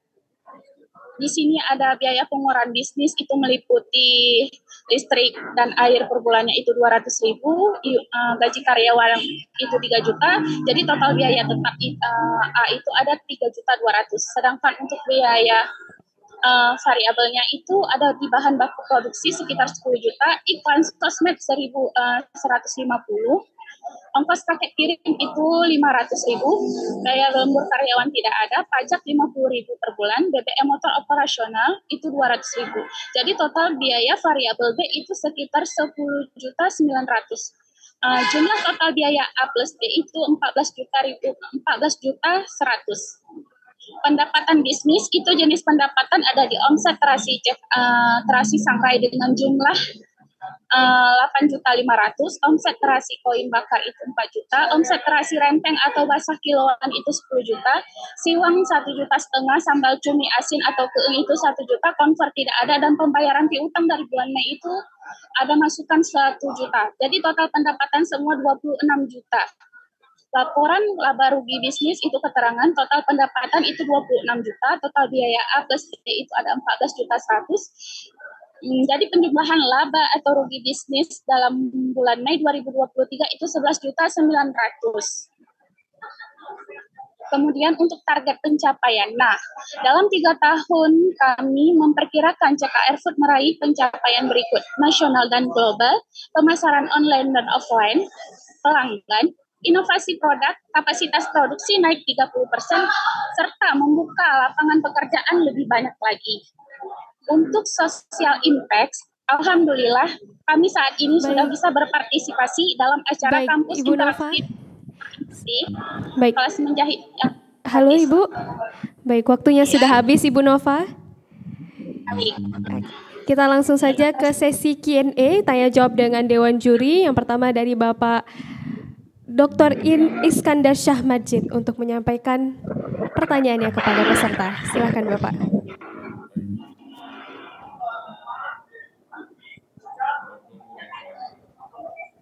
Apakah terdengar dengan jelas Ibu? Bisa mendengarkan? Dengar Pak. Ya. Karena Indonesia selalu tanya syariah dulu. Ya. Ini kan produknya terasi ya. Iya. Nah, gimana itu melawan baunya ya? Tidak syariah nih, saya nggak tahan bau gimana? Ya, kalau sertifikat sudah ada, ya, karena kan prosesnya terjadi semacam fermentasi ya untuk menjadikan terasi ya. Dan bagaimana sisi produksinya dari sisi syariah. Ya, yang kedua, dalam proses produksinya ini apakah tetangga tidak terganggu baunya, ya, atau tambah wangi, ya. Kalau dengan Pak Dodi ada solusinya, gitu. Ini kalau terasi bagaimana, ya? Kalau jadi sambal baru enak, kalau terasi sendiri lumayan bau. Ya, simpel aja pertanyaan saya. Gimana Bu? Baik, saya ulangi pertanyaannya mungkin agar jelas. Bagaimana pengolahan dari fermentasi dari terasi tersebut terhadap prinsip-prinsip syariah dan juga bagaimana dampak dari pengolahan terasi tersebut? Kepada Ibu Nova dipersilahkan.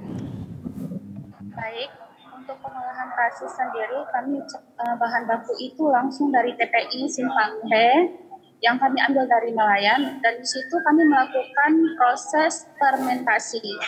Walaupun tempat kemasan itu beralamat di Kelurahan Blang Snibung, tapi untuk melakukan aktivitas fermentasi itu kami di Simpang He.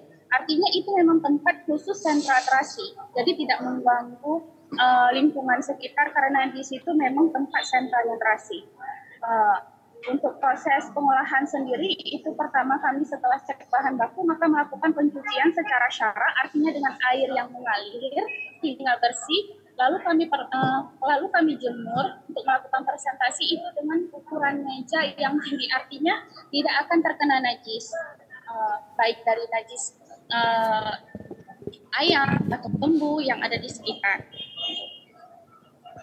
Dan untuk pertanyaan kedua, cara pengolahannya itu agar tidak bau, pilihlah bahan yang berkualitas. Karena udang sabe ini kan punya kualitasnya sendiri. Itu ada yang super, quality super, ada yang grade A, ada yang BS. Maka kami untuk kualitas barang kami lebih mengutamakan yang segar, yang quality premium. Terus untuk pengolahannya itu kami menggunakan ekstra daun temurui yang saat disangrai itu akan mengeluarkan bau yang khas, tidak menyengat. Seperti itu Bapak. Dan dikemas dengan kemasan yang food grade dengan tampilan menarik. Nah Pak. Baik, terima kasih Bapak.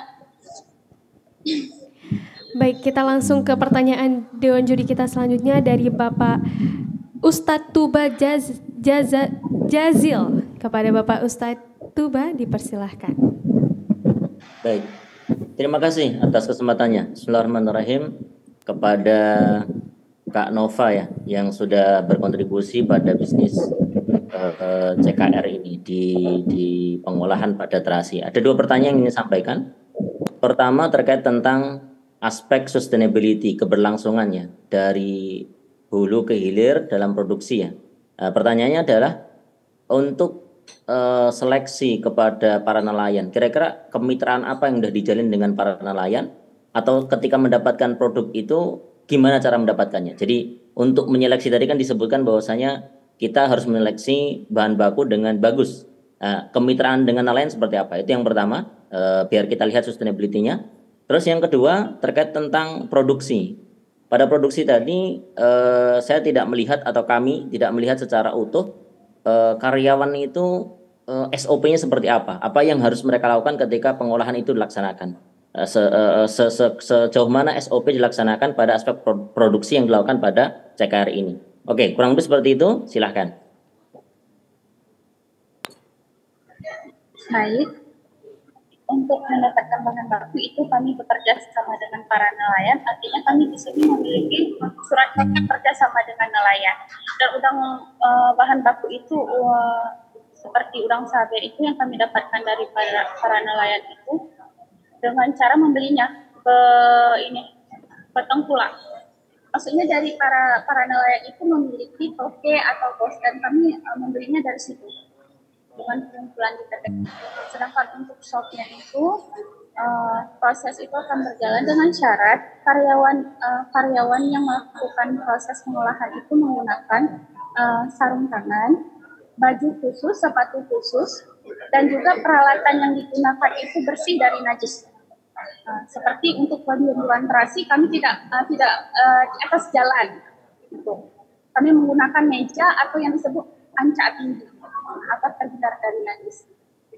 Demikian Pak. Terima kasih. Oke, baik, terima kasih. Ya. Baik, kita langsung ke pertanyaan dari Dewan Juri kita selanjutnya dari Bapak Dodi Sukma. Kepada Bapak dipersilahkan.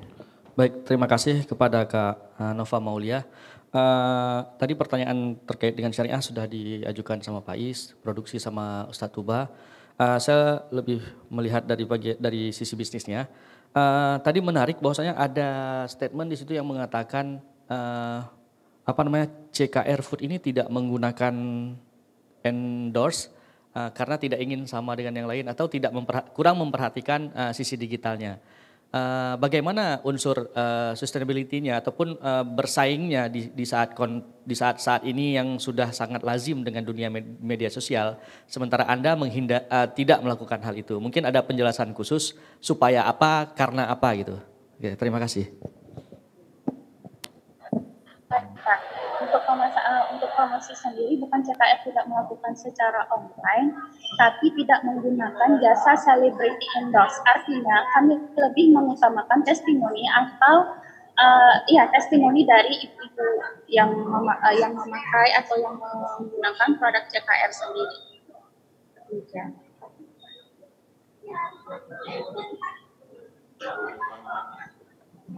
Silakan Bapak Dr. Iskandar Syah. Ya, saya yang meneliti ini CKR ini apa nih? Apa cakar? Apa cukur? Apa ini sebenarnya? CKR itu nama dari dua daerah yang digabungkan. Walaupun saya orang Langsa, besar nama CKR itu di Banda Aceh, yaitu Cahaya Kota Raja. Dan CKR sendiri pertama itu melakukan pemasaran saat itu melalui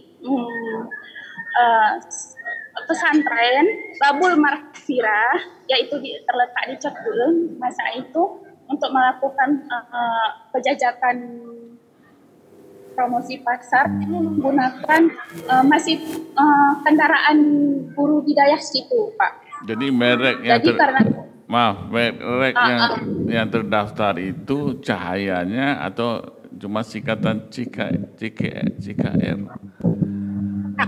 Yang terdaftar hakinya yang mana? CKR saja? Iya. Jadi orang bebas berasosiasi jadi cukur, cakar. Oke, terima kasih.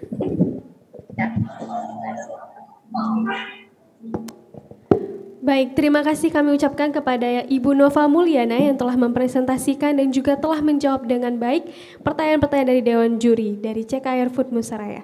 Selanjutnya kita akan mendengarkan presentasi dari peserta kategori hulu, Marisa Kusuma dari CR Hati Gading. Kepada Ibu Marisa, dipersilahkan.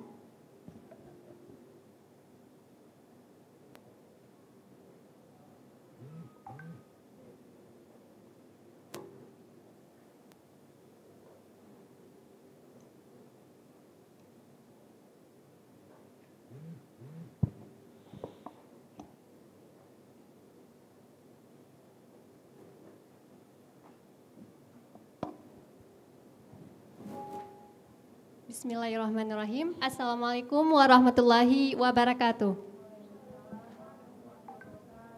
Alhamdulillahirabbil alamin, wassalatu wassalamu ala asyrafil anbiya'i wal mursalin wa ala alihi washabihi ajmain. Segala puji bagi Allah yang senantiasa memberikan kita kesehatan sehingga kita dapat berkumpul di acara Road to Feshare 2023 ini. Tak lupa juga salawat beserta salam senantiasa kita hantarkan ke pangkuan Nabi besar Muhammad SAW, yang dimana dengan beliaulah kita bisa merasakan bagaimana nikmatnya kita berhidup dan dalam keadaan berilmu pada saat ini. Penghormatan saya kepada para staf dari Bank Indonesia, penghormatan saya juga kepada para Dewan Juri, yang terima kasih saya ucapkan telah memberikan kesempatan kepada saya. Jadi sebelumnya seperti kata pepatah, tak kenal maka tak sayang. Nah, izinkan saya memperkenalkan diri. Jadi saya adalah Marisa Kusuma yang di sini mewakili daripada CR Hati Gading. Nah, di posisi saya dipercayai sebagai marketing manager di CR Hati Gading. Nah, sebenarnya apa sih itu CR Hati Gading? Jadi CR Hati Gading ini merupakan suatu brand usaha yang sudah berdiri sejak tahun 2020. Ya, kurang lebih pada saat ini sudah hampir 3 tahun berdiri. Yang dimana produk yang kami hasilkan yaitu adalah Tiko atau kita kenal dengan istilah teh kopi. Jadi teh kopi ini merupakan teh herbal yang terbuat dari biji kopi, dari kulit kopi pilihan. Nah, Tiko ini adalah teh yang dimana memiliki kandungan antioksidan yang tinggi yang dapat memberi manfaat yang sangat banyak untuk kesehatan tubuh kita. Nah, untuk usaha Tiko ini sendiri masih dalam tahap lingkup usaha lokal, yang dimana kami hanya memproduksi Tiko ini masih dalam kawasan Banda Aceh, yang bisa kita temui untuk produksi Tiko ini di sekitaran kota-kota Banda Aceh. Nah, alhamdulillahnya untuk badan usaha yang sudah dimiliki oleh Tiko ini sendiri sudah mendapatkan sertifikasi halal dari Majelis Ulama Indonesia, dan juga kami sudah memiliki nomor NIP dan juga PIRT. di mana kami memiliki cita-cita untuk bisa terus meningkatkan standarisasi layanan kami sehingga kami bisa dikenal oleh pasar-pasar global nantinya. Oke, adapun misi yang menjadi perusahaan kami itu adalah menjadikan perusahaan penyedia produk unggulan dengan rasa dan aroma yang unik. Dan untuk misinya sendiri itu adalah menawarkan harga kompetitif sehingga menjadikan teko ini menjadi ikon oleh-oleh khas dari Aceh. Nah, kemudian aspek pasar dari teko ini sendiri. Jadi yang pertama itu ada bentuk pasar, di mana bentuk pasar dari teko ini ada produsen dan ada konsumen. Kemudian dari segmentasinya sendiri, di sini teko masih mencakup masyarakat dan kota Banda Aceh, yang dimana mungkin kami berharap nantinya dalam lingkup ini akan menjadi lingkup yang luas, tidak hanya di sekitaran masyarakat kota Banda Aceh saja. Kemudian untuk target, dari target produk tiko ini bisa dikonsumsi oleh pria dan wanita dan juga di berbagai kalangan usia. Dan untuk posisinya sendiri, kami memproduksi dengan mempunyai prinsip di mana untuk posisi produk ini kami memiliki produk yang berkualitas tinggi yang di mana sangat disukai oleh para konsumen. Selanjutnya dari aspek pemasaran, di sini tiko ini menjalin beberapa mitra pada seluruh layanan online dan juga strategi pemasaran media sosial juga digencarkan dengan dilakukannya beberapa seperti kegiatan pemotongan harga atau diskon. Dan kemudian juga tiko ini bisa didapatkan di tempat seperti swalayan atau di toko-toko souvenir yang ada di Aceh. Nah, kemudian penerapan usaha syariah pada CR Hati Gading ini sendiri. Yang pertama dari segi manajemen. Jadi manajemen yang diterapkan oleh CR Hati Gading ini menerapkan konsep berwirausaha Nabi Muhammad SAW, yaitu dengan cara amanah. Kita tahu bahwa Nabi Muhammad itu adalah salah satu idola kita yang dimana beliau juga berwirausaha. Kenapa kita tahu bahwa usaha yang Nabi Muhammad lakukan itu bisa terjual dengan cepat dan laku dengan mudah?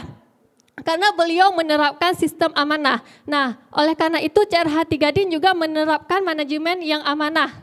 Nah, sehingga hubungan antara sesama pelanggan, karyawan, dan juga masyarakat ini akan berjalan secara baik.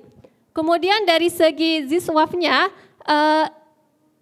CR Hati Gading ini mempunyai kewajiban dan juga mempunyai prinsip bahwa kepedulian terhadap sesama, jadi menunaikan zakat dan sedekah. Jadi CR Hati Gading ini mempunyai prinsip bahwa kita berwirausaha ini bukan untuk menjadi tokoh yang bisa dikenal oleh masyarakat. Kita berwirausaha bukan untuk mendapatkan penghasilan, kita bisa menghasilkan uang, bukan seperti itu. Namun CR Hati Gading ini mempunyai prinsip bahwa kita ketika berwirausaha itu akan mendapatkan penghasilan. Jadi bagaimana penghasilan kita itu bisa kita membantu sesama masyarakat, bisa kita jadikan sebagai modal sosial, bisa kita membantu masyarakat yang membutuhkan. Jadi mindset yang diterapkan di CR Hati Gading ini bukan kita menjadi pengusaha itu bukan untuk mendapatkan uang, bukan kita untuk dikenal dengan orang-orang yang pengusaha-pengusaha sukses.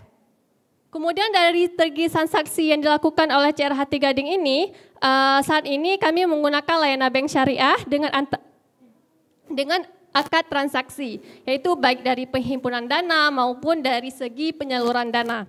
Kemudian dari segi prosesnya pun, CR Hati Gading ini menyediakan bahan baku produk yang halal, yang dimana dari proses pembuatannya itu mengikuti standar kesehatan dan juga standar dari syariah, di mana hal ini dibuktikan bahwa CR Hati Gading ini telah mendapatkan sertifikat halal dari MUI. Nah, ini adalah dokumentasi dari produk tiko sendiri, bahwa ini produk tiko. Jadi apa yang membedakan produk tiko ini dengan produk-produk yang lain? Nah, kami ada keistimewaan. Jadi produk tiko ini kami menggunakan sistem kemasan drip bag filter. Nah, apa sih membedakan dengan teh-teh kotak yang lainnya? Jadi tiko ini Yang pertama keuntungannya kita menggunakan teko, terhindar dari yang namanya kopi yang memiliki bubuk. Jadi kita bebas dari, kita bisa minum kopi kapan saja. Jadi simple, nggak perlu lagi yang namanya ribet. Jadi cukup kita ambil teko, kita masukin air, udah siap disaji. Dan juga nggak ada lagi yang namanya kita minum kopi itu dengan ada bubuk-bubuk. Jadi nggak terganggu kita minum kopinya.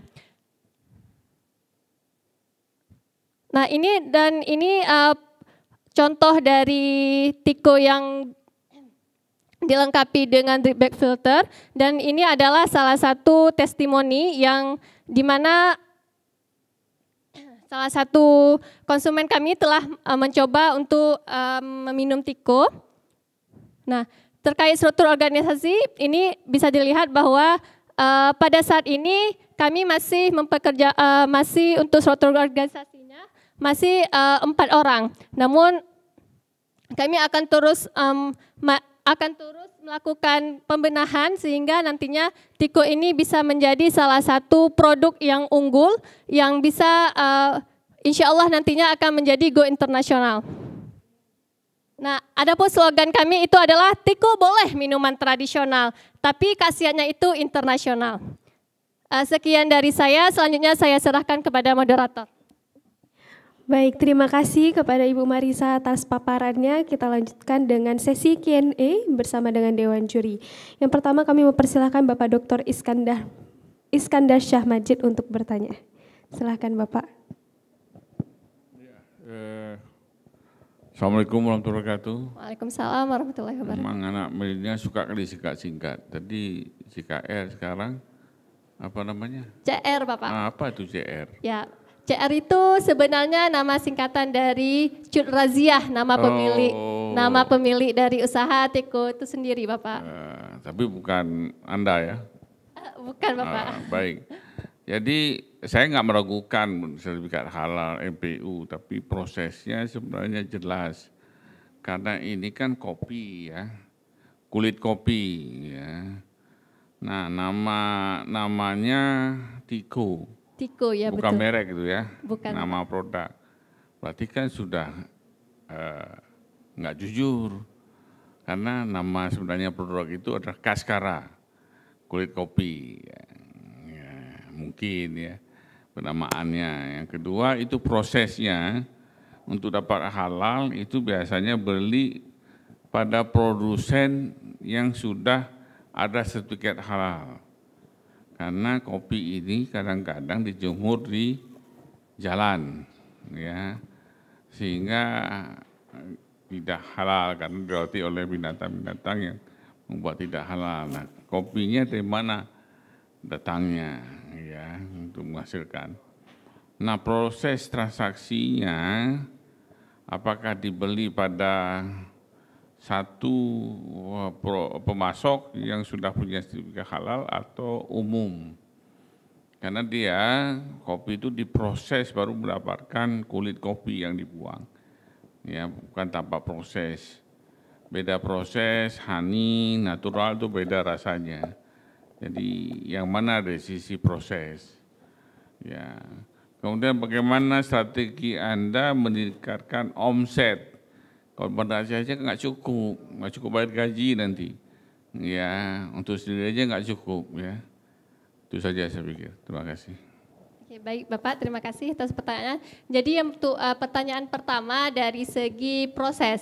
Nah, CR Hati Gading ini melakukan kerjasama dengan para petani kopi yang ada di Gayo Luas. Jadi yang kami kerjasama mengambil produksinya itu bukan kopinya Bapak, tapi kulit kopi. Jadi kulit kopi kita tahu pada sekarang ini kulit kopi ini jarang dimanfaatkan oleh masyarakat. Biasanya masyarakat kita itu hanya membuang begitu saja. Sehingga dari segi lingkungan sendiri itu bisa menyebabkan pencemaran. Baik itu dari segi estetika maupun dari segi pencemaran tanah itu sendiri. Jadi inilah inisiatif kami untuk melakukan inovasi yang dimana barang yang sebelumnya itu tidak bermanfaat akan menjadi suatu nilai jual ataupun nilai guna. Oleh karena itu di sini yang kami lakukan kerjasama itu yaitu kerjasama dengan para petani kopi yang mengambil kulit kopi yang mereka buang begitu saja, bukan kopinya, Bapak.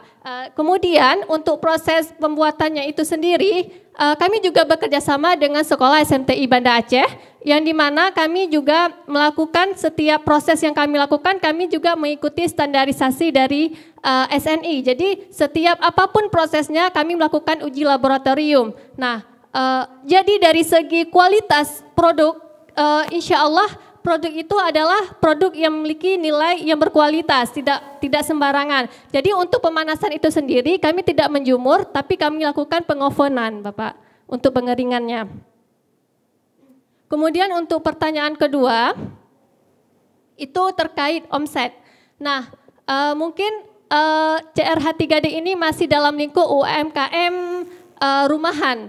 Mungkin dari segi omsetnya itu masih minim, tapi kami terus melakukan inovasi ataupun melakukan perubahan ataupun menerima terkait apapun masukan-masukan, sehingga nantinya sesuai dengan misi kami ingin menjadi suatu perusahaan yang bisa dikenal. Karena kita ini melakukan inovasi produk, yang dimana produk yang sebelumnya tidak memiliki nilai jual bisa menjadi sebuah nilai jual. Begitu Bapak, terima kasih.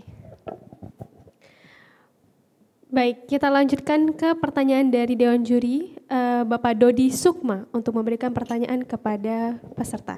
Dipersilahkan Bapak. Oke, baik. Terima kasih kepada Kak Marisa Kusuma yang sudah memaparkan dengan cukup baik. Pertanyaan saya yang pertama, mungkin kami ingin mengetahui seberapa banyak kapasitas produksi yang sudah mampu dieksekusi oleh CR Hati Gading tadi. Kemudian yang kedua, tadi ada penyebutan terkait dengan produk ini didistribusikan di toko souvenir dan toko-toko lain di area Banda Aceh ya, masih Banda Aceh berarti ya? Iya Bapak. Oke, mungkin berapa banyak mitra yang sudah didapatkan saat ini? Dan yang terakhir, saya ingin mengetahui rencana inovasi selanjutnya. Oke, terima kasih. Baik Pak, untuk pertanyaan pertama terkait mitra, jadi kebetulan mitra kami saat ini baru 2, yaitu ada di toko souvenir Brownies yang di mana di depan Hermes ini. Satu lagi itu adalah yang berada di lokasi Ketapang, yaitu di Darul Imarah. Jadi saat ini baru 2 mitra yang sedang kami lakukan. Yang kemungkinan kami akan terus meningkatkan produk kami dan akan menjalin kerjasama dengan mitra-mitra yang lain. Kemudian terkait dengan gimana tadi Kak? Rencana inovasi. Rencana inovasi. Rencana kami saat ini adalah untuk mengembangkan produk ini untuk lebih baik ke depannya. Karena kami ingin memprioritaskan produk ini bisa dijalankan dengan skala yang besar nantinya dan mendapatkan mitra-mitra yang luas nantinya, yang banyak nantinya. Baik, kita langsung ke pertanyaan dari Dewan Juri selanjutnya dari Ustadz Tuba Jazil. Kepada Ustadz dipersilahkan. Baik. Terima kasih atas waktunya. Oke, pertama selamat bagi teman-teman di Gading ya, Hati Gading ini. Oke, ada 2 pertanyaan yang ingin saya highlight. Pertama terkait tentang dampak sosial kepada masyarakat. Sejauh ini kira-kira apa sih yang didapati masyarakat dengan keberadaan CR Hati Gading ini? Apa sih kemitraan yang dijalin dan apa dampaknya yang sudah diukur selama ini? Karena kan 2020 sampai 2023 ini kira-kira apa ini kan gitu. Terus yang kedua, jumlah tenaga kerja yang tadi di-highlight kan kami lihat hanya 4 ya, maksudnya baru 4 saat ini. Kira-kira untuk ekspansi kepada atau penguatan kepada produksi ini tenaga kerja kan perlu dikuatkan. Kira-kira apa sih yang akan dilakukan selama kurang lebih 5 tahun ke depan untuk terkait tentang jumlah tenaga kerja di CR Hati Gading ini? Silakan. Baik Bapak. Yang pertama terkait bagaimana dampak yang sudah kami dapatkan. Jadi dari segi para petani-petani kopi yang ada di Gayo Luas itu sendiri, mereka mendapatkan keuntungan dengan adanya kegiatan produksi tiko ini. Jadi di mana biasanya kulit kopi yang mereka hasilkan dari hasil pembuatan kopi yang dibuang begitu saja yang tidak ada nilai guna, di sini mereka bisa menambah penghasilan tambahan. Jadi itu menguntungkan juga bagi para petani kopi. Dan juga lainnya, ini bisa menjadi juga salah satu peluang kerja bagi masyarakat yang ada di Gayo Luas itu sendiri, di mana bisa mendapatkan sebuah peluang usaha atau peluang kerja, sehingga yang sebelumnya tidak ada pekerjaan akan setelah adanya kegiatan produksi ataupun pengambilan dari kulit kopi ini telah mendapat pekerjaan. Dan kemudian terkait progres tenaga kerja, sebenarnya kami tidak hanya 4 orang, kami juga melakukan kerjasama dengan para siswa-siswa SMTI yang dimana yang mereka saat ini masih belum ada pekerjaan. Jadi kami melakukan kerjasama juga dengan mereka, di mana mungkin ada kegiatan ketika ada pemesanan produk dari Tiko, jadi mereka bisa ikut membantu dalam melakukan produksi Tiko itu sendiri, Bapak. Oke, baik, terima kasih. Baik, terima kasih kepada Ibu Marisa Kusuma yang telah mempresentasikannya dengan baik dan juga telah menjawab pertanyaan dari para Dewan Juri dengan sangat baik. Baik, terima kasih sebelumnya kepada Dewan Juri dan Kak Moderator. Semoga ini bisa menjadi juga pahala ataupun ladang ilmu jariah untuk kita semua. Mungkin jika ada ilmu yang bermanfaat dari saya bisa diambil, jika ada kata-kata yang salah menyinggung saya mohon maaf. Wabillahi taufiq wal hidayah. Assalamualaikum warahmatullahi wabarakatuh. Waalaikumsalam warahmatullahi wabarakatuh. Terima kasih Kak Marisa sudah boleh.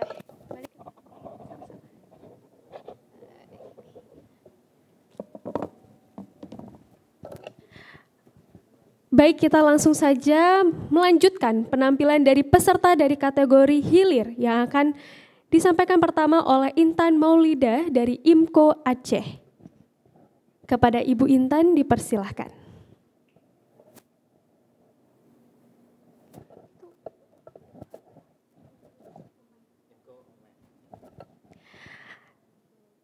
Ibu Intan Maulida, apakah sudah terdengar Ibu? Baik, mungkin kami tidak bisa mendengar dengan jelas nih, Ibu Intan, boleh? Sudah Kak? Oh baik, sudah jelas Ibu. Ya. Baik Ibu Intan Maulida dipersilahkan untuk mempresentasi. Kak, sebentar saya tutup pintu dulu lagi azan di sini. Baik Bu.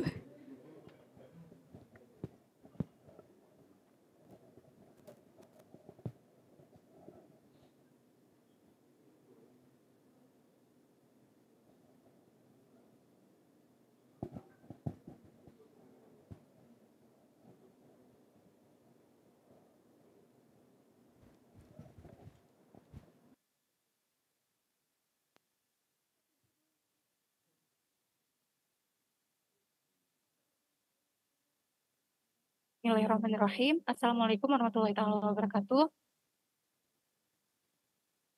Halo. Assalamualaikum.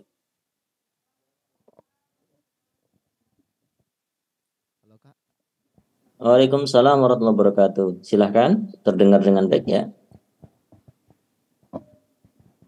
Pertama-tama, marilah kita panjatkan kehadiran Allah SWT, salawat beriring salam kepada Nabi besar Muhammad SAW. Di sini saya Intan Maulida, perkenankan saya berterima kasih sudah mengizinkan saya untuk mempresentasikan usaha saya sampai ke tahap ini. Di sini saya perwakilan dari IMKO Aceh. Jadi IMKO Aceh itu sendiri bisa tampilkan slide.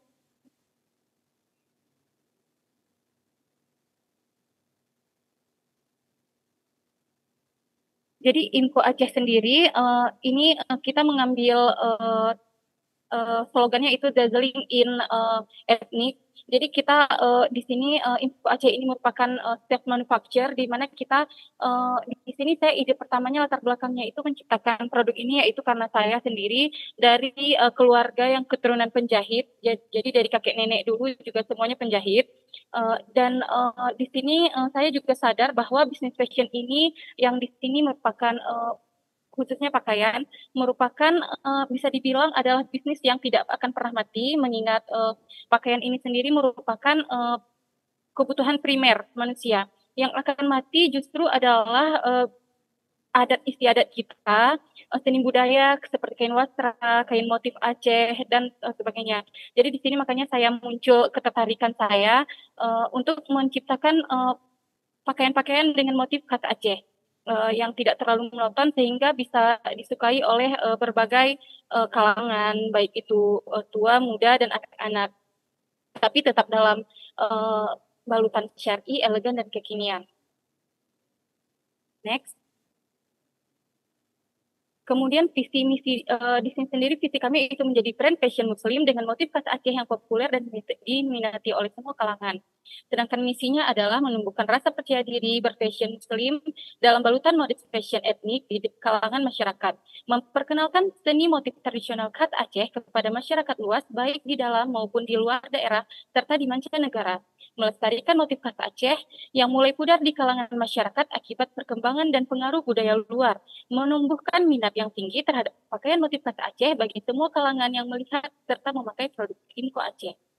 Kemudian, mengembangkan usaha sehingga dapat meningkatkan kesejahteraan masyarakat dengan cara menyediakan lowongan pekerjaan untuk masyarakat di sekitar. Untuk struktur organisasi IMCO Aceh sendiri, pada tahun 2020 itu masih mencapai 2 sampai dengan 5 orang ya, karena ini bisnisnya juga masih sangat mandiri. Untuk pekerjanya pun masih orang lingkungan sekitar, tetangga-tetangga. Kemudian 2022 itu meningkat jadi 6 orang, itu pun karena 2022 itu harus kami mendapatkan musibah di mana suami almarhum meninggal dunia sehingga tenaga kerjanya pun harus ditambahkan karena saat itu permintaan juga sedang banyak alhamdulillah. Sedangkan di 2021 itu bulan 5 yang pegawainya itu tinggal 5 orang itu karena saya yang mengerti di usaha ini hanya saya sendiri sebagai owner, sedangkan belum bisa saya serahkan penuh kepada pekerja. Sedangkan di 2021 itu saya cuti melahirkan. Untuk penghasilan atau omset sendiri dari tahun ke tahun itu di tahun 2020 itu kita mulai usahanya itu yaitu di bulan Agustus. Di bulan Agustus 2020 itu di tahun 2020 itu kita berhasil menjual produk sebanyak 4.641 produk. Itu termaksud yaitu kita menjual produk-produk seperti masker. Saat itu kita terdampak pandemi COVID juga, jadi kita memunculkan inovasi untuk menjual masker-masker dengan motif-motif khas Aceh dan di situ alhamdulillah penjualannya lumayan tinggi. Kemudian di tahun 2021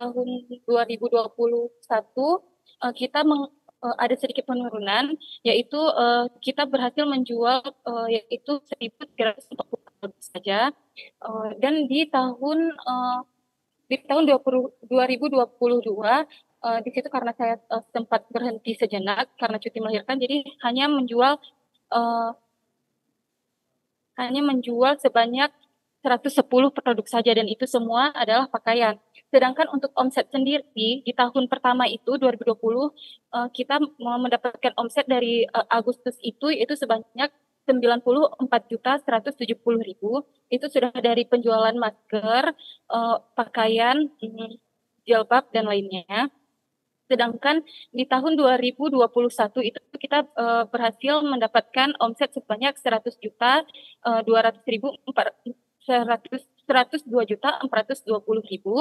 dan di tahun ketiga itu hanya 67.104.000 dan untuk sekarang alhamdulillah sudah kembali stabil untuk memproduksi pakaiannya. Next.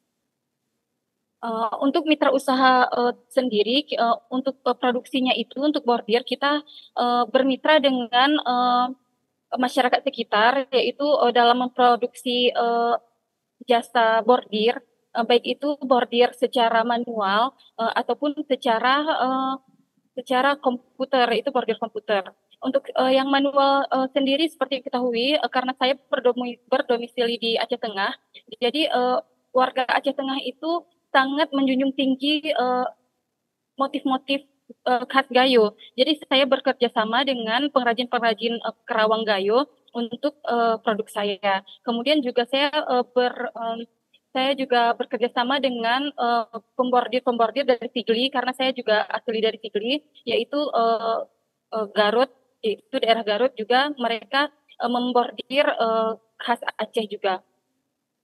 Kemudian untuk iklan endorsement saya menggunakan public figure, tidak bisa disangkal bahwa untuk produk fashion sendiri bahwa sangat penting untuk menggunakan jasa endorsement atau influencer untuk kelancaran berjualan kita. Kemudian untuk pasar offline juga saya membuka butik di Aceh Tengah dan juga saya memasarkan di Aceh Besar. Untuk e-commerce-nya sendiri saya sudah menjual pakaian saya di platform Shopee. Untuk modal di sini saya menggunakan modal sendiri, alhamdulillah, yaitu full modal sendiri 100%. Ini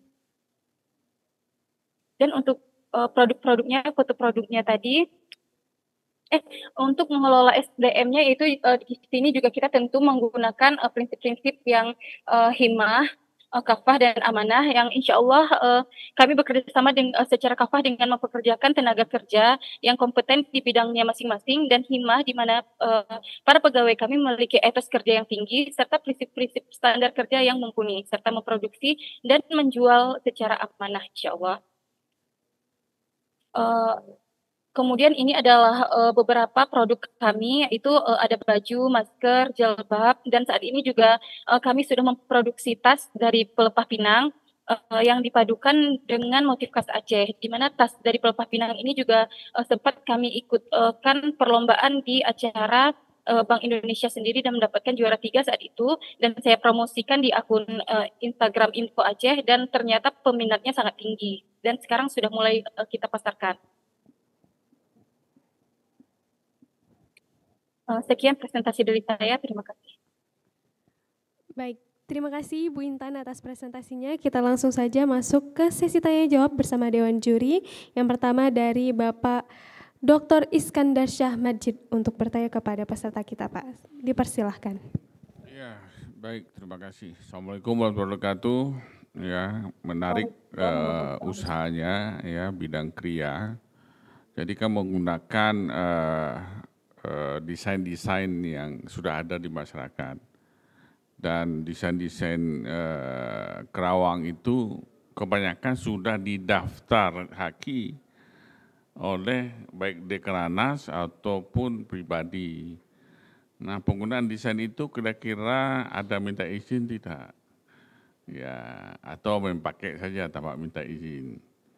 Ya, itu yang pertama, ya. Kemudian kerjasama dengan mitra pengrajin, bagaimana sistemnya? Ya, apakah pembayaran langsung atau model dibayar kemudian atau bagaimana? Menggunakan akad apa dalam transaksi tersebut? Ya. Dan kita lihat omsetnya tahun 2022 turun. Kenapa sebabnya turun? Ya, itu saja. Terima kasih. Pak, untuk pertanyaan yang pertama tentang pemberian upah kepada pengrajin, itu kita bayarkan, sebagian kita bayarkan langsung di muka dan sebagian kita bayarkan di akhir saat, ini kan kita bajunya sistem PO, Pak. Jadi yang nanti kita buatkan di ini kita buatkan iklannya bahwa kita sedang open PO, nanti yang lainnya nanti para pembeli itu membayarkan DP gitu, Pak. Jadi sebagian itu untuk para buruh kita, buruh pengrajinnya itu kita kasih pembayarannya itu setelah pelunasan, yaitu saat baju dikirimkan. Jadi kita juga DP kepada pengrajin, kemudian pelunasan setelah bajunya dikirim, Pak. Kemudian untuk motif-motifnya sendiri, motif itu kita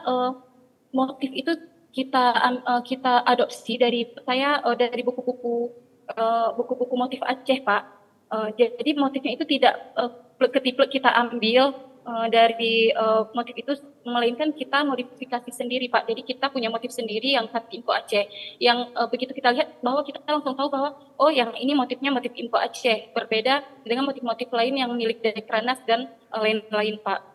Dan pertanyaan ketiga tadi, omset menurun. Jadi kebetulan juga saya 2021 jadi suami saya meninggal Pak. Jadi saat itu saya sedang mengandung 3 bulan. Jadi saya 2022 itu saya cuti Pak. Maksudnya saya berhenti produksi sebentar karena saya melahirkan di situ Pak. Jadi tidak bisa bekerja. Sedangkan yang mengerti tentang usaha ini hanya diri saya sendiri, belum bisa diserahkan sepenuhnya kepada pekerja Pak.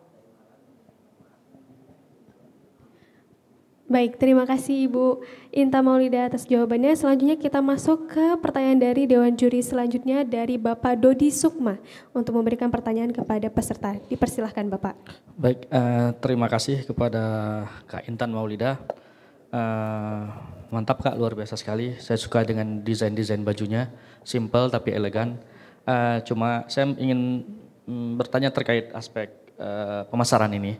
Tadi katanya produk baju yang diproduksi oleh IMCO ini pre-order ya. Berarti dalam konteks ini area untuk pemasaran non digital atau maksudnya pemasaran offline itu belum dijajaki ya Kak, karena kita tidak punya produk yang ready to sell gitu. Karena kan tadi pre-order katanya, atau ada penjelasan yang lain. Kemudian tadi juga saya ngulik di Shopee, itu mungkin Shopee-nya belum maksimal ya. Jadi apa rencana? Karena sekarang ini kalau tidak bersaing di dunia media sosial, medsos, itu kita akan keteteran dan kewalahan. Mungkin gimana rencana untuk pengembangan strategi pemasaran di digital? Oke, terima kasih. Oh, jadi untuk pemasaran secara online sendiri Pak, itu kan kita PO. Jadi memang sebenarnya pemasaran kita itu lebih besar di online. Karena kita kan open PO-nya di Instagram Pak. Karena kendala kita PO itu, kita tidak bisa menjual full di Shopee untuk e-commerce sendiri. Karena untuk PO-nya sendiri itu lumayan lama. Kita PO-nya itu 2 sampai dengan 3 minggu. Sedangkan keterbatasan PO untuk Shopee itu sendiri setahu saya hanya 2 minggu. Jadi kalau lebih dari itu kita tidak bisa, karena kan ini produksinya itu motifnya harus betul-betul detail, karena kita tidak mungkin mau untuk menurunkan kualitas dari pakaian kita. Jadi untuk pemasaran sendiri ini sudah dari Sabang sampai ke Papua, alhamdulillah sudah terjual. Kalimantan, Bali, Sulawesi juga sudah terjual dan banyak. Bahkan saat kita melakukan endorse ke influencer itu permintaannya sangat pesat sampai kita kewalahan dan hanya membataskan sebulan itu paling maksimal kita hanya bisa produksi sampai 45 baju saja, karena di sini kendala dari pengrajinnya juga untuk yang betul-betul kita bisa pakai kerjaan tangannya itu kita betul-betul pilih juga yang betul-betul kerjaannya rapi dan detail. Kemudian untuk Shopee juga kita masih dalam masa pengembangan lagi, karena di sini kita lihat dari Shopee juga pengikut Shopee-nya sudah lumayan banyak, sudah menyentuh 100 orang lebih. Sebenarnya banyak yang minta check out di Shopee, tapi kami belum berani karena itu tadi pengerjaannya detail dan relatif lama. Baik, kita langsung saja ke pertanyaan dari Dewan Juri selanjutnya, yaitu Bapak Tuba Jazil. Kepada Ustadz Tuba Jazil dipersilahkan. Oke, baik, terima kasih.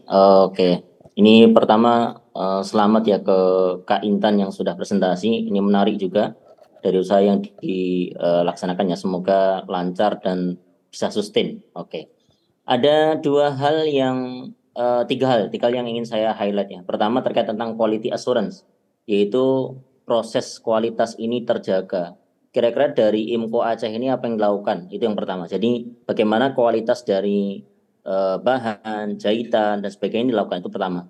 Yang kedua, ketika kita melihat tadi ada proses yang lag ya, ada bottleneck ya, ada yang mengganjal atau menghambat posisi ketika produksi yang cukup lama dan detail. Nah, kira-kira strategi apa yang dilakukan, kemitraan yang dilakukan dengan para penjahit. Karena kan tadi ngelihat ada beberapa, saya ngelihat strukturnya ya, karena yang masih dari 5, terus qadarullah suami meninggal dengan kondisi masih hamil ya, intinya semoga Allah kuatkan. Terus bagaimana caranya ke depan sekiranya biar waktu jeda untuk pelaksanaannya itu lebih dipendekkan, jadi tidak menunggu lama. Karena saya melihat IG-nya cukup marak dengan 13.000 something ya, itu maksudnya sudah ada pasar yang masuk. Bagaimana cara strategi ke depan untuk kemitraan kepada para penjahit. Terus yang terakhir, saya tidak melihat atau mungkin terlewat secara cepat sertifikasi halal terkait tentang produk benang ataupun prosesnya. Ini apakah sudah dilaksanakan atau belum? Oke, silahkan. Mungkin dari pertanyaan ketiga dulu untuk untuk pemakaian benang seperti benang, zipper, kain itu kita menggunakan produk siap jadi Pak, yaitu yang sudah berstandar SNI. Tapi saya cek sertifikat halal untuk barang-barang tekstil ataupun zipper dan benang di kehalalannya itu saya tidak menemukan satu barang pun yang sudah bersertifikat halal seperti benang. Benang yang umum kita pakai itu yaitu benang merek Ekstra.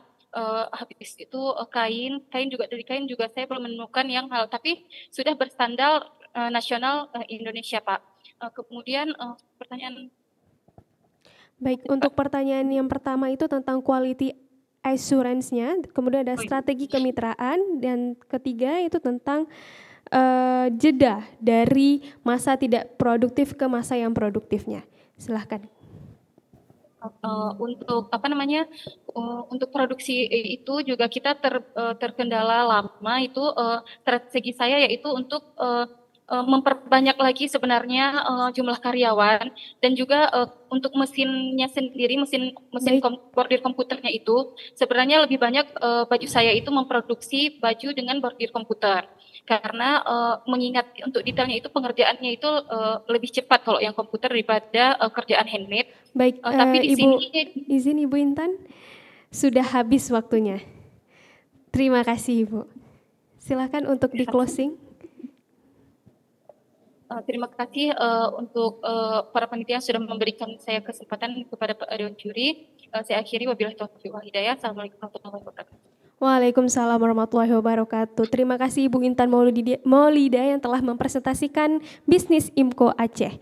Dan juga kita selanjutnya akan melihat presentasi dari Farhaniza dari Yagi Forest. Kepada Ibu Farhaniza dipersilahkan.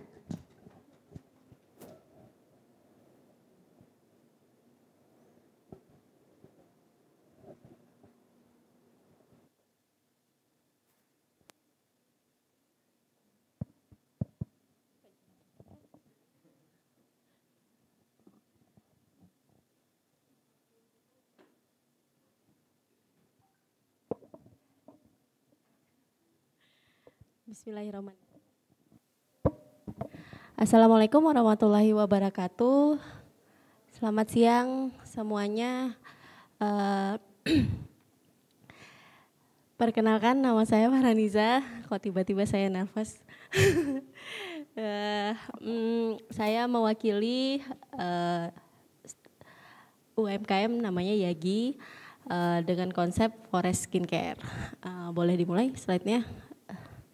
Sebelumnya saya mengucapkan terima kasih kepada BI dan Dewan Juri di sini sudah meluangkan waktu untuk mendengarkan presentasi dari usaha saya. Saya selaku pemilik sekaligus direktur utama dari PT Yagi Natural Indonesia, kami bergerak di bidang manufaktur, kosmetik dan penjualan produk-produk perawatan tubuh dan rambut ya. Nah, di sini saya mau mengungkapkan sebuah fakta bahwa ternyata selama ini kita mandi menggunakan shampoo, body wash itu 80% dari bahan yang kita pakai setiap hari itu adalah bahan-bahan berbahaya yang mampu menyebabkan kemandulan atau infertilitas. Kasus terkecilnya hanyalah mungkin kayak seperti ketidakseimbangan hormon. dan itu ada di dalam produk-produk personal care yang kita pakai sehari-hari. Nah, dari masalah ini saya akhirnya mencoba membuat sebuah solusi, yaitu produk perawatan tubuh yang kita hasilkan dengan konsep menggunakan dan memberdayakan bahan-bahan dari hutan Indonesia yang didapatkan secara berkelanjutan, didapatkan secara lestari, dan juga memberikan kontribusi positif kepada pelestarian hutan. Saat ini kita menggunakan banyak bahan-bahan dari seluruh Indonesia, tidak hanya Aceh.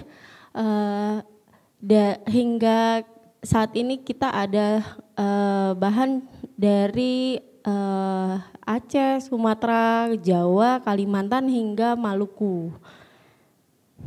Nah, berikut adalah pemanfaatan bahan baku lokal yang kita kedepankan. Kalau dari Aceh itu ada 4 komoditas, yaitu kelapa, pacoli, pala, dan kopi. Kemudian secara nasional kita mengambil kayu manis dari Jambi, coklat dari Jawa Tengah, umbi Garut itu dari Jogja, bunga kenanga itu dari Jawa Timur, lalu ada mentega tengkawang dari Kalimantan, dan minyak lada black pepper essential oil itu dari Maluku. Nah, ini adalah produk-produk kami Yagi dengan konsep Forest Skincare. Kita punya 4 kategori produk, yaitu essential, body wash, hair care, dan moisturizer. Dan ini adalah jumlah yang sudah terjual sejak tahun 2021 hingga saat ini. Saat ini konsep pemasaran kami dan distribusi itu masih menggunakan direct ya, penjualan langsung ke end customer. Tapi kami mulai merambah ke arah offline dan memberdayakan retail partner atau toko-toko yang memiliki konsep yang sama dan visi yang sama dengan kami. Saat ini kita memiliki pabrik di Aceh, lalu kita ada warehouse, gudang di Jakarta yang nantinya akan mendistribusikan produk-produk Yagi ke seluruh Indonesia.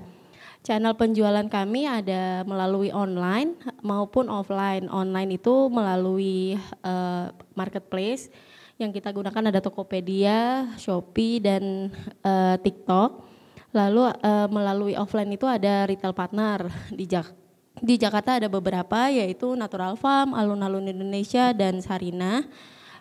Sedangkan di Aceh itu ada beberapa toko yang memang memiliki konsep yang serupa.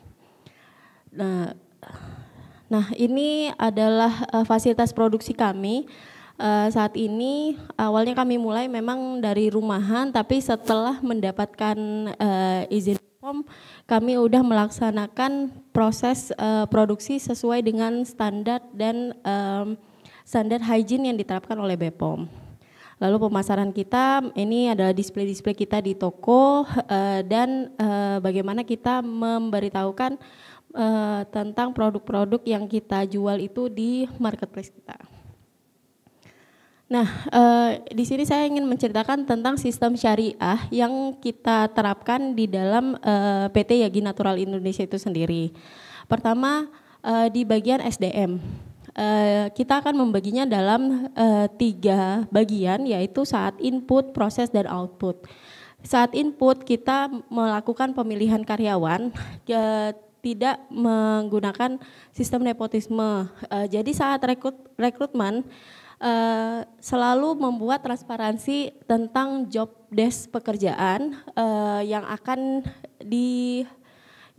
diberikan kepada calon karyawan. Lalu proses seleksinya juga kita umumkan kepada seluruh calon karyawan, apakah mereka lolos atau tidak melewati tahap-tahap apapun yang kita tetapkan, itu selalu kita komunikasikan. Kemudian calon karyawan tersebut kita pilih bukan karena faktor fisik maupun faktor kedekatan hubungan, tetapi melainkan karena kompetensi dan sesuai dengan kebutuhan dari perusahaan itu sendiri. ketika kita merekrut ada masa uji coba, yaitu apa istilahnya itu masa magang. Nah itu selama 3 bulan. Ketika masa magang itu kita langsung menjelaskan bahwa ini adalah masa uji coba perusahaan ke karyawan dan karyawan ke perusahaan. Jadi ketika karyawan tidak merasa cocok dengan budaya yang ada di perusahaan, dapat melakukan pengunduran diri sebelum diberikan kontrak yang lebih panjang lagi. Gitu. Lalu output akhirnya adalah penetapan karyawan. Ketika karyawan selesai masa uji cobanya, mereka mendapatkan kontrak kerja yang jelas, benefit-benefit seperti bonus, BPJS, dan tunjangan-tunjangan lainnya. Terus mereka juga memiliki kejelasan dalam menghitung kinerja, sehingga setiap karyawan merasa mendapatkan hasil yang seimbang dengan apa yang mereka kerjakan. Kemudian dari sisi produksi. Nah, dari sisi produksi juga ada 3 tahap, yaitu input, proses, dan output. Input yaitu ketika memilih pemasok atau mitra. Nah, setiap mitra yang kita ajak kerjasama itu harus memiliki dokumen usaha yang legal. Kemudian bahan baku yang kita terima adalah bahan baku yang dapat dibuktikan kehalalannya, baik itu melalui sertifikat atau jika tidak ada itu melalui flowchart. Flowchart itu yang kita komunikasikan karena di dalam internal YAGI sudah ada penyelia halal, kita komunikasikan apakah ini bisa untuk masuk ke dalam kategori halal. Lalu memiliki kerjasama termin pembayaran yang jelas, sehingga tidak ada di antara baik kita sebagai perusahaan maupun mitra merasa terzalimi dalam proses transaksi. Dalam proses produksinya setiap bahan baku harus melewati proses QC sebelum masuk ke dalam proses produksi, lalu setiap bahan baku ditimbang sesuai dengan formula, sehingga ketika selesai dari proses produksi tidak ada bahan-bahan yang dikurangi. Terus setiap proses produksi itu memiliki dokumentasi yang baik sesuai dengan SOP yang telah kita tetapkan.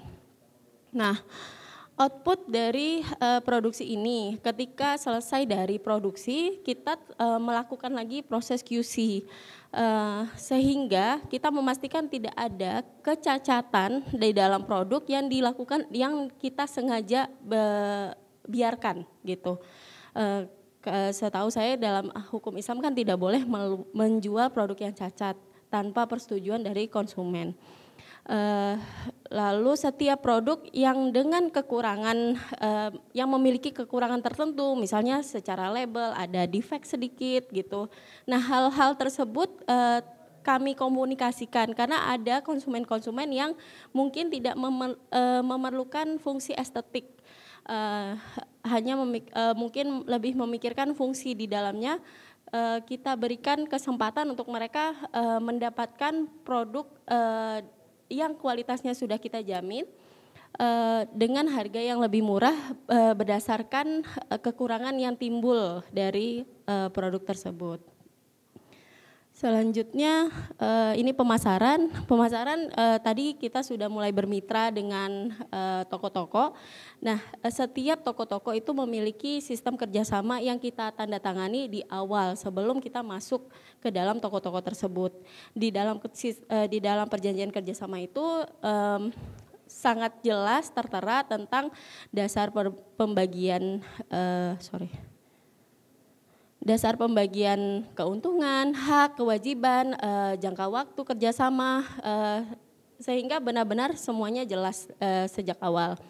Lalu dari kitanya menyediakan surat jalan, SOP, dan stok opnam yang dilakukan secara berkala untuk menjaga si produk kita itu ada di toko tersebut gitu.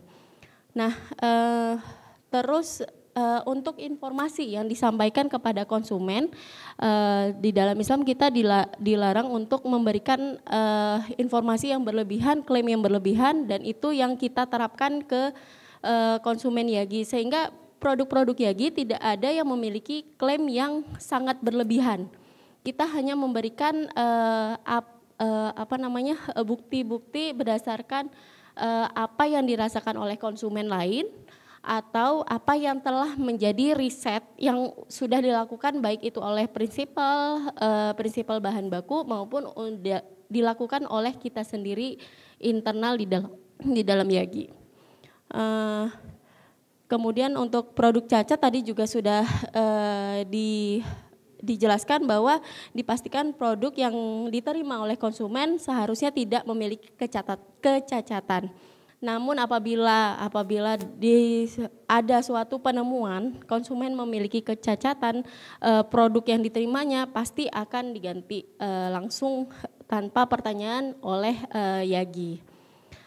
Lalu untuk sistem keuangan permodalan yang di Yagi dimulai dengan sistem musyarakah yang dibakukan dengan akad di dalam akta perusahaan. Gitu, musyarakahnya karena Yagi didirikan oleh 3 orang dan kami bersepakat untuk masing-masing tetap melakukan kontribusinya masing-masing di dalam mengembangkan Yagi itu sendiri.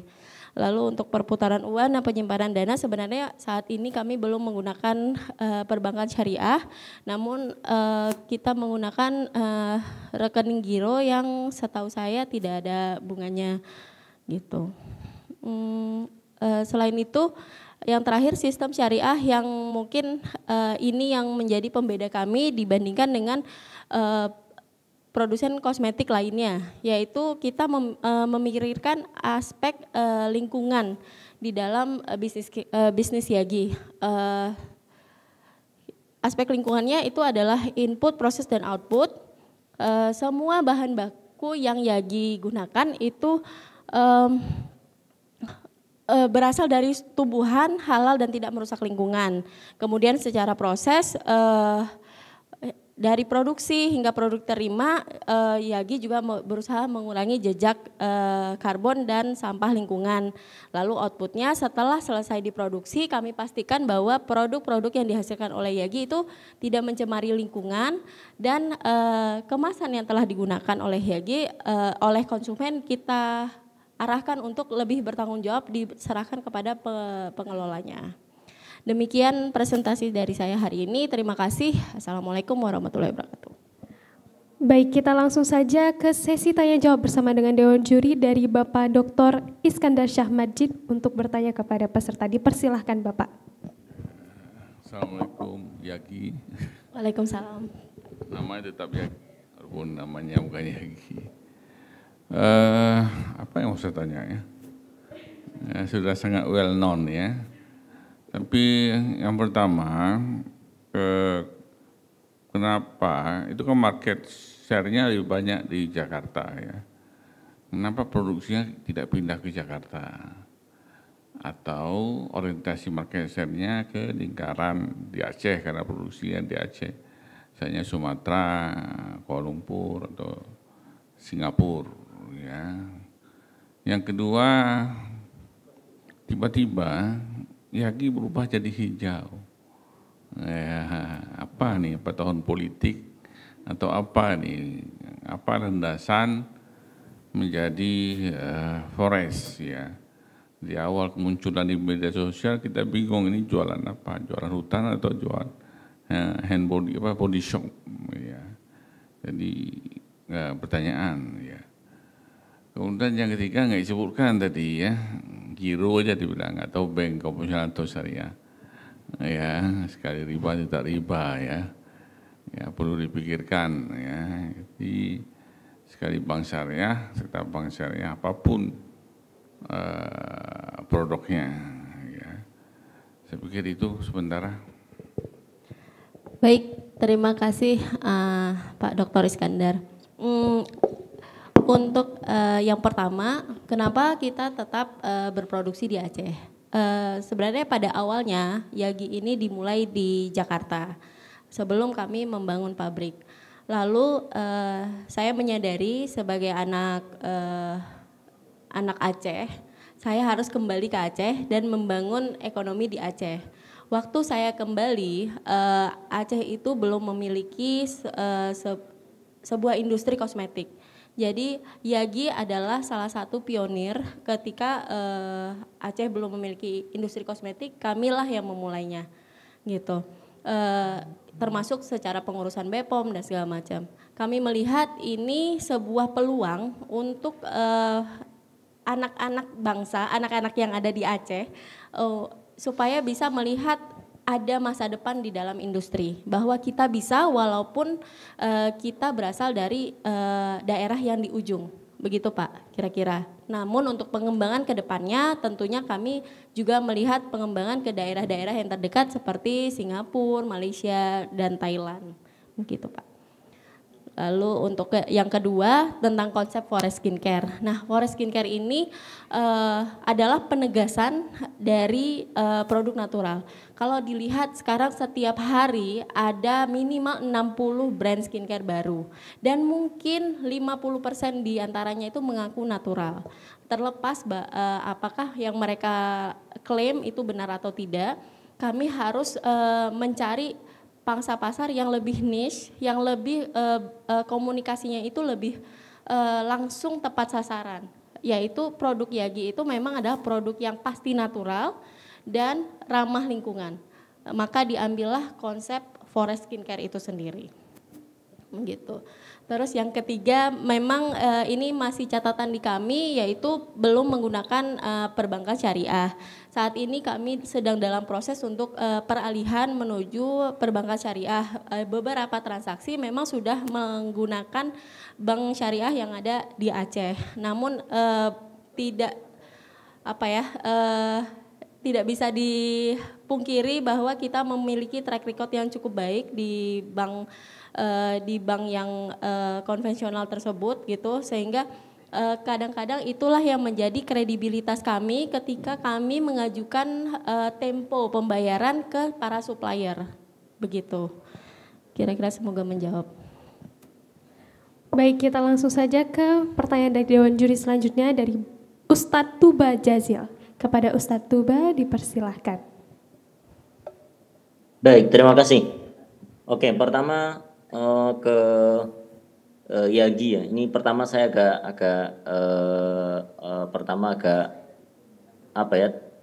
bahasanya namanya kenapa Yagi itu? Ini something, mungkin ada suatu behind kenapa Yagi. Mungkin ini pertanyaan pertama. Jadi dari awal saya ngeliat nggak girly banget gitu loh. Ketika kita ngomong tentang kosmetik, tentang skincare, bukan skincare ya, body care dan sebagainya, kok Yagi itu pertanyaan yang satu. Yang kedua ini terkait tentang strategi marketingnya. Mungkin tadi sudah ada beberapa yang dipaparkan tentang marketing, di mana marketing sesuai dengan etika syariah. Tapi di sisi lain saya melihat mungkin beberapa capture yang disebutkan di sana, bagaimana visualisasi yang dilakukan oleh Yagi biar visualisasi ini sesuai dengan etika Islam, etika bisnis Islam. Jadi tidak tadi disebutkan tidak bombastis, tidak terlalu berlebihan. Tapi segi visualisasinya seperti apa? Apa yang dilakukan oleh teman-teman di Yagi untuk menjaga visualisasi ini tetap baik, tetap sesuai dengan etika Islam?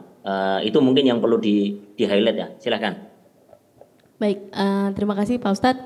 Nama Yagi sendiri itu berarti lemak atau butter, itu berasal dari kata Azerbaijan. Kebetulan saya terinspirasi karena Yagi itu dimulai dari pengolahan lemak coklat, gitu. Produk pertamanya adalah body butter. Nah, akhirnya itulah yang mudah diucapkan dan berkembang menjadi Yagi, gitu. Kemudian untuk visualisasi dari bahan marketingnya Yagi sendiri, gitu. Memang kami akui bahwa sekarang secara segmen yang kita sasar itu cukup general. Jadi kita berusaha untuk tidak menggunakan faktor agama dalam setiap pemasarannya kita, karena kembali lagi setelah kita analisa memang segmen kita cukup general dan beberapa kali ketika kita mencoba misalnya menggunakan model atau peraga yang terlalu Islami itu ternyata ada penolakan dari beberapa customer. Memang masih PR di dalam diri saya untuk bagaimana kita bisa menampilkan cara pemakaian, lalu demo produk dengan cara yang lebih modest atau santun gitu. Sehingga bisa dapat diterima oleh semua kalangan tanpa benar-benar tanpa melanggar syariat Islam. Nah itu masih PR di dalam kita sendiri sih. Terima kasih masukannya Pak Ustadz. Baik, kita lanjut ke pertanyaan dari Dewan Juri selanjutnya dari Bapak Dodi Sukma. Kepada Bapak dipersilahkan. Ya, terima kasih Kak Dara, luar biasa sekali nih. Ini partner kami juga. Mungkin Kak Dara, kami ingin mendengar sedikit ini terkait dengan gimana sih rencana atau solusi untuk memaksimalkan pemasaran non digital atau offline. Nah, kalau misalnya sekarang kan kita tahu Yagi ini cukup bagus di dunia digital, tapi mungkin rencana gimana optimasi di dunia non digital. Satu lagi mungkin kami ingin dengar yang wow-nya yang luar biasanya terkait dengan kontribusi sosial ya. Tadi kan sampai ke Maluku, sampai di Aceh. Nah ini mungkin ada cerita-cerita dari petaninya mungkin sedikit bisa diutarakan. Terima kasih. Baik, terima kasih. Untuk apa tadi? Jadi grogi aku. Pemasaran. Nah, pemasaran secara offline. Saat ini memang karena kita sebelumnya benar-benar fokus pada pemasaran online menggunakan channel marketplace. Nah, ketika kita beralih, memang dibutuhkan waktu ya gitu. Jadi saat ini untuk pemasaran offline kami masih mempelajari tipe pasarnya, termasuk jenis toko, mitra yang bisa memasarkan produk kami. Kebetulan ketika kami mencoba merekrut mitra-mitra yang mungkin kayak seleksinya kurang tepat, ternyata banyak terjadi mandek, produk tidak terjual gitu. Jadi saat ini masih dalam tahap pembelajaran nih untuk offline-nya. Nah selanjutnya untuk sosial ya, kebetulan tadi malam saya juga sedang melihat-lihat gitu apa sih sebenarnya dampak dari yang kita lakukan gitu. Nah saat ini nih penggunaan dari VCO kita sudah mencapai 800 kilo gitu. Kalau secara pembelian terima kasih tahunan, Ibu Fahaniza. terima kasih. Baik, waktunya sudah habis. Terima kasih Bu Fahaniza sudah mempresentasikan dengan baik. Mungkin bisa di closing dulu. Ya, terima kasih semuanya atas perhatiannya untuk siang ini. Selamat siang.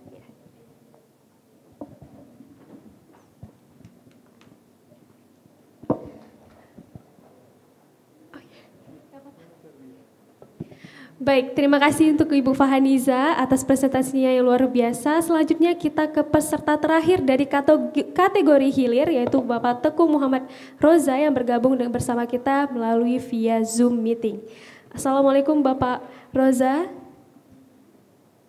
Apakah sudah terdengar Bapak? 1, 2, halo. Iya, sudah terdengar jelas Bapak. Oh, ya. Baik, waktu dan tempat dipersilahkan kepada Bapak Roza untuk mempresentasikan bisnisnya yaitu Bolen Cuba. Dipersilahkan. Baik, terima kasih untuk kesempatan yang diberikan. Mungkin bisa sambil nanti kita buka presentasinya juga ya.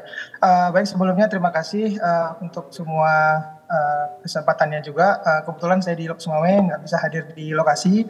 Kebetulan ada orang tua juga sakit. Jadi saya juga ada di dalam mobil untuk mencari yang lebih tenang untuk bisa presentasi ya. Mungkin bisa saya sambilan nanti cerita. Mungkin ada tentang usaha saya yaitu Bolen Cuba, itu oleh-oleh Lok Sumawe. Mungkin bisa presentasinya kali ini. Ya baik. Jadi ini adalah Bolen Cuba, produk dari UMKM saya yang masih baru berjalan sekitar 2 tahun. Itu Bolen Cuba, itu Bolen pisang Bolen itu dari kita tahunya itu pisang molen ya, tapi ini beda, ada Bolen, mungkin beberapa udah ada yang tahu, udah pernah makan juga. Bolen itu sendiri merupakan olahan pastry dari Belanda yang turun-temurun dan kemungkinan kurang familiar di tempat kita, tapi mungkin di Bandung mungkin yang lebih terkenal. Untuk Bolen Coba sendiri itu semenjak tahun 2020 di masa pandemi, itu berawal dari semenjak pandemi saya dan ibu saya, kebetulan ibu saya juga guru boga, yang biasanya ngajar, kemudian setelah ngajar dia nggak tahu ngapain, beliau juga kosong dan hobinya masak. Jadi semenjak itu dibuatlah kue bolen untuk di rumah untuk tetangga dan kemudian responnya bagus. Jadi berawal dari situ, oh kenapa nggak kita coba jualan aja nih bolen ini gitu. Sedangkan banyak yang nggak tahu kebetulan. Ini sebenarnya merupakan tantangan dan potensi juga. Tantangannya kita harus menjelaskan bolen itu apa dan potensialnya besar karena belum banyak yang tahu. Kemudian pada saat Lebaran itu udah mulai banyak yang minta juga. Kebetulan karena waktunya kita lahirnya itu dekat Lebaran, akhirnya udah mulai banyak yang repeat order juga. Dan kita pertama awal-awal menggunakan sistem pre-order. Jadi dari situ kita lihat oh potensinya besar. Itu berupa sejarah singkatnya untuk di Bolen yang lahir di pandemi. Boleh next. Nah, perjalanannya sendiri itu awal dari 2020 masih yang sistem pre-order, kemudian kebetulan saya juga udah desain untuk packaging barunya sendiri.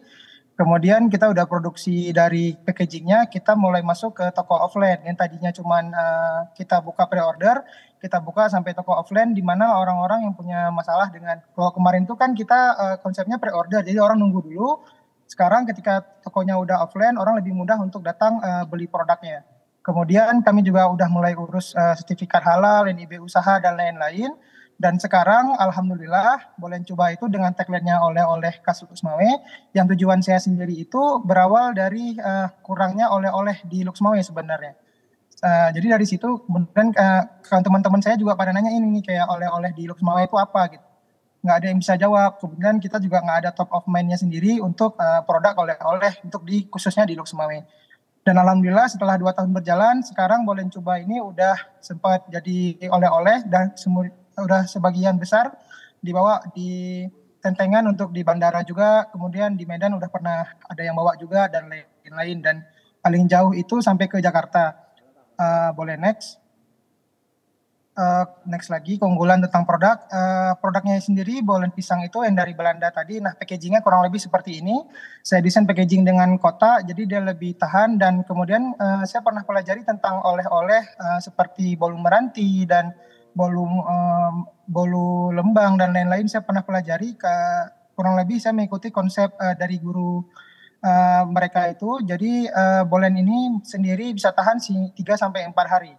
Jadi di mana oleh-oleh itu sendiri punya syarat yang nggak bisa harus tahan lama, dia nggak bisa kena air, nggak boleh kedap dari bakteri dan lain-lain. Jadi intinya dengan packaging ini lebih membantu untuk bisa menjadi oleh-oleh yang bisa dibawa lebih jauh di luar kota. Selanjutnya, keunggulan produk sendiri ini merupakan dari pisang, dia produk dari pisang sehingga kebetulan semua dari kalangan anak-anak sampai dewasa alhamdulillah suka. Jadi dari Bolen ini ada cita rasa baru untuk yang belum pernah cobain karena dia pada umumnya itu menggunakan pisang dan keju.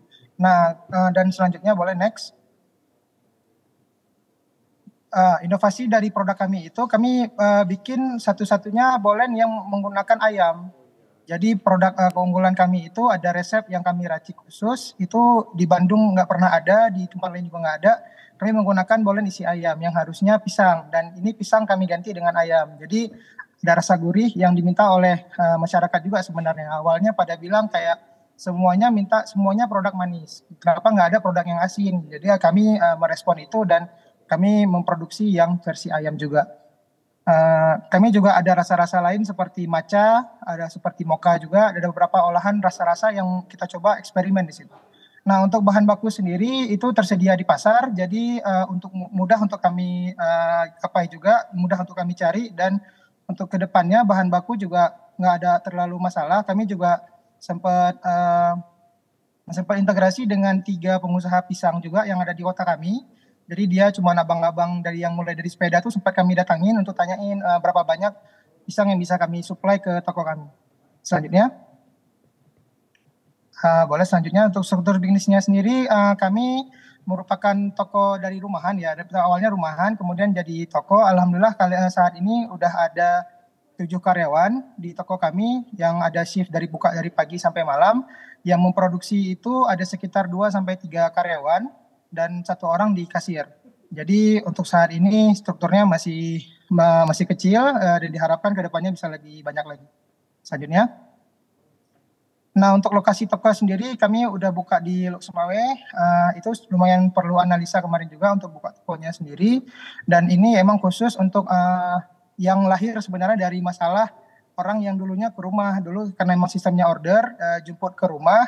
Kebetulan masalahnya orang ada yang kesasar, ada yang nungguin. Jadi ketika ada toko orang mudah untuk beli produk kami. Jadi alhamdulillah sekarang udah mulai banyak yang tahu dan udah mulai banyak yang datang untuk beli oleh-oleh. Selanjutnya. Untuk analisa konsumen sendiri itu ada beberapa yang sudah pernah saya analisa juga. Itu ada potensi konsumen rupanya setelah kami coba buka toko ada potensi konsumen yang bahkan nggak masuk di list kami sebenarnya. Jadi mulai dari targetnya itu untuk yang oleh-oleh, untuk yang beli untuk bawa kemana dan ternyata siapa sangka semenjak kami meluncurkan bolu pisang mulai banyak orang yang bawaan untuk orang sakit, untuk orang meninggal, untuk orang acara dan lain-lain. Itu potensi yang terbuka setelah kami berjalan. Untuk konsumen sendiri mulai dari anak-anak hingga orang dewasa dengan daya beli kami satu kotaknya ini sekitar 45.000. Jadi dari situ mungkin kami mengkerucutkan konsumen sendiri. Jadi emang packaging kami agak sedikit eksklusifkan. Kemudian isi dalamnya juga kami naikin kualitasnya. Nah, jadi dari situ kita bisa mengkerucutkan konsumennya. Selanjutnya. Untuk promosi sendiri kami sudah menggunakan sosial media, itu mulai dari konsistensi brandingnya yang kami coba gunakan itu warna kuning karena warna pisang dan produk placementnya sendiri itu kotak kuning itu kalau dilihat dari jauh langsung terlihat. Jadi lumayan ada cerita unik nih, ada teman-teman dari bandara kemarin sempat liatin dari jauh, oh ternyata produk yang dibawa itu kotak kami kebetulan karena yang lain belum menggunakan warna kuning full untuk packagingnya sendiri.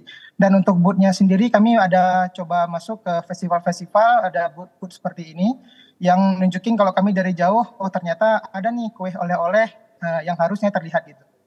Kami juga promosi melalui sosial media dan Instagram. Selanjutnya. Nah ini juga bentuk stylingnya kemarin kami juga coba main di festival. Selanjutnya boleh kita masuk ke prinsip syariah. Jadi kemarin sempat pelajari tentang integrasi prinsip syariah dengan bisnis sendiri. Itu ada saya coba pisahkan menjadi 3. Itu ada prinsip produksi, itu kami menggunakan bahan baku yang jelas kehalalannya, tidak bahan baku yang baik, tidak menggunakan bahan-bahan yang tidak jelas ataupun curah. Kami juga sempat berintegrasi dengan salah satu SMK 2 di Lok Sumawe yang dimana sekolah sendiri menjadikan kami sebagai partner untuk di bidang produksi di dapur juga. SOP karyawan juga kami atur untuk di bidang produksi. Kami harap insya Allah membuat lokasi kerja yang aman dan ada tata cara produksi karyawan yang halal dan baik. Untuk konsumsi sendiri kami sebelumnya boleh balik. Untuk konsumsi sendiri kami prinsip konsumsi sendiri udah menggunakan packaging yang baik, yang tidak beracun dan ditahan lama, tidak ada warna yang meluntur juga.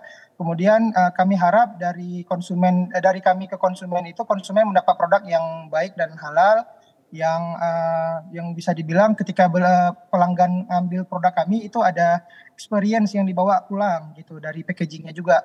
Dan kami juga udah mengurus PIRT dan halal, ada tim halal juga yang datang ke kami untuk ngecek semua dan kami sudah alhamdulillah dapat sertifikat halal. Selanjutnya,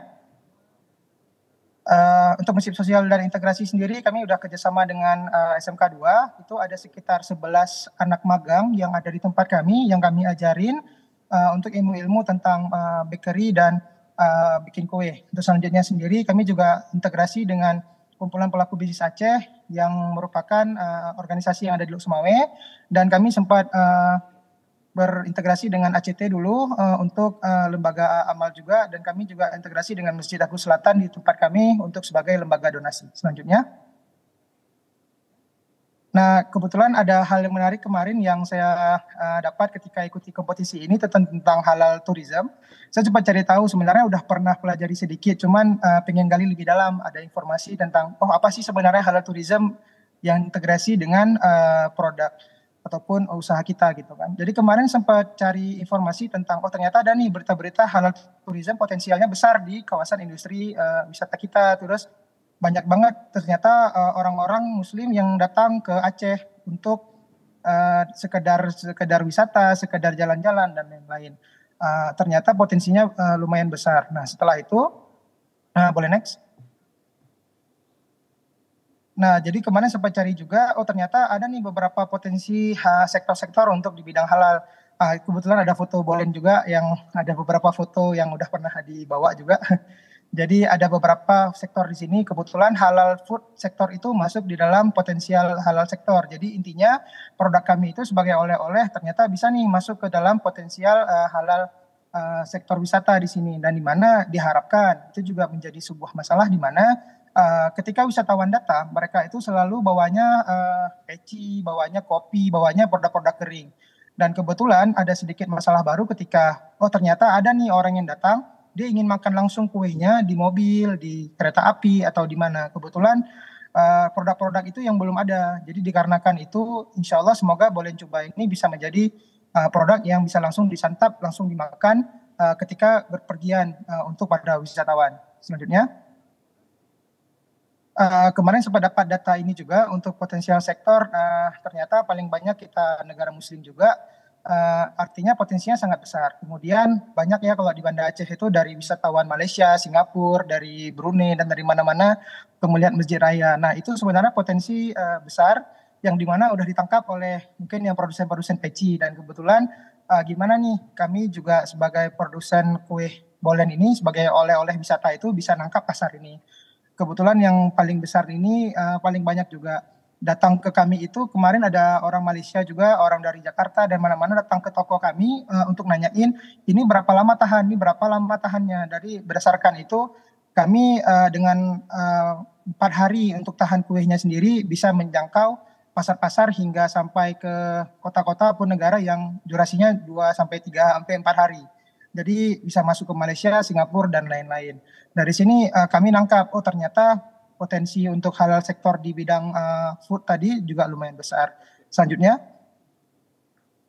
halal potensial sektor sini sempat juga dapat data ini kemarin ternyata untuk makanan lumayan paling besar. Artinya setiap wisatawan yang datang pasti belanja, pasti makan. Nah, dikarenakan itu kami harap untuk kedepannya strategi kami, mungkin kami sekarang masih bisa dibilang ingin menjadi top of mind di oleh-oleh Lok Sumawe. Untuk sektor Lok Sumawe dulu, yang dimana di kota kami sendiri belum ada oleh-oleh yang bisa jangka panjang dan bisa langsung disantap. Mungkin ada beberapa ya seperti mungkin dendeng ikan, ada yang keripik, ada yang itu. Nah kebetulan kami masuk di kategori kue, jadi bisa langsung disantap.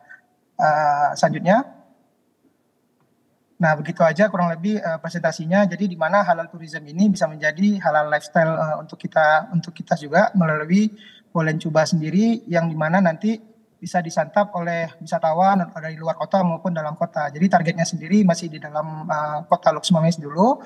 Untuk kedepannya mungkin kami akan bisa menebangkan sayap lagi, bisa lebih banyak di beberapa kota-kota lain. Mungkin nggak kita tulis Lok Sumawenya, bisa menjadi oleh-oleh Aceh. Dan untuk di kota kami sendiri itu udah ada logo pariwisata Aceh dan dinas pariwisata. Jadi di mana itu juga untuk menangkap wisatawan-wisatawan. Ternyata ada nih produk oleh-oleh di Aceh yang masih bisa dikembangkan lagi potensinya. Sekian, terima kasih atas waktunya. Saya kembalikan ke moderator. Terima kasih. Baik, terima kasih Bapak Roza dari Bolen Coba. Langsung saja kita masuk ke sesi Q&A. Yang pertama dari Bapak Dr. Iskandar Syah untuk dapat bertanya kepada peserta. Dipersilahkan Bapak. Ya, Assalamualaikum. Salam Pak. Ya. Tadi belum nampak ya. Ini 2 tahun sudah ya? Iya Pak, 2020 ya Juni ya. Sudah ada sertifikasi halal? Baik Pak. Sudah ada belum sertifikasi halalnya? Sudah ada Pak. Nah, apa beda dengan Bolen atau Molen? Bolen ya? Bolen Pak. Kan sudah banyak itu. Seluruh Indonesia ada produk Bolen. Pertama apa beda dengan yang lain? Yang kedua, bagaimana pertumbuhan selama 2 tahun dari sisi keuangan, ya, apakah semua baik dari sisi pendapatan maupun dari sisi omset. Dan yang seperti juga dari sisi pangsa pasar. Ya. Itu saja, terima kasih. Boleh langsung dijawab ya? Oh ya baik, untuk pertanyaan Bapak tadi, untuk kita lihat tadi ada slide yang menunjukkan kalau kami ada beberapa varian-varian berbeda dari produk lain. Untuk bolen sebenarnya udah banyak Pak, tapi kebetulan ada hal yang menarik nih Pak. Kemarin ada yang bilang datang ke toko, kemarin nanyain kayak gini, ini emang oleh-oleh Loksmawe gitu ya? Dan saya juga jawab, saya juga bikin oleh-oleh bolen ini punya Bandung sebenarnya yang terkenalnya, tapi saya buat di Loksmawe. Nah, ada yang nanyain gitu kan, kemudian saya bilang, oh emang oleh-oleh Loksmawe apa Bu? Nah ibu itu juga nggak tahu bilang, jadi saya juga nggak tahu bilang oleh-oleh khasnya apa gitu. Jadi berdasarkan itu kenapa nggak kita coba aja kita yang buat ini oleh-oleh gitu. Nah untuk keunggulan inovasi produk sendiri, untuk bolen satu Indonesia ini rata-rata keju dan coklat Pak. Jadi kemudian kami coba eksperimen, kami coba main ke bolen rasa yang asin. Olahan pastry ini untuk yang asin banyak biasanya untuk sosis-sosis biasanya. Kebetulan kami menggunakan ayam. Nah, ternyata dan alhamdulillah sampai hari ini varian bolen ayam ini yang paling cepat habis sebenarnya. Jadi pada suka ternyata yang asin-asin, apalagi yang orang tua. Nah, kemudian kami coba lagi eksperimen dengan bolen isi kemamah, dengan bolen isi matcha, dengan yang lain-lain. Itu lumayan besar juga, cuman karena terlalu banyak variabel kami mengurangi variannya itu Pak. Jadi kami tetap fokus di 3-4 rasa aja gitu Pak. Itu untuk yang membedakan kami dengan yang lainnya. Secara packaging juga kami menggunakan kotak yang packagingnya kita bilangnya bisa jadi yang kayak oleh-oleh tadi Pak. Kebetulan kami juga dulu menggunakan plastik mika gitu Pak. Sekedar kami taruh stiker aja udah gitu kan. Tapi ternyata setelah kami lihat di tempat sampah kami sendiri itu banyak banget plastiknya, yang ada nambah masalah baru sebenarnya. Jadi semenjak kami ganti kotak, kotaknya itu ada yang bahkan ada dapat satu pelanggan kemarin dia simpan itu Pak, simpan di dapurnya gitu. Jadi lebih berfungsi juga. Mungkin itu pembeda dari poin kami gitu ya. Untuk peningkatan penjualan sendiri itu karena emang kami tadinya cuman rumahan dengan yang kami buka toko. Alhamdulillah Pak, setelah buka toko ternyata lebih banyak yang lebih pasar yang lebih dapat gitu. Yang tadinya belum tahu jadi tahu, yang tadinya cuma sekedar lewat dia mampir beli. Dan sekarang udah banyak kami main ke Instagram Ads juga. Jadi lebih banyak yang online juga yang datang. Udah mulai banyak DM yang minta kirim dong pakai ojek dan lain-lain gitu Pak. Baik, kita langsung ke pertanyaan dari Dewan Juri selanjutnya, yaitu Ustadz Tuba Jalil. Kepada Ustadz Tuba dipersilahkan. Oke, baik, terima kasih. Pertama, selamat ke bolen. Saya pertama tadi boleh coba atau boleh coba. Saya kira ternyata boleh coba. Saya kira boleh coba. Benar. Karena mirip posisi bolen atau boleh, ini yang concern pertama. Oke, ada dua pertanyaan mungkin untuk bisa kita eksplor ya. Pertama terkait tentang jumlah produksi tadi, kira-kira strategi ke depan untuk meningkatkan karyawan seperti apa? Ini yang pertama. Karyawan ini bagaimana? Tadi ada disebutkan ada yang magang dan sebagainya, tapi untuk karyawan yang sifatnya sustainable, yang dia berkelanjutan, ini bagaimana? Ini yang pertama. Yang kedua terkait tentang ekspansi pasar, karena tadi ada burden atau ada yang menyiapkan adalah 4 hari kan ini. Jadi ketika bicara terkait tentang misalnya ekspansi pasar untuk tentengan ke Jakarta, oke. Tapi ketika kita bicara ekspansi pasar yang sejauh ini di Sumatera deh misalnya, ini bagaimana strategi ke depannya? Oke, silakan. Nah, baik. Sedikit Pak, sebenarnya betul yang Ustadz bilang tadi tentang boleh coba. Itu berawal namanya dari situ.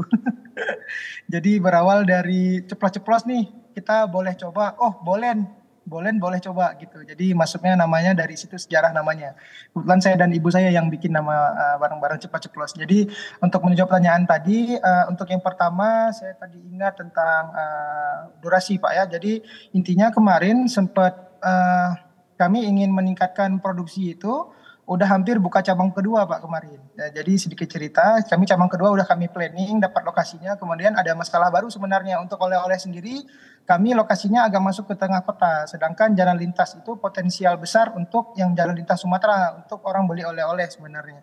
Nah kebetulan kemarin udah kami planning, udah kami desain juga dan lain-lain, ada musibah dari keluarga, jadi kami belum lanjut. Nah untuk kedepannya sendiri, proposal untuk kami meningkatkan produksi itu udah ada sebenarnya Pak. Jadi untuk karyawan sendiri sebenarnya kami integrasi dengan SMK 2 itu dari sekolah yang emang anak-anaknya kurang mampu. Kami emang prioritaskan itu di skill dan mereka itu yang udah dari tata boga yang udah tahan dengan open, dengan api gitu Pak kebetulan. Jadi kami cari juga yang mereka yang kuat untuk di dapur dan emang kita rasa kita bisa bantu mereka.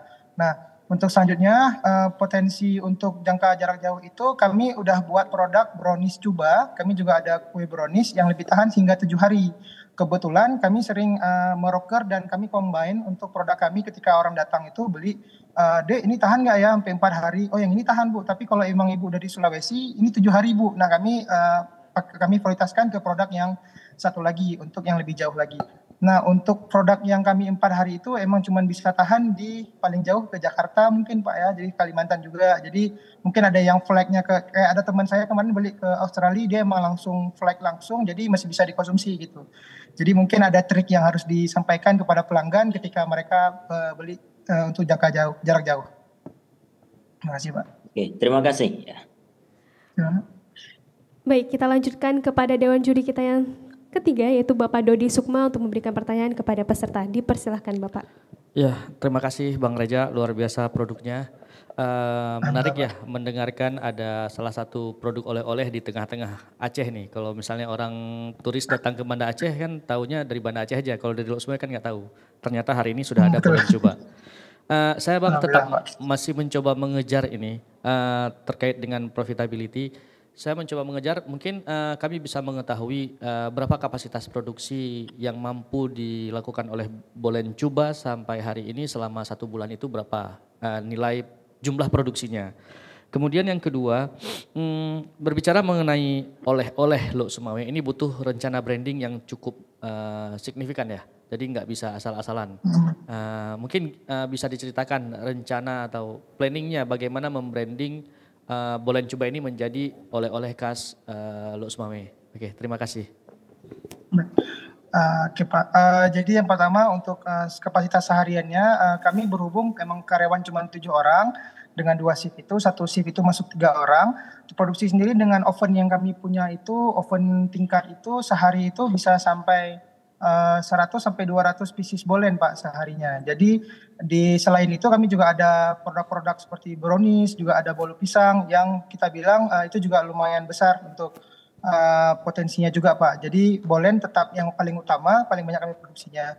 Kalau untuk per tahunnya saya sempat hitung kemarin sampai 80.000 sampai 90.000 pieces bolen Pak, apalagi nanti di bulan Ramadan, apalagi Lebaran. Nah kebetulan alhamdulillah bahkan ada yang harus nunggu juga sampai bakingnya karena emang kami kejar di quality daripada kualitinya. Jadi kalau emang bolennya lagi kosong dan nanti orang akan beli yang produk kami yang lain seperti bolu pisang juga gitu Pak. Nah kemudian untuk branding sendiri itu juga lumayan udah saya kejar sampai 2 tahun juga Pak, kita kenalin oleh-oleh gitu kan, apalagi ini. Nah kemarin sebenarnya ada potensi besar di pariwisata juga Pak, jadi kayak kemarin ada event-event misalnya festival-festival di Lok Sumawwe itu kami turut masuk di situ untuk kenalin, oh ternyata ada nih oleh-oleh Lok Sumawwe. Dan kemudian ada beberapa spanduk-spanduk yang kami taruh di kota Lok Sumawwe itu biar untuk nunjukin kalau oh ternyata ada nih oleh-oleh juga. Dan ada satu lagi kami kemarin sempat ke airport juga, bandara juga di sini untuk kami kenalin kok ternyata ada nih oleh-oleh dari Lok Sumawwe juga. Nah untuk brandingnya lain itu kita mungkin bisa masuk ke event-event juga Pak. Kemarin ada kayak Putra Putri Wisata Lok Sumawwe gitu kan, dari situ sebenarnya bisa dipromosikan juga. Terus sekarang kami masih fokus di sosial media, jadi dari situ kami harap dengan target yang kami atur, oh ternyata satu Lok Sumawwe atau satu Aceh ini bisa lihat nih, kok ternyata ada oleh-oleh, misalnya di Biren kan belum ada yang selain Nagasari misalnya, nah itu bisa juga mampir ke Bolen Cuba untuk sebagai oleh-oleh gitu. Jadi dari sini diharapkan bisa lebih ada yang lebih tahu untuk nge-brandingnya. Untuk sisi lain sendiri, ada komunitas saya juga yang saya bilang itu tadi Kubisa tadi. Nah itu dari situ juga kami integrasi dengan beberapa usaha lain untuk kami masuk di organisasi yang bisa membantu UMKM lain, dan spesialisnya di saya itu di bidang desain juga Pak. Dari situ juga saya perkenalkan ternyata sama UKM juga harus tahu dengan bisnis UMKM, dengan bisnis Bolen Cuba ini Pak. Itu Pak. Baik. Waktunya habis. Ya, baik, terima kasih kepada Bapak Reza dari Bolen Cuba. Boleh di closing saja Bapak? Oh ya, baik, berikut pemaparan presentasi saya tadi untuk beberapa tentang Bolen Cuba. Apabila ada kesalahan dimohon maaf. Terima kasih kepada semua pihak yang terkait. Assalamualaikum warahmatullahi wabarakatuh. Waalaikumsalam warahmatullahi wabarakatuh. Baik, itu dia tadi presentasi dari peserta cabang lomba wirausaha syariah, baik dari kategori hilir maupun hulu. Terima kasih kami ucapkan kepada Dewan Juri yang telah berhadir dan juga meluangkan waktunya, Bapak Dr. Iskandar Syah, Bapak Ustadz Tuba Jazil, dan juga Bapak Dodi Sukma. Terima kasih atas waktunya Bapak. Dan terima kasih kami ucapkan kepada seluruh peserta dari wirausaha syariah cabang lomba untuk kategori hilir dan juga hulu. Alhamdulillah telah terlaksanakannya penjurian cabang lomba wirausaha syariah dan juga Ziswaf unggulan Road to Feshar 2023. Kami mengucapkan terima kasih sebesar-besarnya bagi para dewan juri, keseluruhan dewan juri dan juga seluruh peserta yang telah berhadir. Dan semoga akan mendapatkan hasil yang terbaik yang akan diumumkan nantinya yang menjadi perwakilan Aceh yang diumumkan pada tanggal 15 sampai dengan 16 Juli 2023. Baik, dengan berakhirnya rangkaian penjurian lomba Road to Feshar 2023, maka berakhir pula rangkaian kegiatan kita pada hari ini. Saya Cut Sarah Humaira sebagai MC mengakhiri acara kita pada hari ini dan juga mohon maaf mewakili panitia, mohon maaf bila ada kesalahan baik sengaja maupun tidak sengaja. Wabillahi taufik wal hidayah. Wassalamualaikum warahmatullahi wabarakatuh.